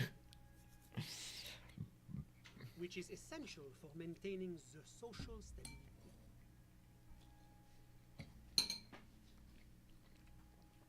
If somehow I'm still playing this in July, there's no way. But if somehow I'm still playing this in July, I'm definitely gonna have Lisa on one of these streams. Just so they can see exactly what day is the 4th of July on? Thursday. Well, anyway.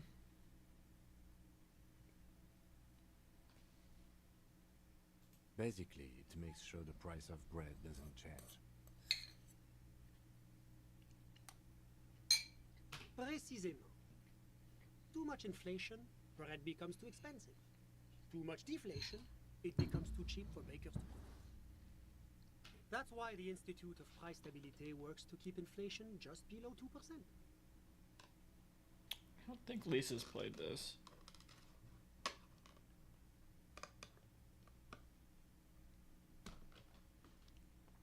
Below 2% of what? Milk? But not too far below. No. Too below is also bad. Below. Didn't answer my question. Not answering my questions at all. The coalition believes in the importance of informing the public about the benefits of the price stability. Transparency is one of our principles. Would you like an informational pamphlet? Okay, sure. Give me a leaflet. A sound monetary policy is essential for addressing uncertainty. Stability is the raison d'être of the moral intern. It's the reason why I identify as a moralist. But oh, I don't have my leaflets on me today. That's too bad. You can always call our information line. Making information available is part of the Moral Intern's commitment to transparency. We can always count on Ben's expertise. Fuck. I've heard about this Moral Intern before, but I want to know more. It's the International Organization for Moralists. Hence, Moralist International.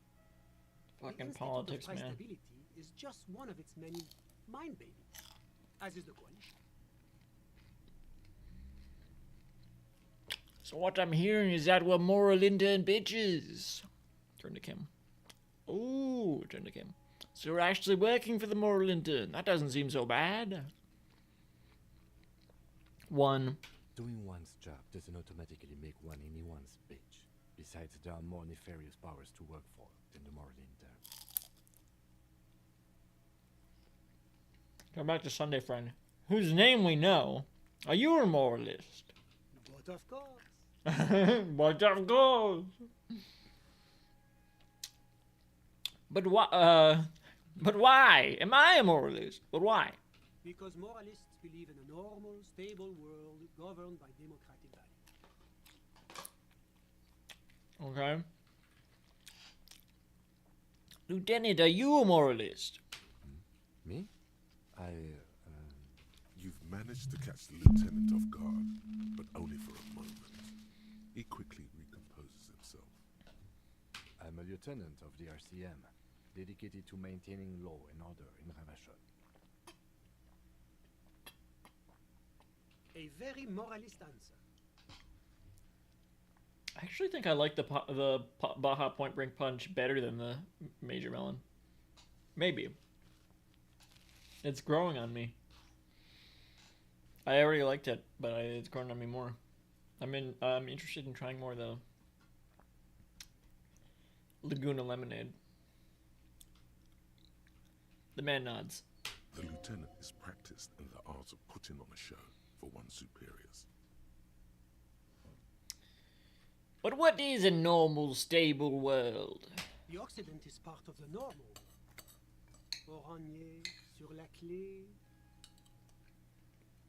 What are you talking about? Modern days doesn't seem very normal or stable to me. Martinez? No. Martinez is something else. What about the rest of Revachol? Is it part of the normal world? Revachol is generally difficult. It's led by an interim government, which means it hasn't yet achieved full democracy.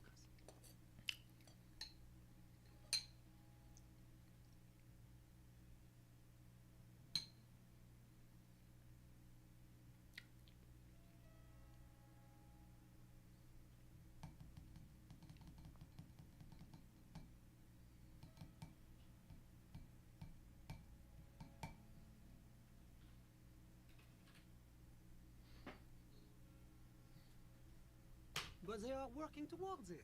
You're all doing very well here, relatively speaking.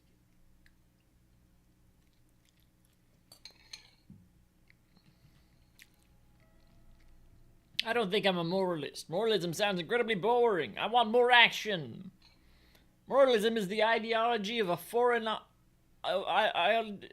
ideology of foreign occupiers. Revachol must be governed by Revacholians. Democracy is a meaningless sham as long as the working class is under the boot heel of capital. It's like every time I'm talking to people, I'm choosing option D, none of the above. Is that moralism? 4. Is this option D usually the most... Healed morale. answer? Moralism? Is that healed my morale? Is that moralism? Is it moralism?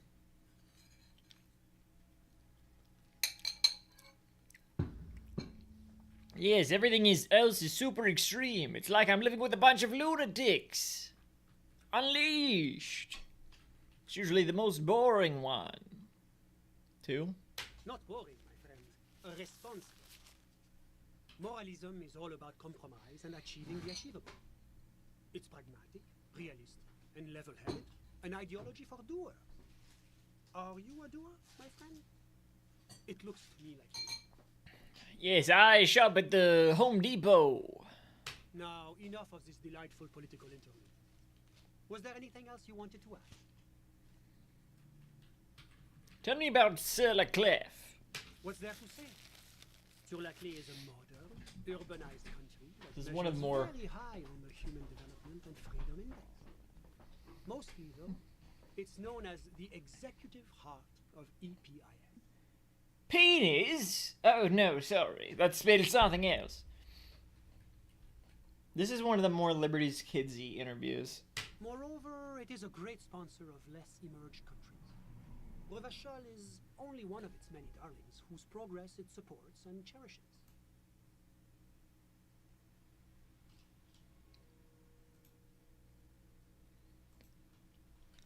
What makes Revachol Sir Laclef's darling? Because a great percentage of Revachol's culture hails from Sur-la-Clé. Its language, its people, its cuisine even. Or at least in the downtown La Delta area. Jamrock and other parts of the international zone have been mercifully spared of Sir Laclay's love for meatballs and mashed potatoes. Spared? That sounds nice. Sounds sweet. Sort of. Tell me about Oranje. Oranje is an exemplary nation who, as a core member of EPIS, contributes 28% of our annual budget. Next to Sur-la-Clé, Oranje is probably the most prominent member of the international community. Which one of them is more EPIS? Okay, but outside of EPIS, what is wrong? One. As founding members, they are both very EPIS. Oranje carries a lot of political weight, while Sur-la-Clé takes care of the business side of things. Sur-la-Clé hosts the headquarters of the major EPIS institution. Silent F? Okay, but outside of EPIS, what is Oranje? Oranje's economy is one of the most advanced in the world. It has successfully transitioned from heavy industry to advanced services and generally acts as an engine for sustainable change in the international community. Can't you just talk like a normal person? About what? About Oranje. Just tell me what it's like there. Oh, it's very urban and very well organized. Their streets are clean, their horse cars run on time, the people are polite and efficient. Like I said, Horse they cars. are an example for less emerged nations to follow.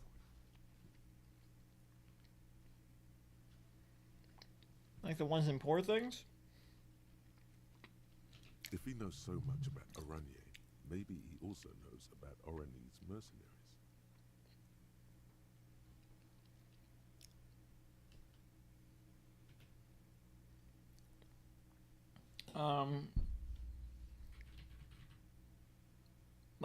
Like what? I mean, ask them. I don't know.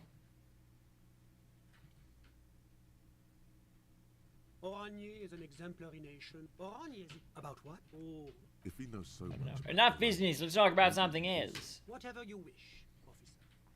The man who was lynched outside your window was from Oranje. Oh, that's unusual.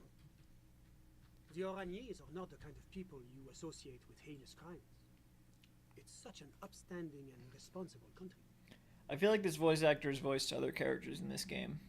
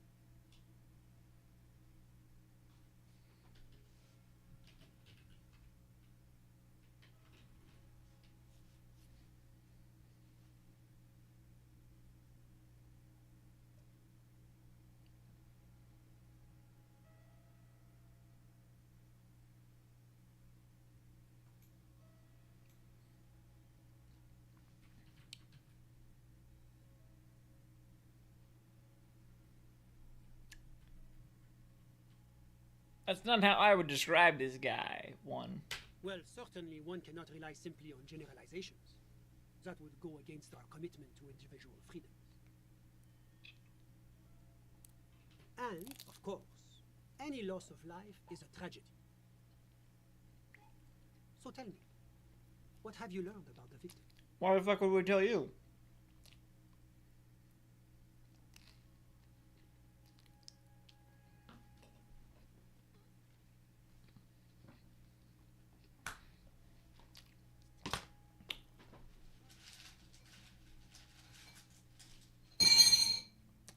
Sorry, excuse me.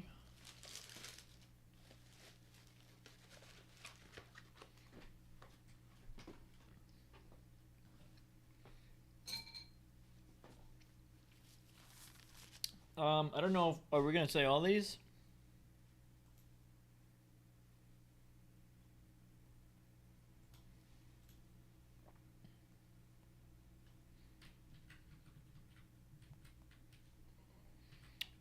Maybe not. His name was Ellis Courtinaire. He was a motherfucker and a killer. He liked to get high and brag about war crimes he'd committed. He was a poor foster kid before the Oranese government put him in a military academy. That's all. That's who he was. 4. It's the responsibility of any good welfare state to take care of its most unfortunate citizens. The man nods. They turned him into a psychopathic killing machine. Yeah, you should have been grateful for the help. 1. They gave him a successful career. The man holds up a finger as though he's made a brilliant point. Yes, killing was his business, and business was good. Why does that feel like it's a line from something? It is. It's from Disco Elysium. Did he love it before they made him do it again and again and again? Good question. What else has your investigation uncovered? Why am I telling you this? His name. Ellis Courtinaire? That's an interesting name. I think you're the killer. His earning potential isn't really important. What matters is what his earning potential isn't really important. What matters is that he was a mercenary. Excuse me. Aha! A condottiere. Yes, it's hard to believe they still exist. The man says as though describing a character from a fantasy novel. He was a motherfucker and a killer. Officer, you shouldn't speak ill of the dead. It's okay, he told me so. You're right, that was disrespectful of me. 1. So you spoke with the victim before he died? No, this was after he died.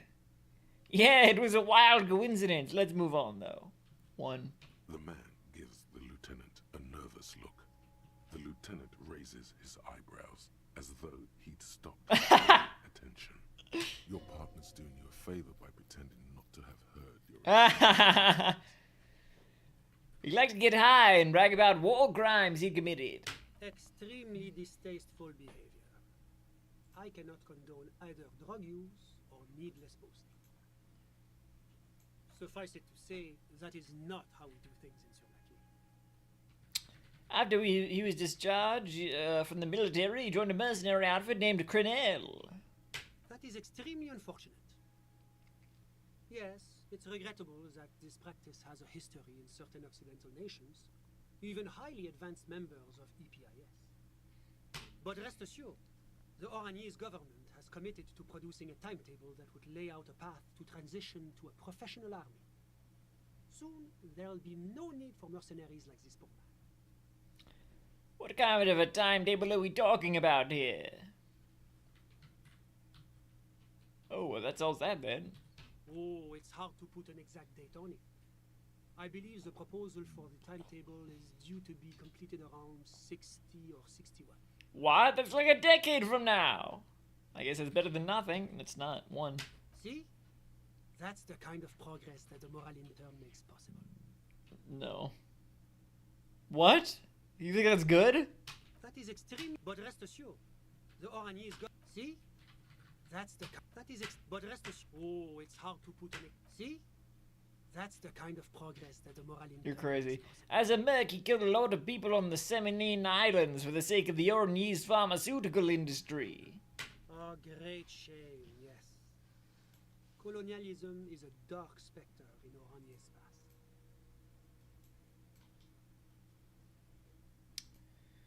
The man shakes his head solemnly. Who's talking about the past? It's still going on. Shake your head too. History is very complicated and rarely simple. Shrug. What's a bunch of dead people? It's not a real. I'll read it because it's not a real slur. They made it up. What's a bunch of dead kids with his fortune and glory? I don't like it. But it's not real. It's referring to an allegory for like real races. So that it's still uncomfortable, but they made it up, so it should be fine. I don't know.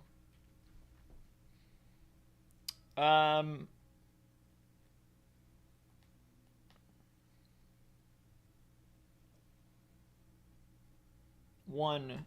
Which is why the work of the moral intern is so critical. It is our great bulwark against another century of bloodshed. The fuck is a bulwark? That's all. That's who he was. As I said, the loss of any life is terrible, no matter who the person may have been. I do hope you're able to bring his killer or killers to justice.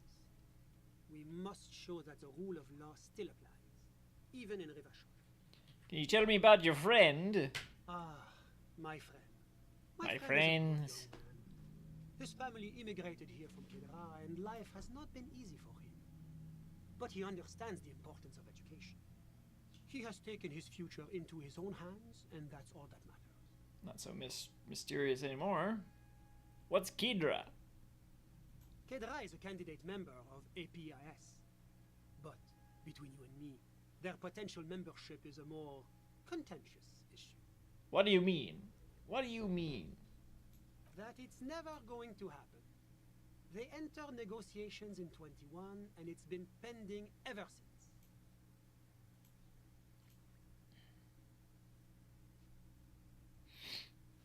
What's this EPIS thing you keep talking about? That doesn't tell me anything about Gator itself. Is it warm there? Cold? Something in between? One. EPIS is a very special program developed by the Moral Intern to support certain Occidental nations. It began as a unified system of weights and measures, which proved to be a wild success. Nothing but kilograms and centimeters as far as the eye can see.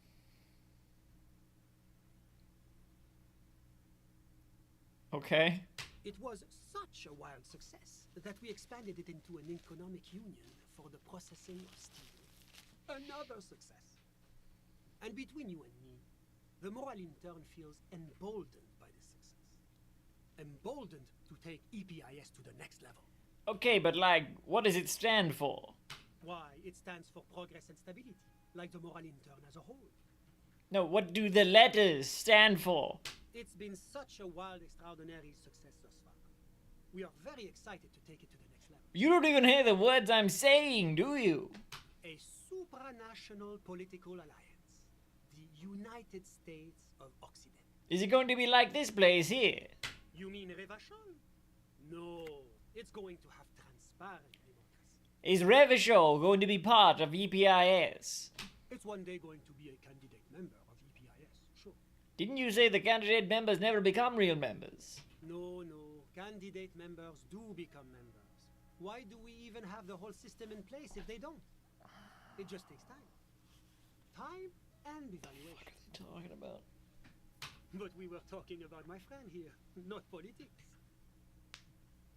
It's always politics with you.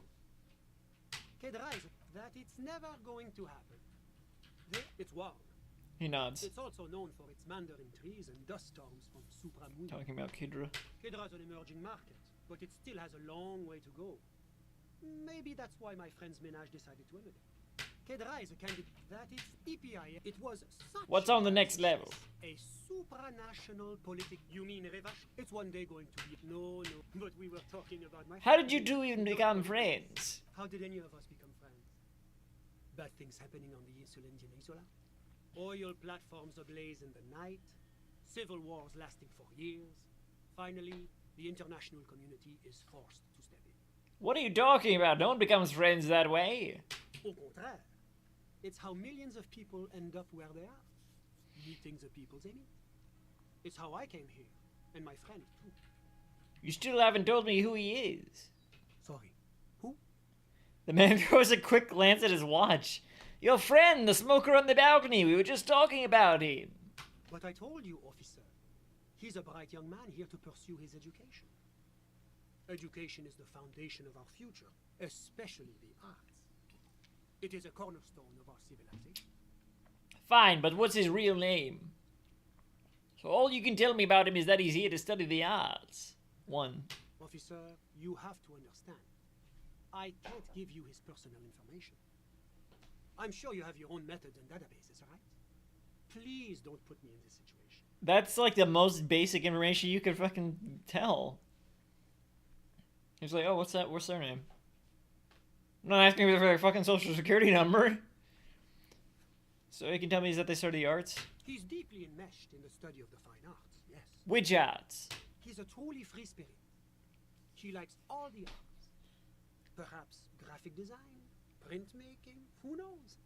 The world is open wide for a talented youth like him. That's the most vague you could possibly be. What are you doing in this apartment by yourself? I'm just enjoying the view. The man smiles, nodding through the window.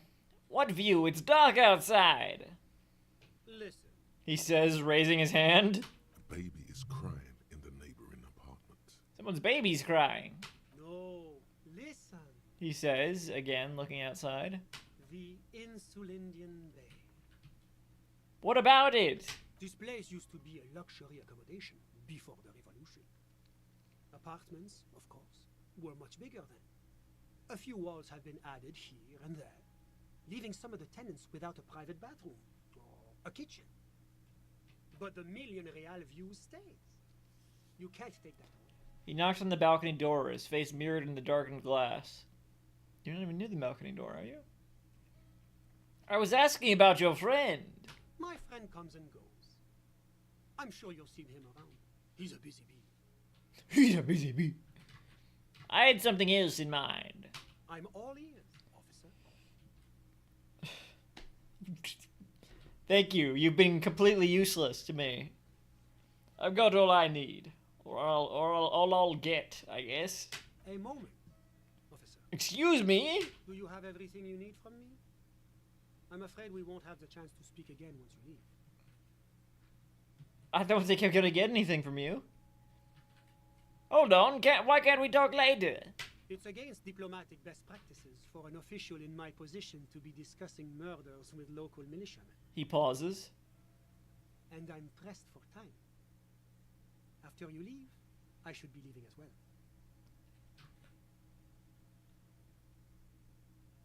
I'm not going anywhere. I just want to take a look around in this apartment. Sure, go ahead. It's a beautiful space. He glances at his watch. Let me know if you have any further questions.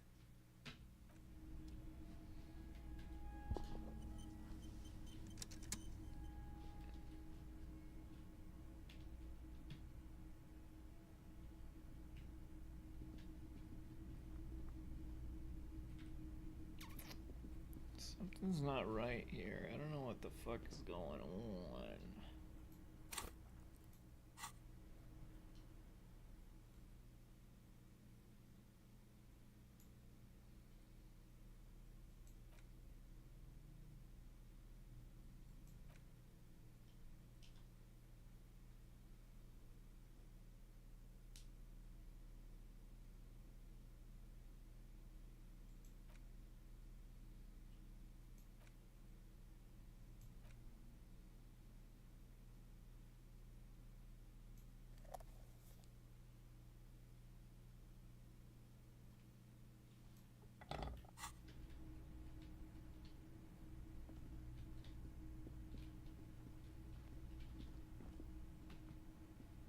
What's so slow all of a sudden? Oh, milk crates! Milk crates spotted! Let's go!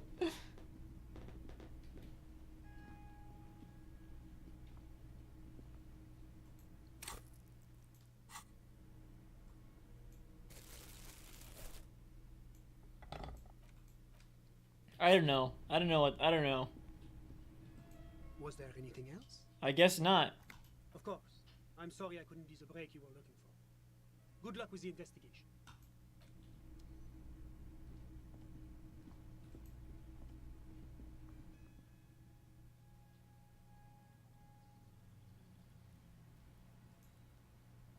This door is made of metal and appears to be no one answer. Let's go.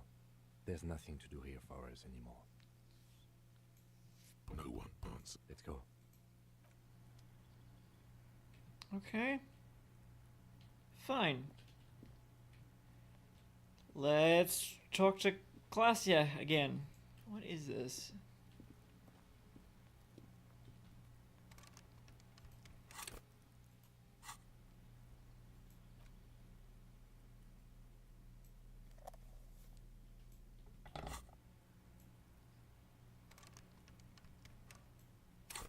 Probably we get in through the other side somehow, I don't know.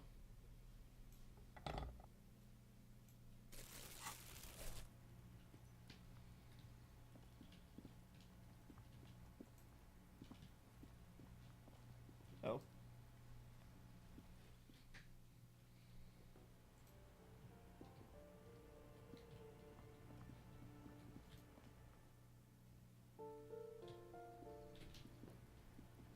Fuck are you kids still doing here?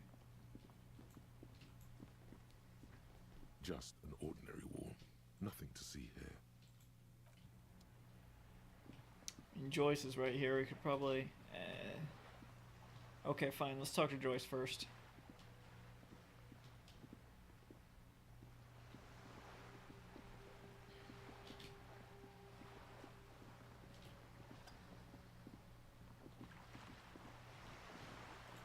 You're back. Good. What can I help you with? I found my badge, by the way. I love you did. She inspects a piece of blue plastic, her eyes scanning from left to right.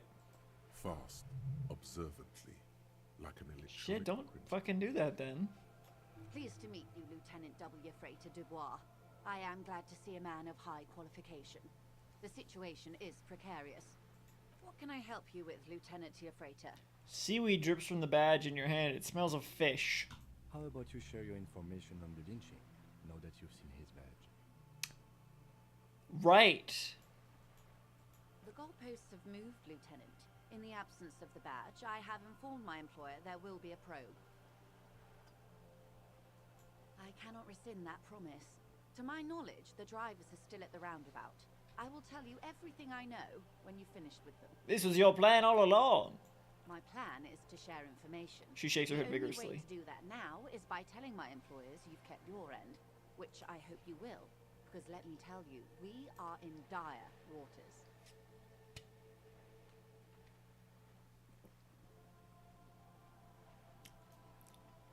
How bad can the info she has be? The sooner the probe is finished, the sooner I can share crucial information with you. Now, is there anything I can do for you in the meanwhile? Tea, perhaps? Well, I finished the probe, right?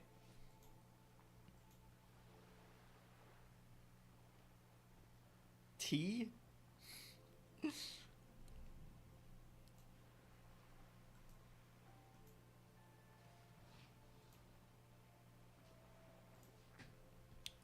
Thinking about it still gives me the shivers. This one, I guess, Yes, right? my eyes on the harbor have sent word to that effect. What have you discovered? Wait, where exactly are these eyes located?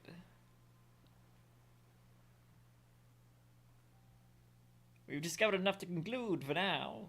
One. It doesn't really matter. And I do apologize for the surveillance. Wild Pines can't afford to be blind at a time like this. In any case, it's a relief to know someone has looked into it. If I may ask, will there be an official investigation? I assume you discovered there is an operation. She's trying to conceal her excitement, but the slight glimmer in her green eyes tells you otherwise. The lieutenant is about to interject. Cut him off. This decision should be yours. Wow, okay. Yes, I should decide. Let the lieutenant handle it. I mean, if you fucking say so, I mean...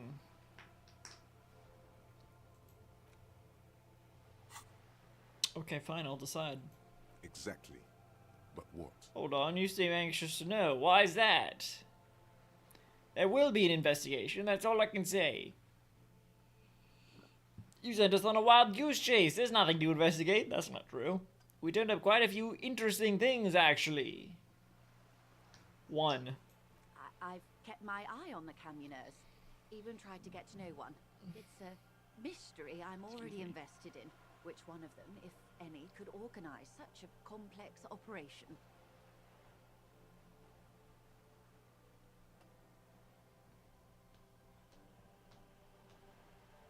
I trust them. 4. Ah, good to hear.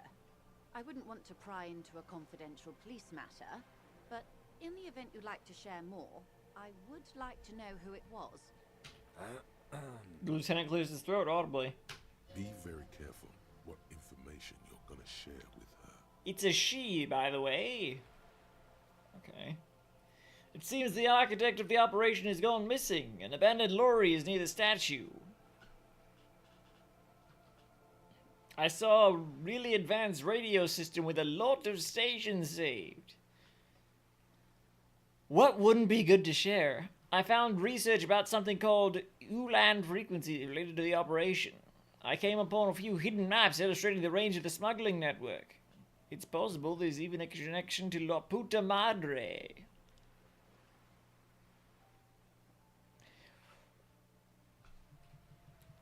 One? Clever. Few suspect a woman in this sort of skullduggery. Good move on their part. Wait.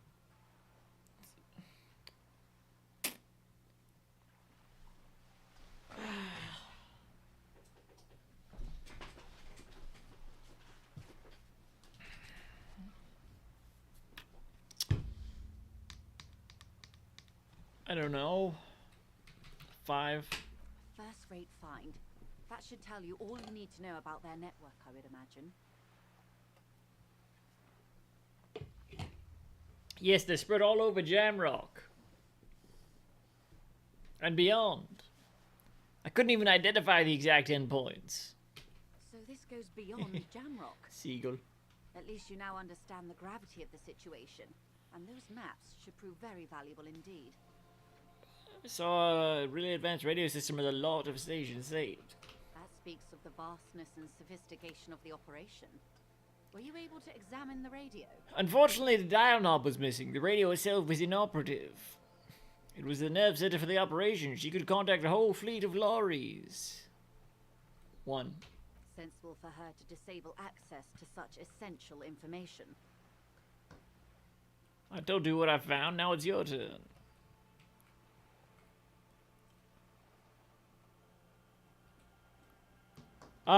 2 is fine. Good work. This is a tangible lead towards solving the whole mystery. She's a fan of vintage movie stars. The inside of the cab was plastered with posters. We contain multitudes, do we not? It might not be pertinent to her profession, but who knows? It may help you find her yet. She means you know her closer now. In some way, you know her soul a bit. Okay. I'm not telling you this. Not sure I should tell you this either. So, I told you what I found. Now it's your turn. I appreciate you placing your trust in me. Thank you again for looking into this matter. You have my gratitude, and the gratitude of Wild Pines Group. Now, per our original agreement, it's time for me to share company secrets with you. There's a change in her demeanor. A caution comes over her. Attention. I wouldn't normally break protocol like Attention. this, but the situation demands it. If you don't solve this murder, I'm afraid we may have a bloodbath on our hands. The words bloodbath sound cold in her mouth. They taste of iron and strawberries. What was that about a bloodbath? I've already heard about a connection between the lynching and strike, but I need your testimony. 1. Yes. I'm afraid this strike may descend into a small-scale civil war, with possible In theaters now. consequences for all of Rivershoal West. Since you are sharing, ma'am, this is also the RCM's worst-case scenario. Then we're on the same page. as grim as it may be. I need your testimony. I have an indirect role to play, I'm sad to say. My employer experienced a momentary lapse of faith in me. In that moment, they elected to deploy a private military contractor as an insurance measure. They called it my security detail.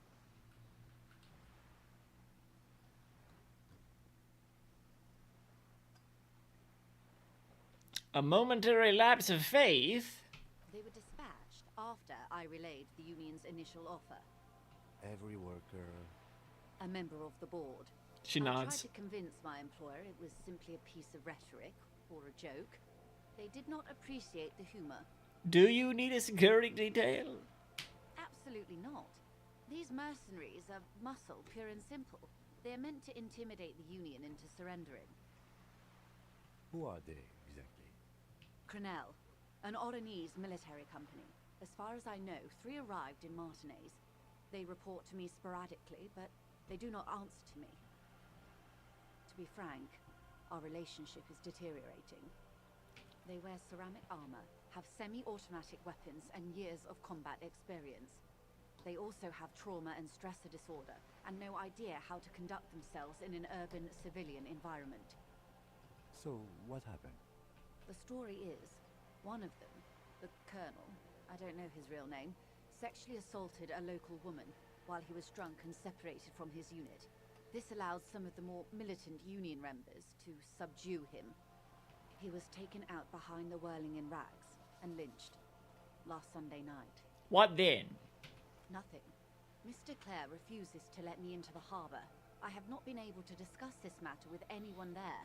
I The could let you remaining in. 2 Crenell contractors carry out their orders, for now. For now? It's a smokescreen. In secret, they are conducting an independent military tribunal into the lynching. Once this investigation is concluded, executions will follow.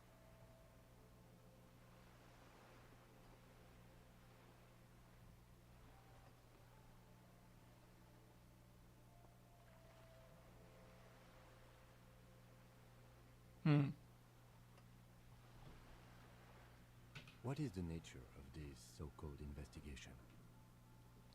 Whether to execute one, some, or all of the Union militants. The Hardy Boys. It will be all of them. The decision is already made. Oh, shit. You've made a mess here. I have to say, this is not disco. Maybe the investigations can team up, you know, share resources and intelligence. Boy, oh boy, is that not good.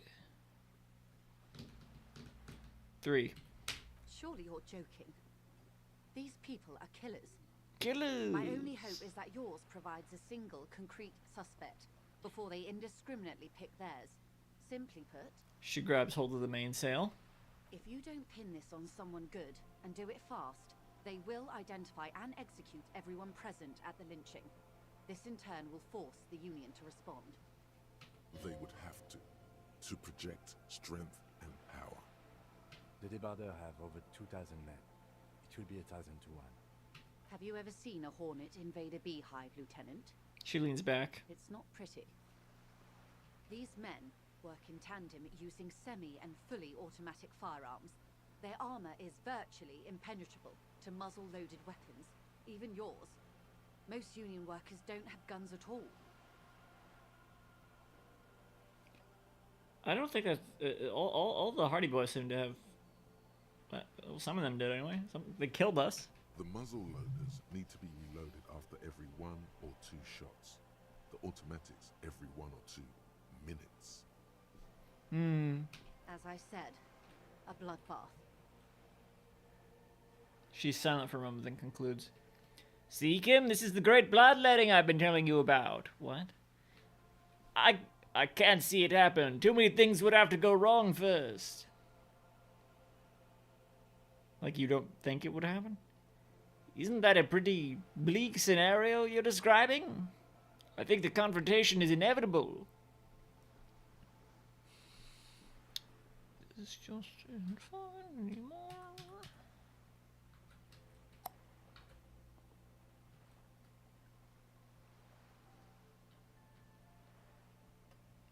1 or 3? I don't know. 1. It appears you found it, yes. And I'm not happy for you. Okay, 2 then. Too many things have already gone wrong. Lieutenant Double Yefreta Dubois. She looks at you, eyes damp from the wind. All we can do is keep that which is not from following suit.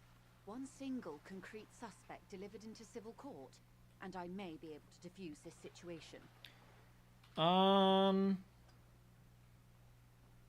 What can you tell me about Crenel?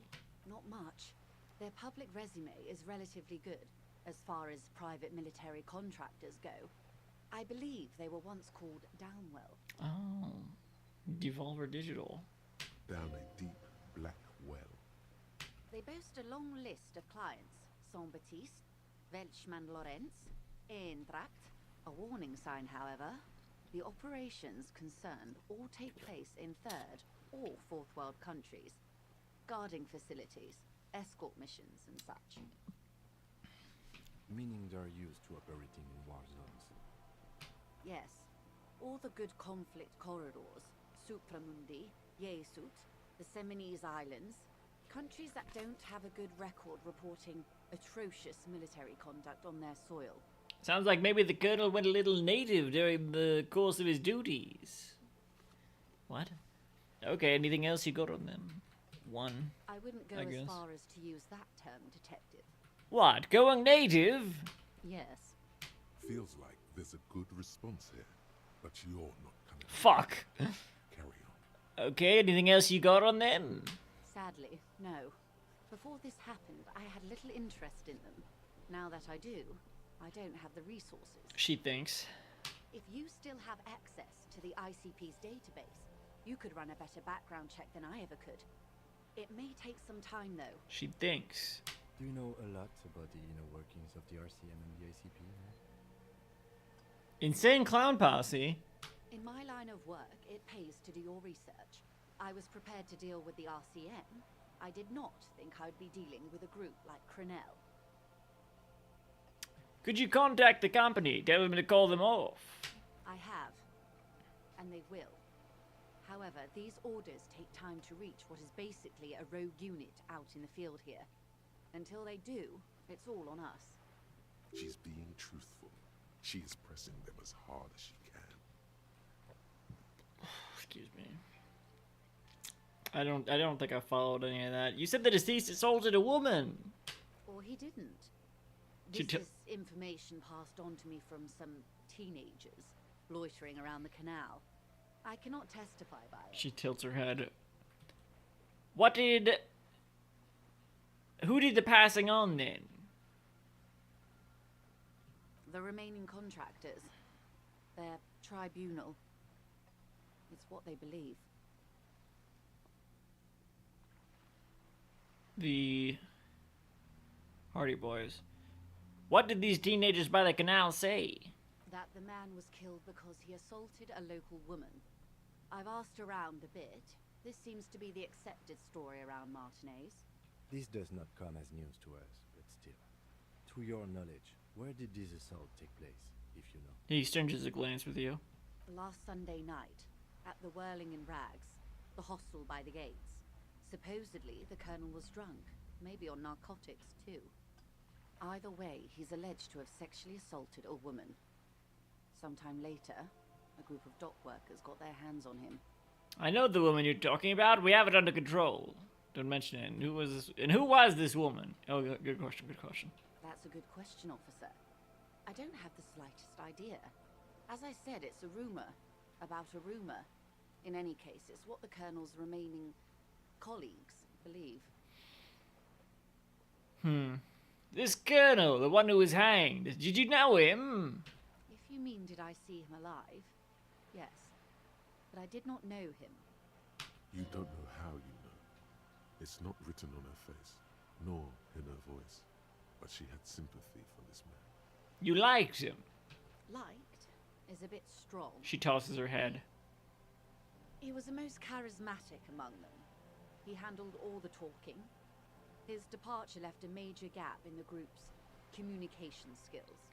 His name was? Lely. Ah. His service name. A nom de guerre, most likely.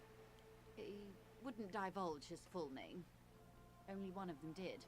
A bad sign if there ever was one.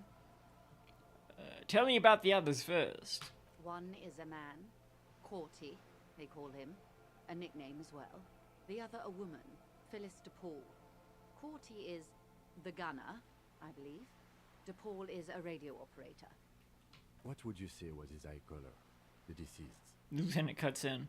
She closes her eyes, trying to picture the man's face, then shakes her head. I can't remember. There's a pang of regret to her voice. That's all right, man. Anything else? Nationality? What would you say was his age? He was 40 or 50. It's hard to say which. He had a combat injury on his lower jaw. It made it difficult to estimate his age or gauge his facial expressions. This matches the dental reconstruction we saw on the body, and Classier also mentioned it, I believe.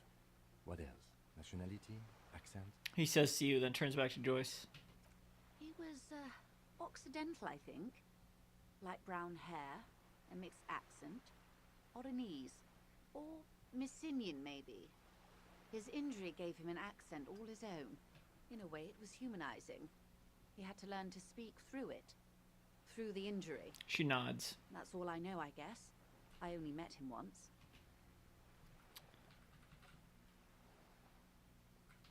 Where are the remaining two mercs now?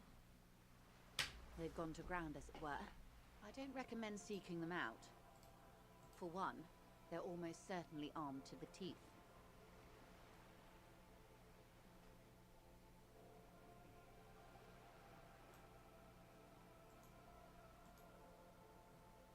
They don't have the same respect for the Revachol citizens' militia as I do. To put it bluntly, they think you're vigilantes. Ghetto savages. It will not be a fruitful meeting. Vigilantes. You're a professional officer of the only legitimate authority in Revachol. Vigilantes? The RCM gets its authority from the Coalition. Where does this come from?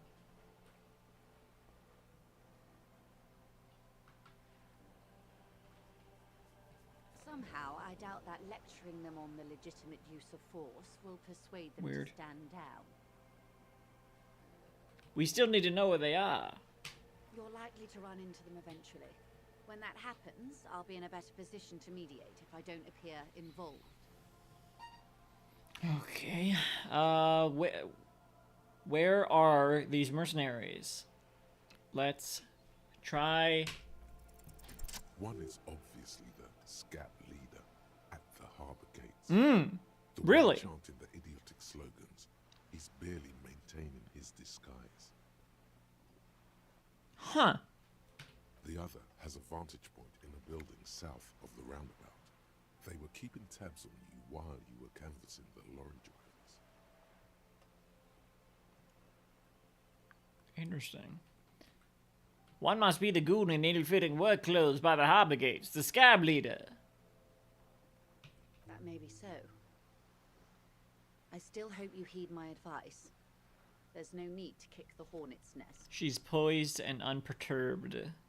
For all your talk of averting this catastrophe, the situation at the gate is a powder keg. Does this not bother you? Catastrophe. Of course it bothers me, Lieutenant. But my hands are tied. How would my employer react if it appeared I were intervening on behalf of the Union?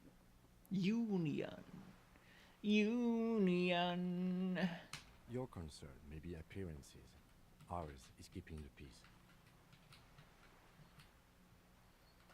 One is probably in a building overlooking the roundabout, That would afford a good vantage point. she says.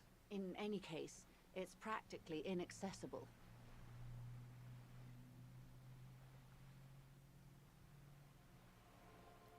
The dice maker?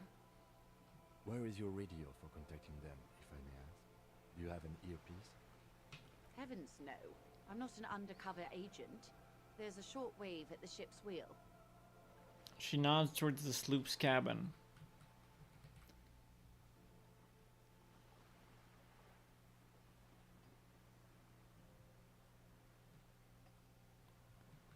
I had another question for you. I hope I can answer it better. How much time do we have? Until the executions start? Truthfully, I don't know. It depends on their progress 10 days. identifying the members of the lynch mob and their impatience. They don't report their progress to you? Not on this matter.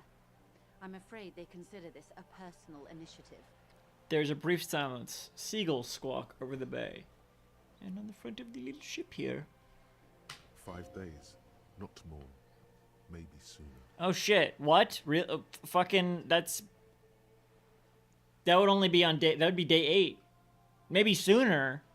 It's a matter of days, not weeks. That's enough for now. I am sorry to have been the That bearer was of 10 bad days. news. If there is anything else I can help you with, Now please ask. Now can you tell me about these tattoos? Of course. Excuse my hesitation before. She reaches over the guard wire and takes the foldo.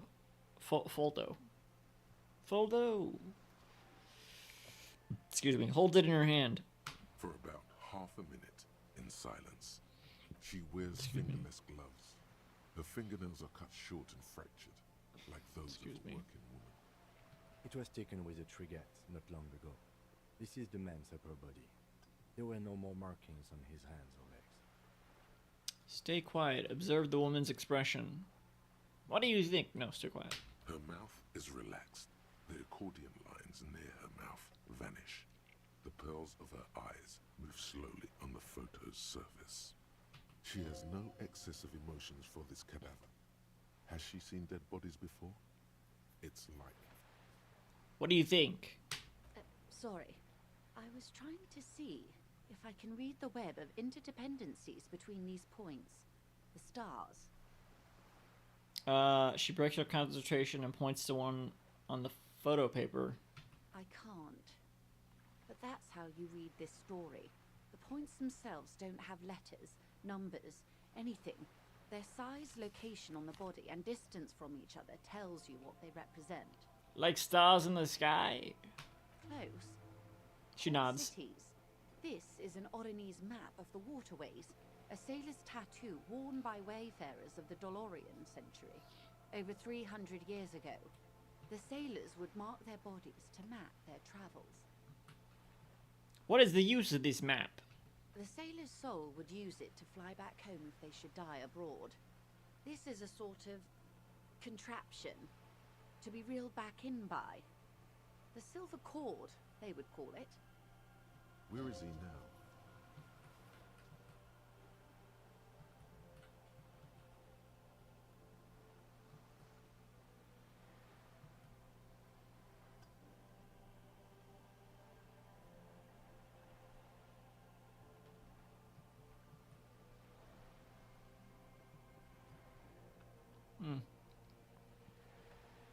This one is going nowhere but the morgue. I've spoken to him, for now the soul is fastened inside his corpse. This one has flown quite far by now. Nowhere there is no soul.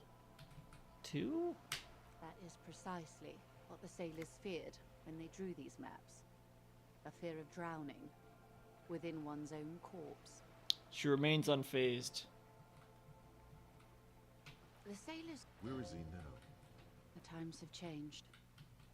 The sailors... Where is he now?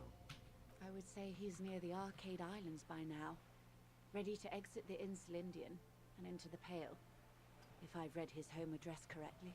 She smiles. Where is he now? An empire without an emperor. What travels did the dead man make? Quite a few.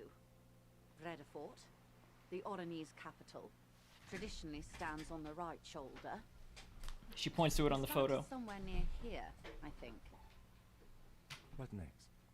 Then he made his way to the Pretto Grande, through what I think must be the Stutz Canal, an artificial channel through the Occident.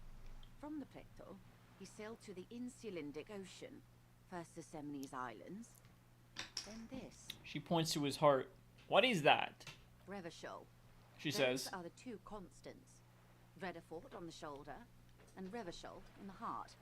They started the tradition of these maps right after the discovery of Insulinde, at the dawn of the Inter-Islary Age.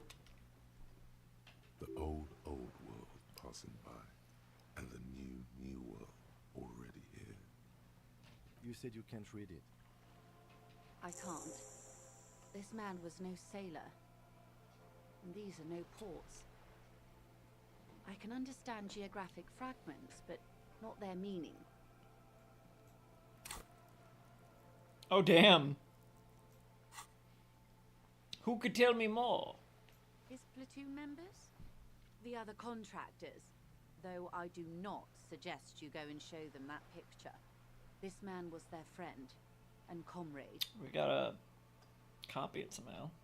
It could go this or the other way. Maybe if you're tactful, it could be beneficial. I need the information. Mark it down. Ask Mark's about tattoos. You're right. Not a good idea. Leave it off the schedule. 1. Do what you have to do, Detective Dubois. I don't think deciphering that tattoo should come before public security. But if you should wade into the mob to find out, I couldn't stop you. We will be careful. That's all for the tattoos. Thank you for your help. Is there anything else I can help you with?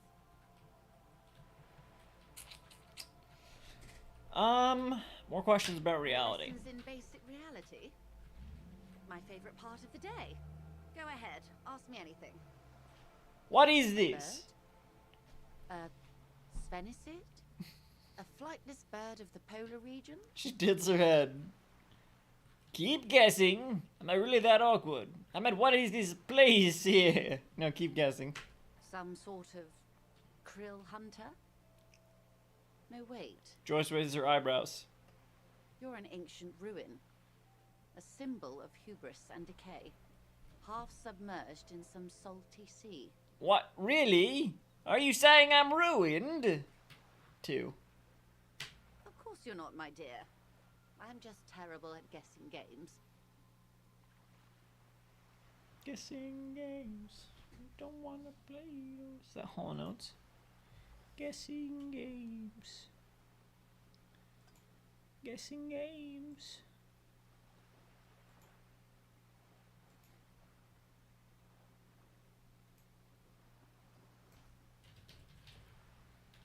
It is Hall Notes. H2O. Guessing games.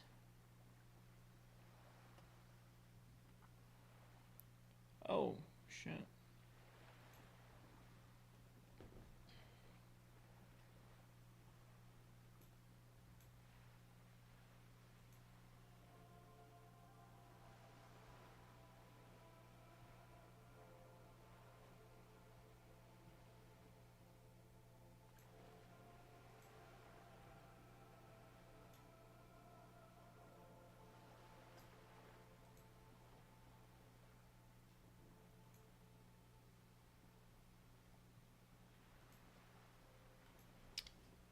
I meant, what is this place here? Ah. She spreads her arms almost as wide. This is the pier of Rue de Saint-Ghislain, 33A, where the tenants have been kind enough to rent me a slot. Or 2. She looks around. What is Rue de Saint-Ghislain? 33A. A pre-revolutionary tenement. Old buildings are called tenements, you see. And new buildings, bâtiments. After les bâtiments nouveaux. But 33A and 33B are not nouveaux. They're old. She looks up at the crumbling facade. This one used to be 8 to 10 stories tall. A real high-rise by the standards of the last century. Built to mirror the skyscrapers across the bay in the Delta. That was before the war, of course. Who lived in them? Mostly the urban middle class, I believe. This was once primo real estate. Before the cannons lopped 4 or 5 stories off. Splat, splat. What the fuck? From a dilapidated balcony, Cindy the Skull gives Joyce the evil eye, her red paintbrush held to her throat.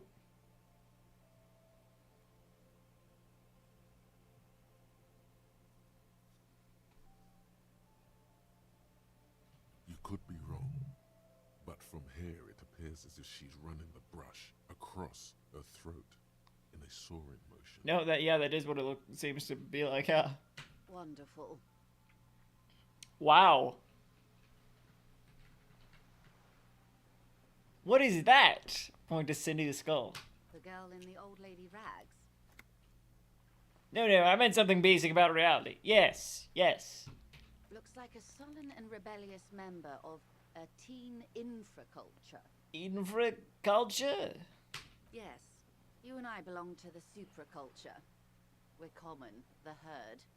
The music on the radio, the food in the chain restaurant, those are all too popular for the girl in the old lady rag. Fuck. The Hardy Boys are probably gone by now. She prefers a fantasy world, an infraculture with its own dress code and vernacular. It is an illusion, I'm afraid. There is no refuge from the supraculture. Maybe they're not. Okay, now explain the same thing but to a child. I understand everything. Make it more complicated somehow. 1. Young people who dye their hair funny colors and wear old people's clothes are stupid, and their little rebellion is self-defeating. Okay. All right. What next? Let's try that again. The girl in the old lady rag. Basic about reality. Ah, yes. There's something very satisfying about discussing the fundamental facts of reality. Excuse me. The girl in the old looks like a yes. She prefers a fantasy. 2. I can't. Oh. That's how simple it is. One may dye their hair green and wear their grandma's coat all they want. Cattle has the ability to subsume all critiques into itself. Even those who would critique capital end up reinforcing it instead. All right. What next? She pauses to take a long leisurely sip of tea.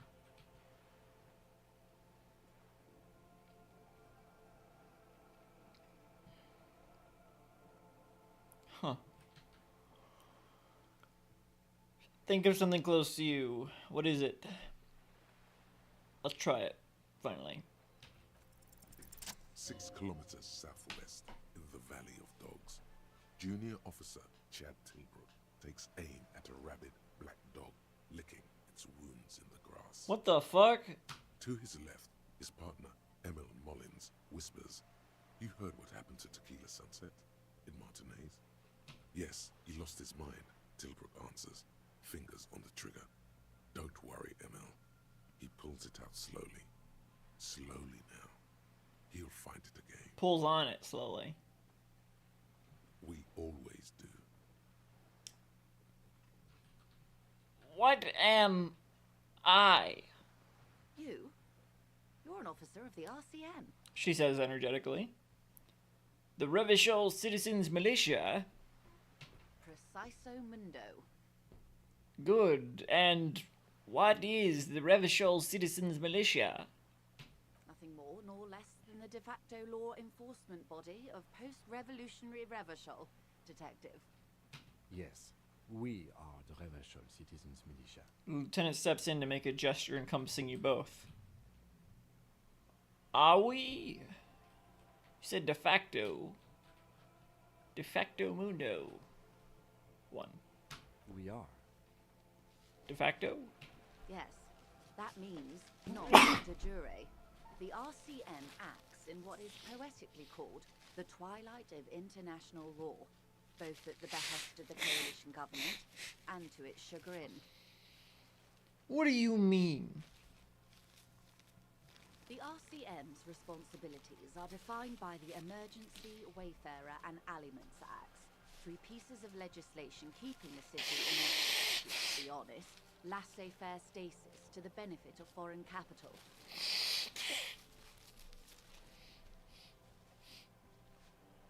All 3 are good to know when we are out policing. So I'm basically a lackey of capital. So I'm basically a thrall to foreign interests. So I'm basically one of the good guys. So I'm basically going to avoid this subject and ask the next question in the line of inquiry. Inquiry.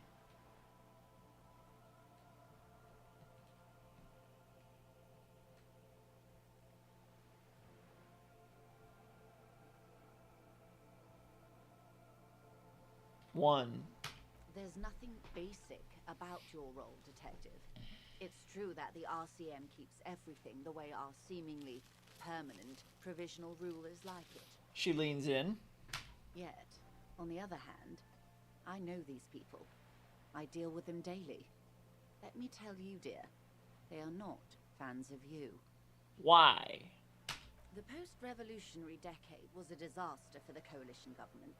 Revachol in the 20s was hell, especially on the west side of the river.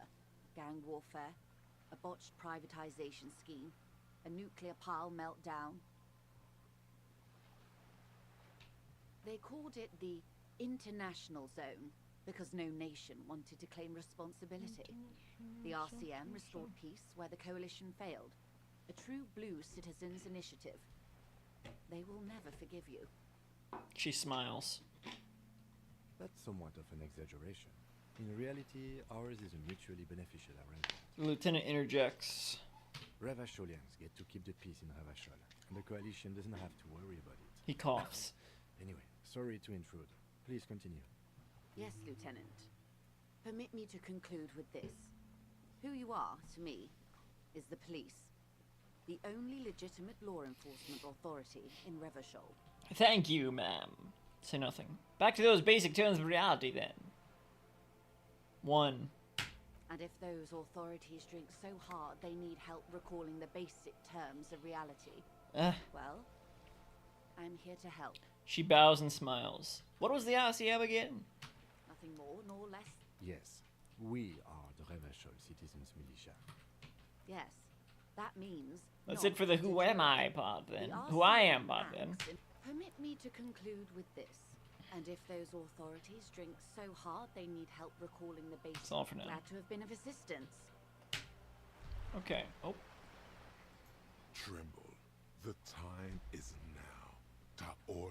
Oh my god. What time? Yeah, I don't think the time is now. Later, maybe. What time? Time for the show. For Ta'ola. The hallowed time of fear and disintegration. A countdown has begun. All will collapse on itself. The world will disappear into a single grain of blackness. All sound will be muted. All life will scream. Ta'ola? What's that? Wait, what? When does countdown begin? Just now, I guess? This is because of the insane world ending I've been saying, isn't it? I don't think the time is now. Later, maybe. 2. Ulogu Theodos. Xeno Zausin. Ipoli Osivian. Echondes Fronisin. Is that Latin? What? This doesn't help me. That's the pi symbol. It's probably not Latin. I don't know. Wait, when did this countdown begin? Monday morning. Fuck. The moment you arrived in this reality are the first crack in the sheer face of God. From you it will spread. This is because of the insane world ending I've been saying, isn't it? Yes, you spoke the words of the Palindropos and the houses of Pericarnassus. Items, people, even words will tumble. All will lose its meaning in the coming years. That is why you marked yourself. Am I sure it's not just a joke or some kind of coping mechanism? I'm a little afraid. I do think the world might end soon. Yeah, I'm going to opt out of this, whatever it is. This was a mistake. I don't want to opt into the world ending. What is this gonna help me? It's gonna give me half light points or something? 1. It's totally also a coping mechanism. 2. So you should be. The world island crumbles at your feet, and in the far plain, Palindropos. Perhaps, just a thought. This has something to do with the hangover. I'm gonna opt out of this Palindropos, whatever it is. I always opt in, unless it's drugs. Let's go. The face of the woman fractures. There will be herd killing. We all become vape. Because I could just not, do the thought. I have, 3 skill points right now, right? So, That's good. Talk to the scab leader, definitely. I think I should talk to the dye maker, right? Because they're the only one. Maybe that's the only building overlooking the square or whatever that we can get into.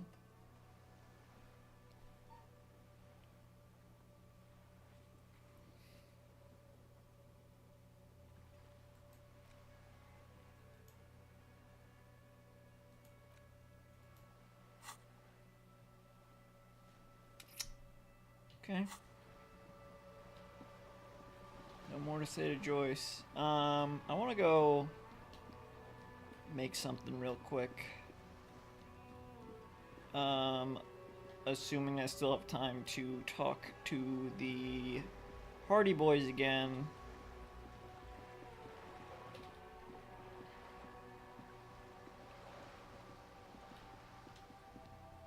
Shit, they're gone. Everyone's leaving. Please, oh please, still be there. Fuck! Oh, I can't even look out of the window, and maybe because it's so late. Shit, man. I was gonna make a milkshake. I guess I won't. Cause I might as well be wrapping up the stream, and it's a coffee milkshake, which will keep me up. So I might as well be wrapping up everything.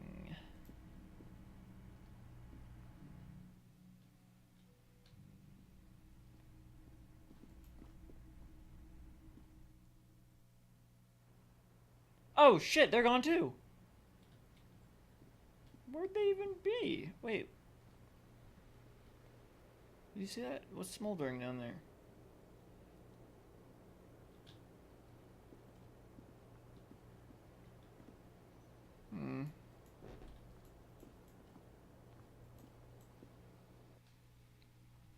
Yeah, I could just wrap things up now, honestly. Wait, where the fuck are they?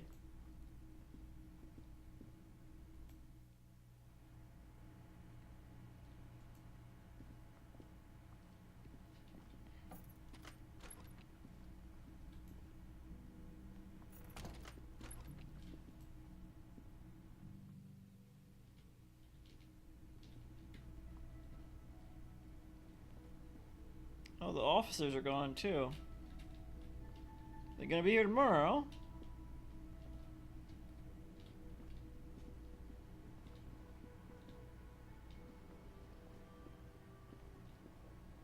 Everyone's gone.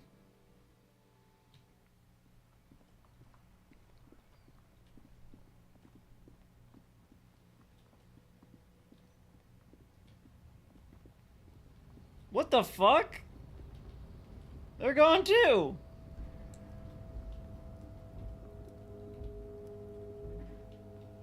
I guess the day's over. Holy fuck, everything's closed. When are they all closed? 11?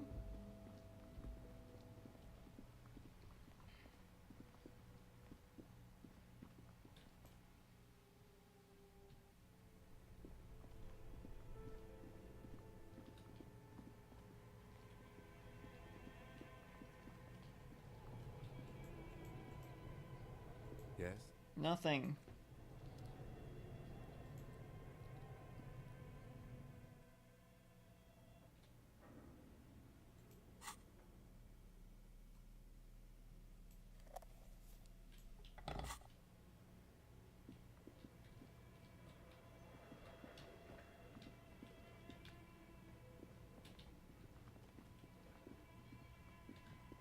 They're still here.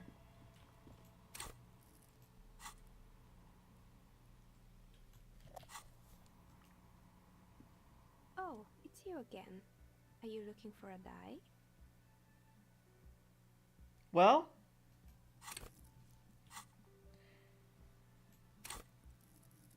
Fine. Let's upgrade the shivers then. Since we can't do anything else. And we'll have plenty of time to upgrade stuff, get more level up levels up tomorrow. So, fuck it. Gonna waste 2 of my skill points tonight. Oh, it's you again. Are you looking for a die? Aside from getting shit, you're not sure what else to do. The building holds no more on. I don't trust you. You're overlooking the square. What else did that unlock?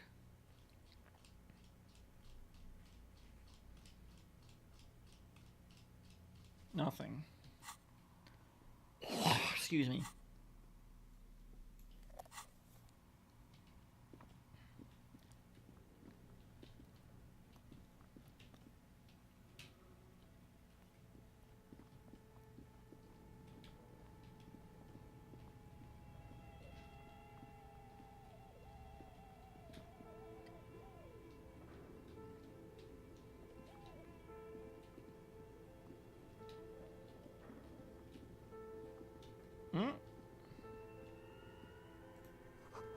The store on the other side is closed for the night. Come back tomorrow. Oh, yeah, I mean...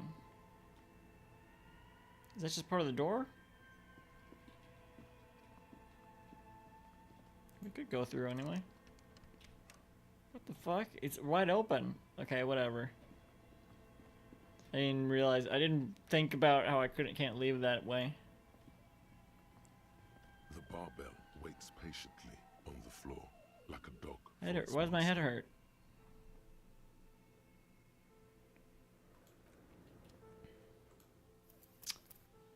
Fuck it. Let's try this. The barbell waits patiently on the floor, like a dog for its master.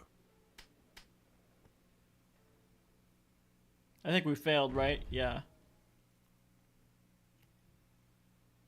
You manage to hoist it off the ground, but the barbell feels wobbly and dangerous.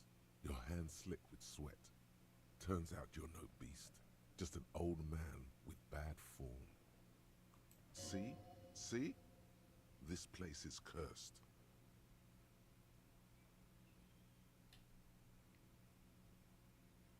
Fuck you, you stupid barbell. Seems like I'm a little out of shape, or maybe these gloves just suck. Whatever, weightlifting is for the intellectually impaired anyway. Say nothing.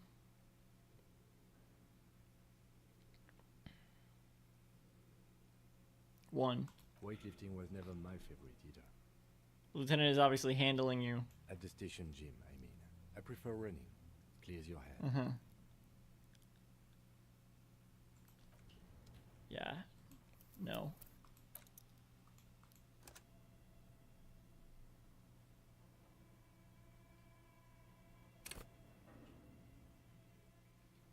Kim? Oh, fucking Jesus.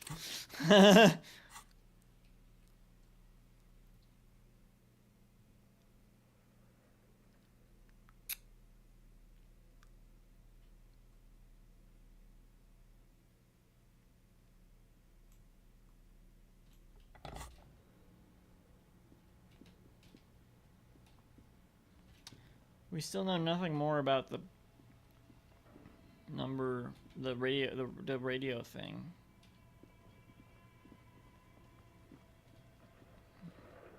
This thing. We still know nothing more about that. Your flashlight slides over an old Greek, some of the writing. This old fucking diagram, the whole thing.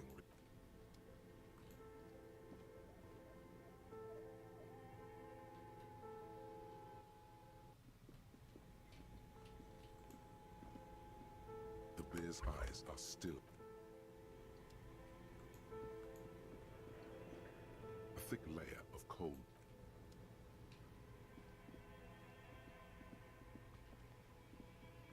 We need to open this. We need a bit better.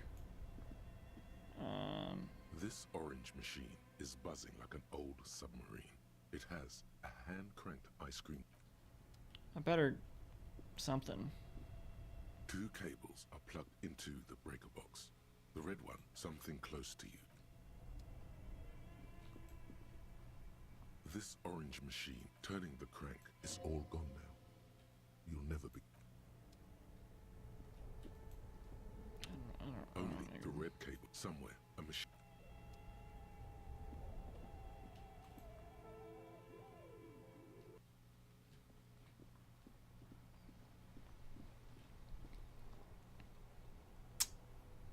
What else?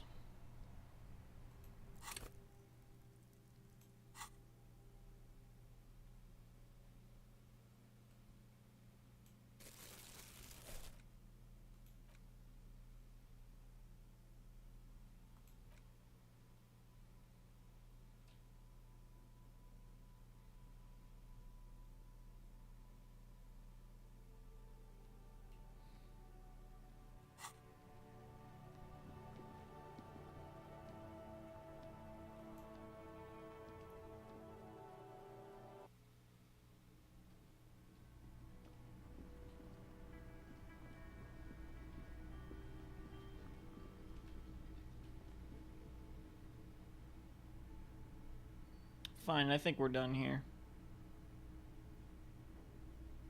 Can't do anything else tonight, really. Can I help you? Got the 20 real? Fine, here you go. Good. You got the room for the night, but remember, you'll need another 20 real tomorrow. You need to shut your face. How could anyone forget, asshole? Yeah, say that. Take it easy on him. Deep down, he really hates being the guy who has to remind you. You're already set for the night. Your door is unlocked. Yeah, well, I want to chew you out. Okay?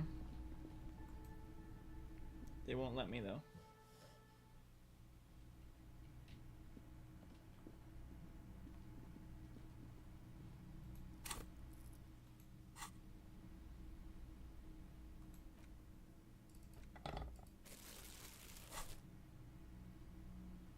Nope.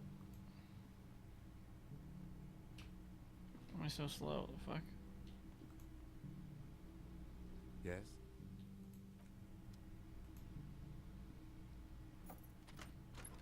Yes. See you in the morning. Yes? Good night. Bye. Oh. The lieutenant's door is closed. Knock. No response. What are you doing? Knock again. Still, anything to not face the hanged disco man yet. True. I don't think I dreamed about them last night, though. Knock again as before. Tap out the tune Kim whistled on the swing set. Bang on the door. I should stop bothering Kim. 2. You hear the sound of a drawer closing, followed by the shuffling of feet. Is that you, Harry? What time is it? I literally just left you. No, thou art God. Okay. It is I, God, manager of this fair cafeterium. It's God, the barkeep. I'm not ready to go to sleep yet. I don't know, Kim. 2. Very funny. What do you want? Very funny. What do you want? 4. 3. Bad dreams? You'll get used to them. I promise. Sometimes it helps to go for a short walk. You're going to have to figure this one out on your own. Good night, Harry. I just want to see inside your apartment, dude. Oh, bother Kim after hours achievement. They probably won't mind. Is that the second achievement I've gotten? Have I only gotten 2 achievements? Whew.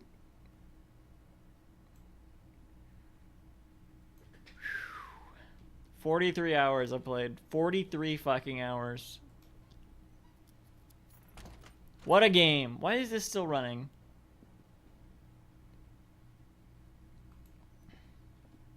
The window stands broken and you see some lights shimmering outside. Anything more here? A mirror hangs on the bathroom wall. In it, your face, adorned with the expression.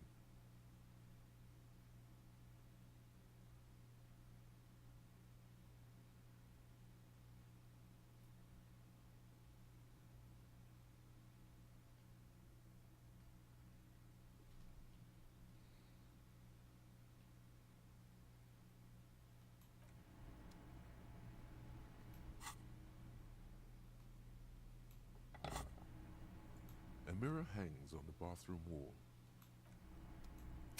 I don't know.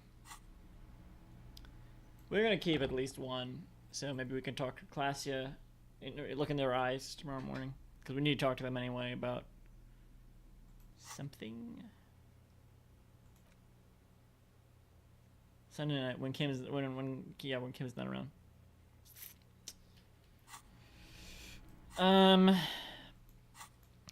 We have 2 more skill points, right? Yeah. So we're gonna use one of them on a thought.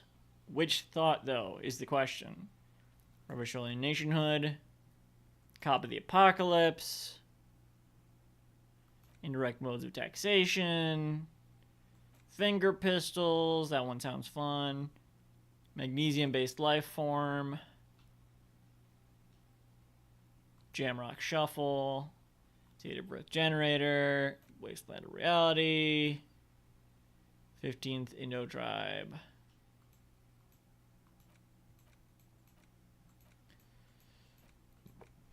Excuse me. All these just tell me, like,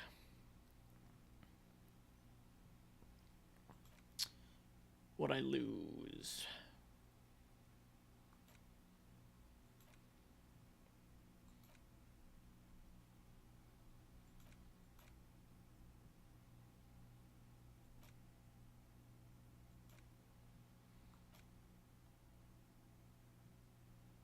This is the racist one, right?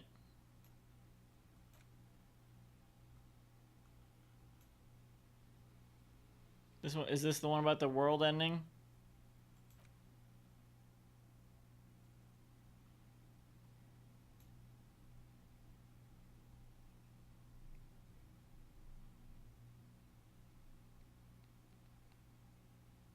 Well, if I'm going to sleep, I should probably choose the longest one. Which, oh, 20 hours. It's been brought to your attention that you're an alcoholic and that it's a sickness and it's killing you. You're crawling on your knees through life. Your booze-filled belly dragging on the ground. Your brain now fuzzy, now in an overdrive. Your hair sticking together with today's cold sweat and yesterday's vomit. Perhaps that's right. Anything is better than this. Even bone-dry reality itself. Maybe you can quit. Ooh, that could help me.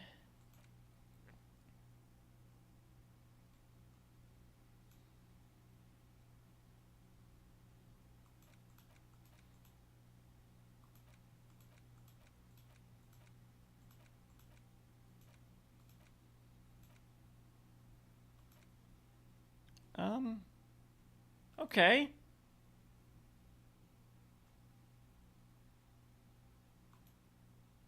Oh, it takes 2 skill points to do this, doesn't it?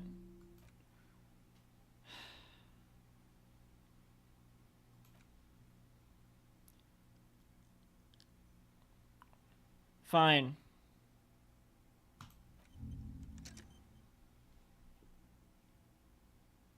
Hopefully sleep time counts for this. The fan stands. Okay, before we go to sleep then. Let's, because it's not even midnight yet. I mean, in real life it's past 3 a.m. But let's look at our case some more. Our ledger. It's the ledger you found in the trash. A cabbage of papers hanging from the board, with the permeables drawer inside. It's barely held together by a clip, then made complete by the faint smell. All right, browse the case files again. Petty theft, spousal abuse, handwritten logs on dozens of investigation. A lot, a little. I think this is all stuff I looked at. Yes, a title, one might say. Arson, petty theft. There is, for like a fan of girls. Yeah, you okay. don't exactly. Read a case file. It takes about half an hour to piece one together, using the system you've devised. Which one do you want? The unsolvable case. AKA Leslie and Burke. AKA the public indecency drunk and the property damage drunk is a cursed case. It has been passed from unsuspecting officer to unsuspecting officer for 10 years. On January 29, the unsolvable case made its way to you. Why you accepted it, it is unclear. Every officer, and indeed most civilians in Jamrock, know it's unsolvable. Leslie will always take his pants off when he's drunk. Burke will always trash everything. It's just what they do. It is their nature. You cannot change the nature of a man, and you can't lock them away because public indecency and small-scale property damage are not punishable by incarceration.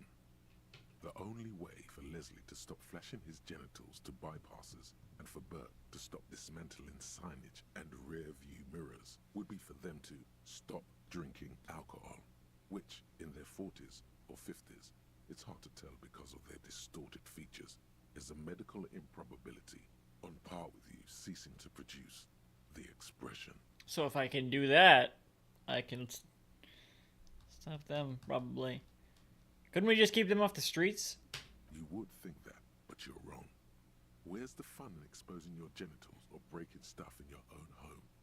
No, Leslie and Burke are on the corner of Main Street and Perdition, because that's where the action is. Proceed. Threatening, fines, dragging them to the station, locking them up in the hellholes they live in, locking them up in the station, hypnotherapy, even trying to get the local gang of Zemyaki to take them out. The Zemyaki gave them ethanol, so Burke and Leslie would expose and rampage even harder. You tried it all, and still the complaints wouldn't stop, as they hadn't stopped for 10 years. It's plain to see from the files that you, Satellite Officer JV, and Special Consultant TH had more important cases to attend to. You uncover cross-reference to several ongoing investigations, each brought to a standstill every time you drive down Main Street. Because there they are, on the corner of Perdition. And what is Leslie doing?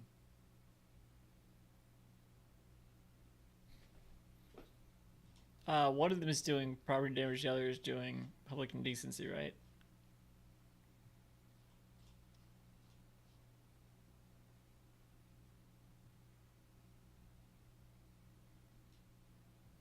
Right. So public indecency. Good, you're learning. If the files are to be trusted, that's all there is to it. That and Burke breaking things, and the fact that they're both drunk. But then again, so are you. The case becomes considerably less comic one day when Burke takes a swing at your ledger. He must have it confused with the property he likes to damage. But the joke's on him. The officer is also drunk. Way more drunk than Burke there. And let's be fair, you also have party eyes.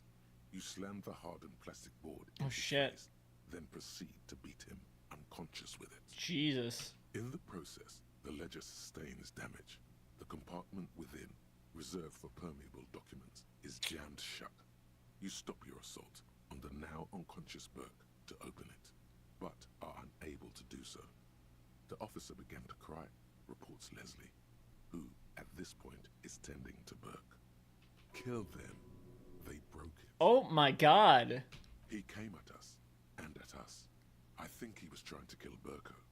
While trying to kill Burko, you slowly come around. The permeables compartment is open. You've smashed it open on poor Burko's kneecaps. The good news is, Burke can't walk anymore. Can't get out of his apartment, an invalid. With Burke to tend to, Leslie cuts back on the indecent exposure. Maybe he flashes his genitals to Burke. Who knows? But both drunks are off the street. The complaints stop. The unsolvable case is solved. So that's how I got so high in the department. Which is also why the officer responsible narrowly escapes a disciplinary hearing. The end. Does that sound like a Raphael something Costo to you, sir? One last time, yes. Okay, you're right, it doesn't. Damn it. Take it anyway, since you so obviously want to be a detective. Yes! Ah! Fuck! That's what I should have learned. Shit. Oh well.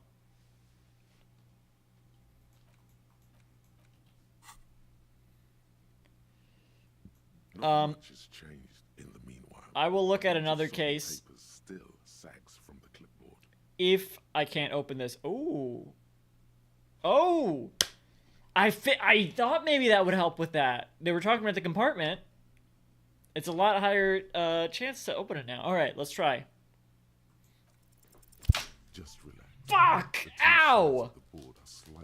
I need to be careful when I'm doing that shit. Or just stop doing that shit. Who gives a shit? Bend the plastic on your knee. Slowly. I didn't hear any of that. Let me read it.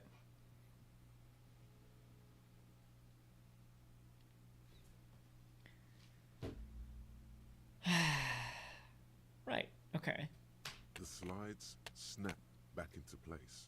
It should be possible to just, you know. Oh, there goes gravity. Slide the door open. Wait, somehow I don't want to. Fuck no. Put the lid away. Yes, slide it open. Without resistance or sound, the two panels move against each other. The compartment is now open. What's inside? 2 ticket stubs and a handmade postcard. Okay. Oh my god. Pick up the ticket stubs. 2 octopuses are smiling, reaching their tentacles toward each other in the colored pencil drawings. The tickets permit access to the zoo in Revachol East. The aquarium costs extra. These let you go there too. Pick up the close bar. Kill yourself. Can't save. Shit. That's the last save. I don't think I've done much since then.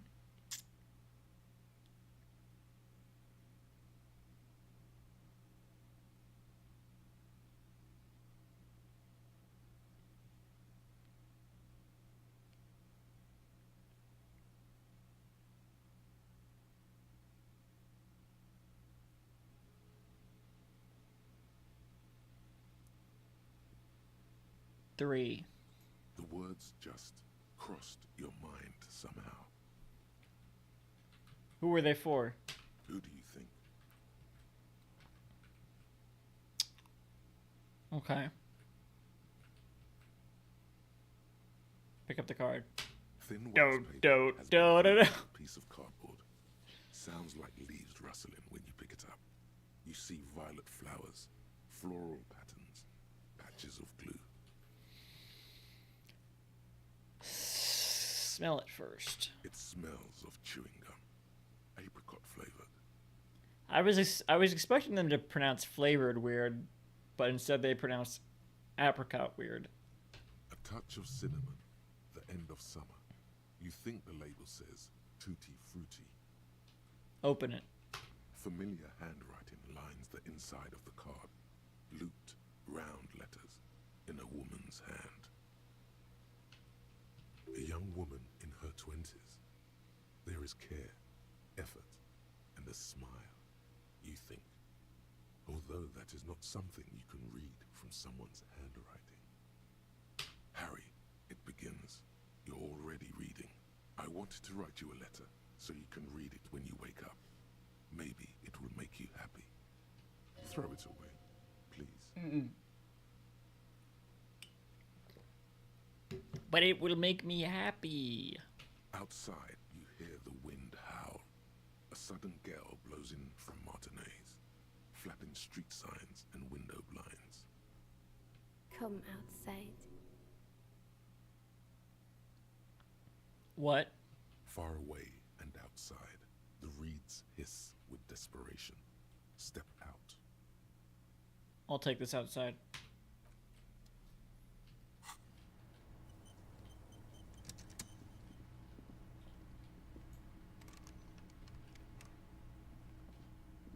There's something in that room, man.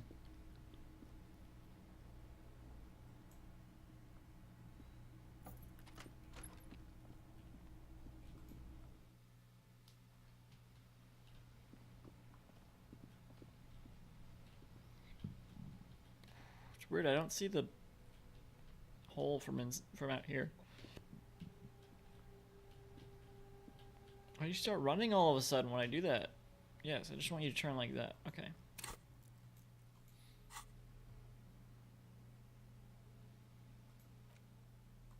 It's the ledger you found in the trash. A cabbage of papers. Slide the hidden drawer open. Without resistance or sound, the two panels move. Pick up the card again now that you're outside. Thin wax paper has been glued to a piece of cardboard. Sounds like All right, open it. Familiar handwriting. A young woman in her 20s. There is care, effort, and a smile, you think. Although that is not something you can read from someone's handwriting. Harry, it begins. You're already right. Throw it away, please. No. No. A merciful wind blows in from the Bay of Revachol, dusting the ground at your feet and raising newspapers far away. You feel the card slipping into it. Now that you're out, let go.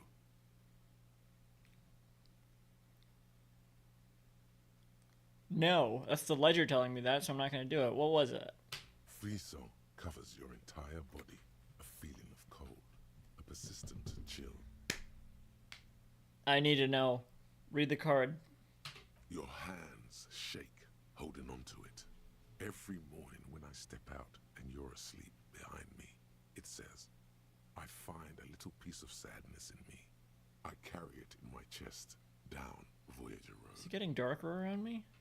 Every step I take, it grows. By the time I reach the fuel station, it has filled me entirely. I step onto the light rail and look back. Sparks fall from the bow collector. I know it will be like this until late afternoon, when I get off the 42 and walk back to you. Keep reading. You. Every step I take will get lighter. It almost makes me run. Sometimes I do. I can't believe I met you. I can't believe the happiness I feel with you. You have a vast, vast soul, and I will always come back to it. Clearly this was meant for another Harry. Kisses, kisses, kisses. You feel the air sucked out of your lungs and the blood sucked out of your head. Everything around you gets dark. Small white dots appear. What? You feel the ledger slip from your hand. Oh shit! No. Hold on. Fuck, I should have gone downstairs. Hold on. To what? There's nothing. Fuck.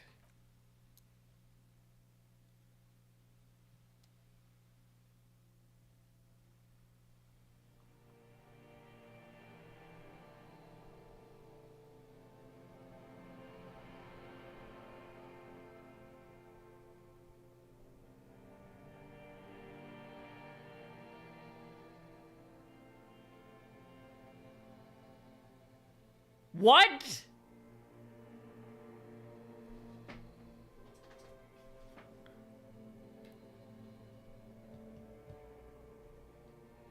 There is nothing. What are you talking about? Wait, that's no. It's not starting over because that's where I. Again. Again? Nothing?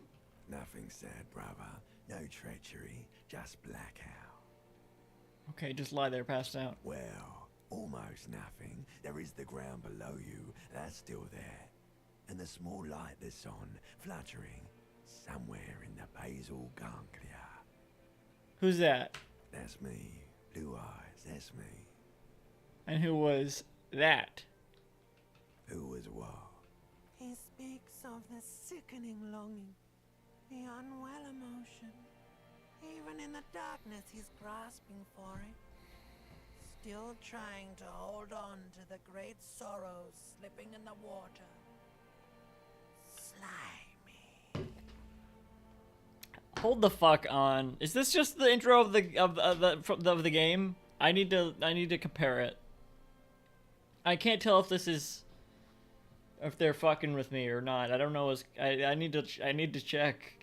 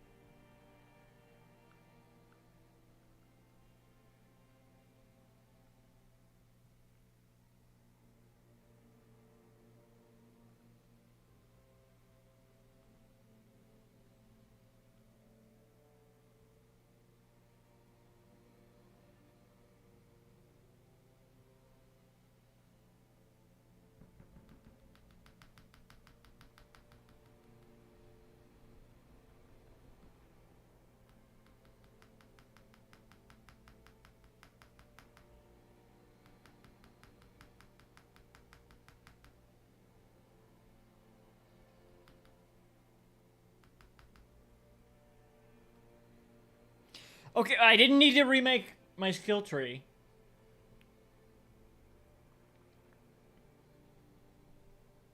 There was no quote from R.S. Thomas.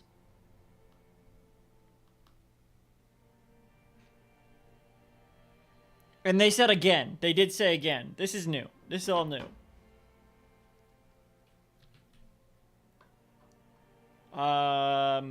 Yeah, that's the stuff. Here in the paleo-mammalian cortex, we call it the shadow. Because it's always there. Tell him. Tell him. Ah, yes. In the old factory system, they call it the apricot chewing gum scented one. It's unhealthy of them to linger on it so. But as they say, what do you do? Smelled so nice.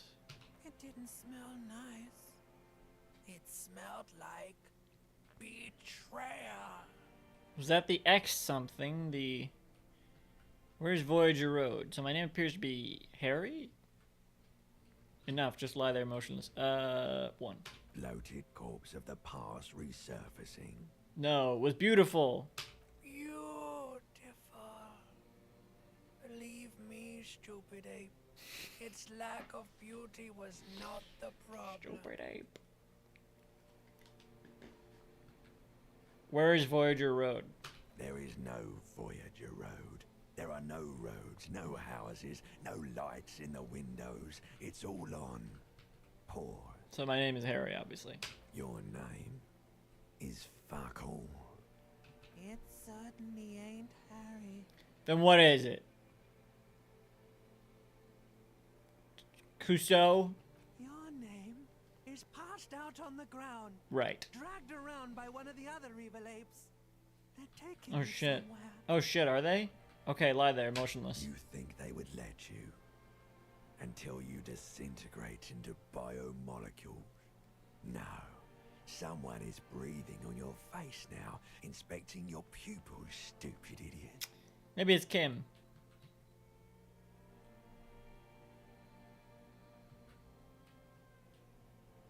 I'm not coming back. What is that? It's cold. Yes. They're pouring something on you. It's in you. And That's not what it says. It's delicious. Coffee. Glowing lights on a dashboard emerge out of nothingness. Where am I? Where am I? In the upholstered cabin of Lieutenant Kitsuragi's motor carriage, seated in the driver's basket. The air is thick with leatherworks and heavy fuel oil. Cold water runs down your chin. Drink. Water. That's delicious. Lieutenant is extending a small canister to your mouth. You go back. No drink. He raises the canister. No, I don't want it. Fine, drink. The water is cold, silvery, the stuff of life itself, as it pours down your parched throat. The pounding in your head recedes. The darkness parts. Drink. He You tilts the haven't drunk canister. Water in 2 days. Oh. Did you know the human body is not made to survive on alcohol alone? You need a secondary form of hydration. Is there hydration in alcohol even? You know, I'm actually more of a magnesium-based life form now. That's just a drug addict myth. In reality, you're still comprised of dihydrogen oxide, which you must replenish to go on living. Drink. With greedy gulps, you down half a liter of cold water. Some of it spills on the driver's seat. The lieutenant pays no heed to it. It's leather, right?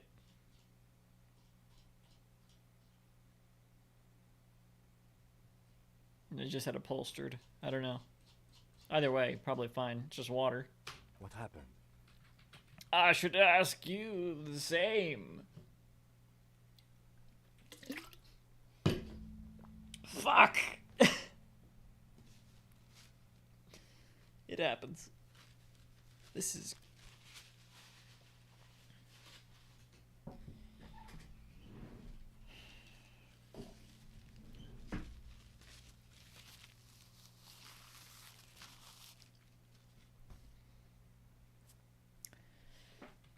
I Came in contact with the burnt-out ruins of the past, Lieutenant. I was dehydrated. It won't happen again. Fuck it. Started climbing out of the motor car. Why would you ask the same? There was a call on the shortwave. Officer passed out in Martinez. He furrows his brow. I had a feeling it would be you. I'm glad I got here in time. How long was I out? I don't know. Could have been quite a while. He looks you in the eyes, if inspecting your mental state. Well, no, because the same day, it's been less than an hour. It's been like less than 2 hours since I last talked to Kim, so 2. That does sometimes happen. He hands you the remains of your ledger. Remains? I found this next to you. I'll tag along for the rest of the day, if you don't mind. My business is concluded anyway. Are you okay to go? He pauses. I'm so confused. Tag around for the rest of the day. The day's over. When was I... What? Surely I would only... What?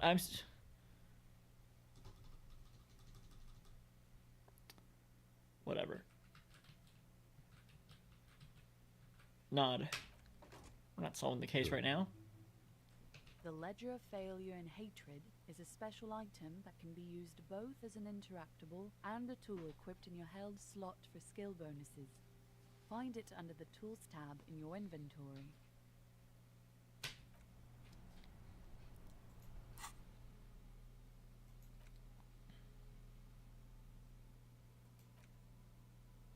This is the same ledger you found in the trash, only worse somehow. It makes you think about the letter, about the woman's handwriting, about not wanting to get out of bed in the morning. And then, so then what? If I'm holding it, what does that do? -1 logic, +1 drama.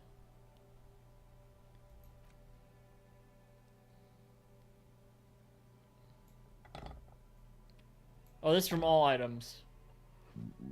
Excuse me.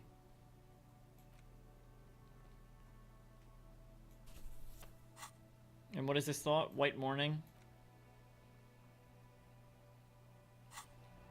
Okay, Kim, but we're just going back to bed, right? Like, it's 1 a.m.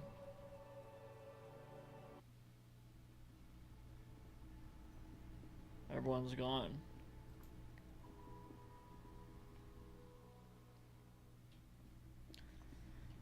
It was certainly quite the scene.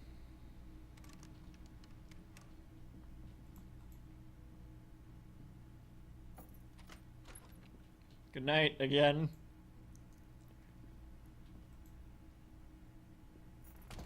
I suppose we're done with the ledger for tonight.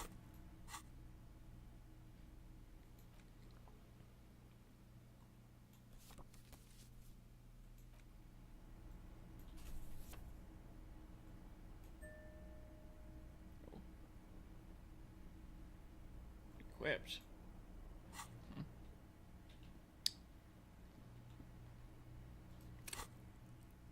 Oh, I still have a skill point. Okay, good. Right? I do, right? Yeah. That'll be handy tomorrow morning.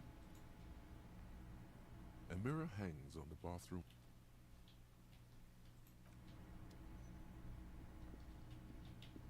They kind of trick you into thinking that all the interactable items will have a thing like that, in a way. Alright. That was good to end it on. From the broken window, and not too inviting, but it's yours. Hang on, should I... no, I can't shower again. Alright, alright. Cold from... We still got a dream.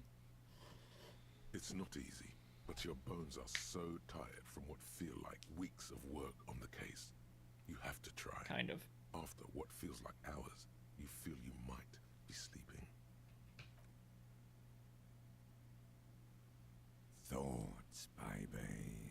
You again. A million little lights in the dark. You're one fine instrument, brother. All those faces and all those names. All that laughter and screaming and scheming around. Every corner and every street. Recorded in you forever. Spinning in eternity. Spinning on empty. Spinning, spinning. Tell me, am I dreaming? Yes. No. You're spinning tapes at the discotheque. Cool. The great unceasing disco of the mind. The flash. The bang. The endless learning experience. Spinning on empty. On and on it goes. On and on, untold yeah. hours. At the disco where you first asked her to dance. Rising. Rising. Above the dark curvature. The great wingspan of sleep. Studded with stars. Behold, there are millions of them down there. The first time. The last time. The smoke in her mouth. The plotted flowers. The Plotted? faces turning. Changing. What is it? It's the world, Harry boy. And you're made of it. Every day you're out there, you make more of yourself from it. I'm afraid you can't be unmade now. You can never forget this shit. The colors, the voices, the rain, the snow. I don't want to. It's beautiful. The endless visions. Erase them. One. All stop. I don't have to make up any of this. Whirling, spitting out words and images. You're the son of the world again. Harrister, a ceaseless agent. Picking up litter and old newspapers. Collecting your little bubblegum wrappers and idiotic picture postcards. Meaningless, meaningless keepsakes. Reading your awful letters and recalling things, aren't you? The endless names of the world. An address book you are. The map of a city. That's right, I am an agent of the world. What if I want to be the agent of nothing?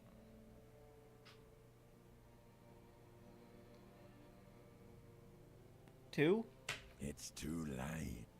You're not made of nothing anymore. You're something now, Harry. I tried to drown you in the black water, but you re-emerged. Kicking and screaming. Running. And for what? For the working class.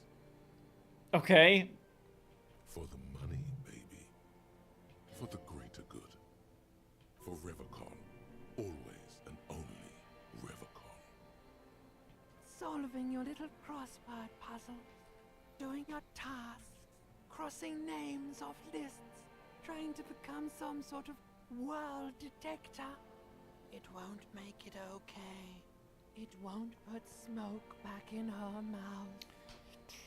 A lot of thoughts to pursue here. I'm building communism for all. This time we won't fail. I'm just looking out for my economic self-interest.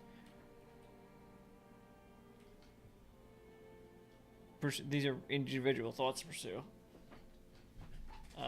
We're making progress. Measured, steady progress. I can't give up. I have to keep going. For Revachol. Forget politics. I'll never sleep if I keep on like this. True. I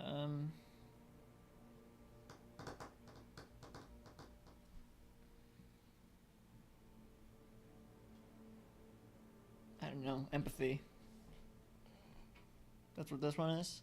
There he goes again. He's a real political animal, Harry. Not really. He still doesn't see that it's the world changing around I don't him. understand politics. Around? He's got no idea what he's in for.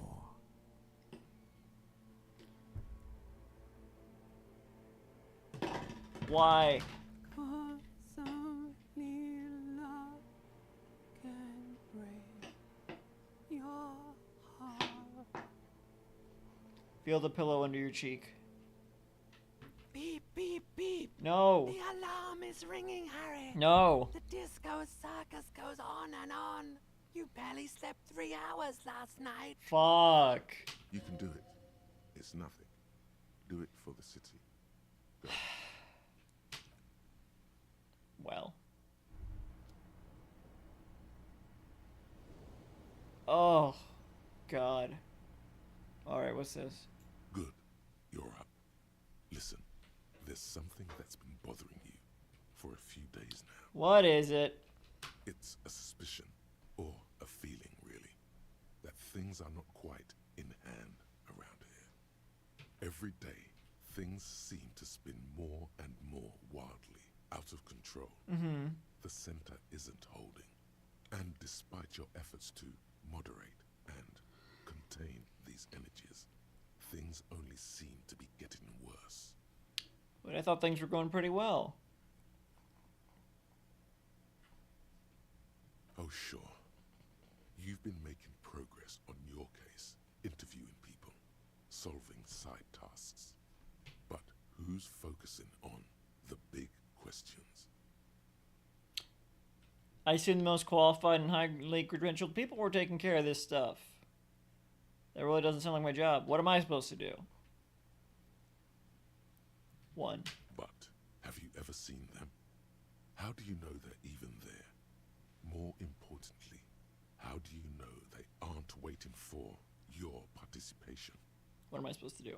You've got to find out who bears la responsabilité. What exactly is la responsabilité? I thought I was assigning responsibility for the murder. The most awesome, terrible thing. It is human nature to crave la responsabilité and to deny it. That's why it must be distributed across many different organizations, agencies, offices, and portfolios. I thought I was assigning responsibility for the murder. Harry, you're thinking about this too narrowly. La responsabilité isn't concerned with trivial questions like who killed who. It's about the real issues. The human welfare index, the price of staple goods, the transition to real democracy. Alright, give it to me. I'll accept the responsibility. Whoa. This isn't some kind of dictatorship. You can't simply seize la responsabilité for yourself. It must be given by a legitimate authority. Like who? Like a committee. Okay. Do we really have time for all this? And who should sit on this committee? Sounds like too much responsibility for me. I don't want it. 1. There's always time to follow best practices. Once someone's decided to cut corners for the sake of expediency, who knows what else they're capable of? Swift, decisive action. High volition. Mass executions. A little self-dealing. And who should sit on this committee? Only the most even-keeled minds in Martinez. Your half-brother, the lieutenant, is a natural place to start. Is that who was downstairs? Together, you'll be able to discover who has la responsabilité in Revachol. And, if necessary, you'll have the wisdom and expertise to assign it among yourselves. And what happens once we've assigned responsibility? Most likely, your findings will be collected in a report, which will be carefully reviewed by your superiors. Once they've reviewed it, those same superiors will produce a set of recommendations to be taken up at the next meeting of the Standing Committee. Rest assured, no matter what happens, it will be done through the proper channels. I don't know what the fuck any of this means. I'm prepared to take on this awesome burden. You know what? This sounds like a drag. Well, I'll accept it, because I always do. Good luck. Your report is eagerly anticipated.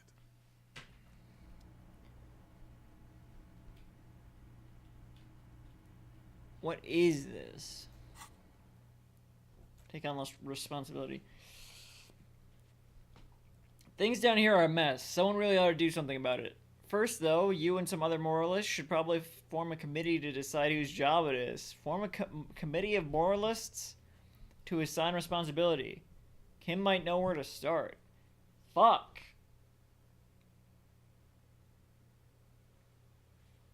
That politician, or whatever they were, would be perfect for this. Oh well. I guess I'll talk to Kim about it. I don't think Kim's necessarily a moralist. But we're saving that for next time.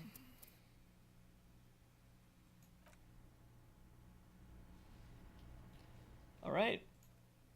Next week, next Saturday. More Disco Elysium. Tomorrow, Clubhouse Games, 51 Worldwide Classics. I'll stream some of that.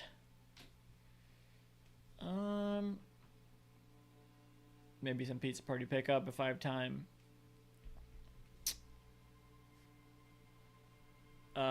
Continuing this next Saturday and playing some games from the latest Ludum Dare Game Jam with Cadence next Sunday. Tune in for those. Good night. See you tomorrow.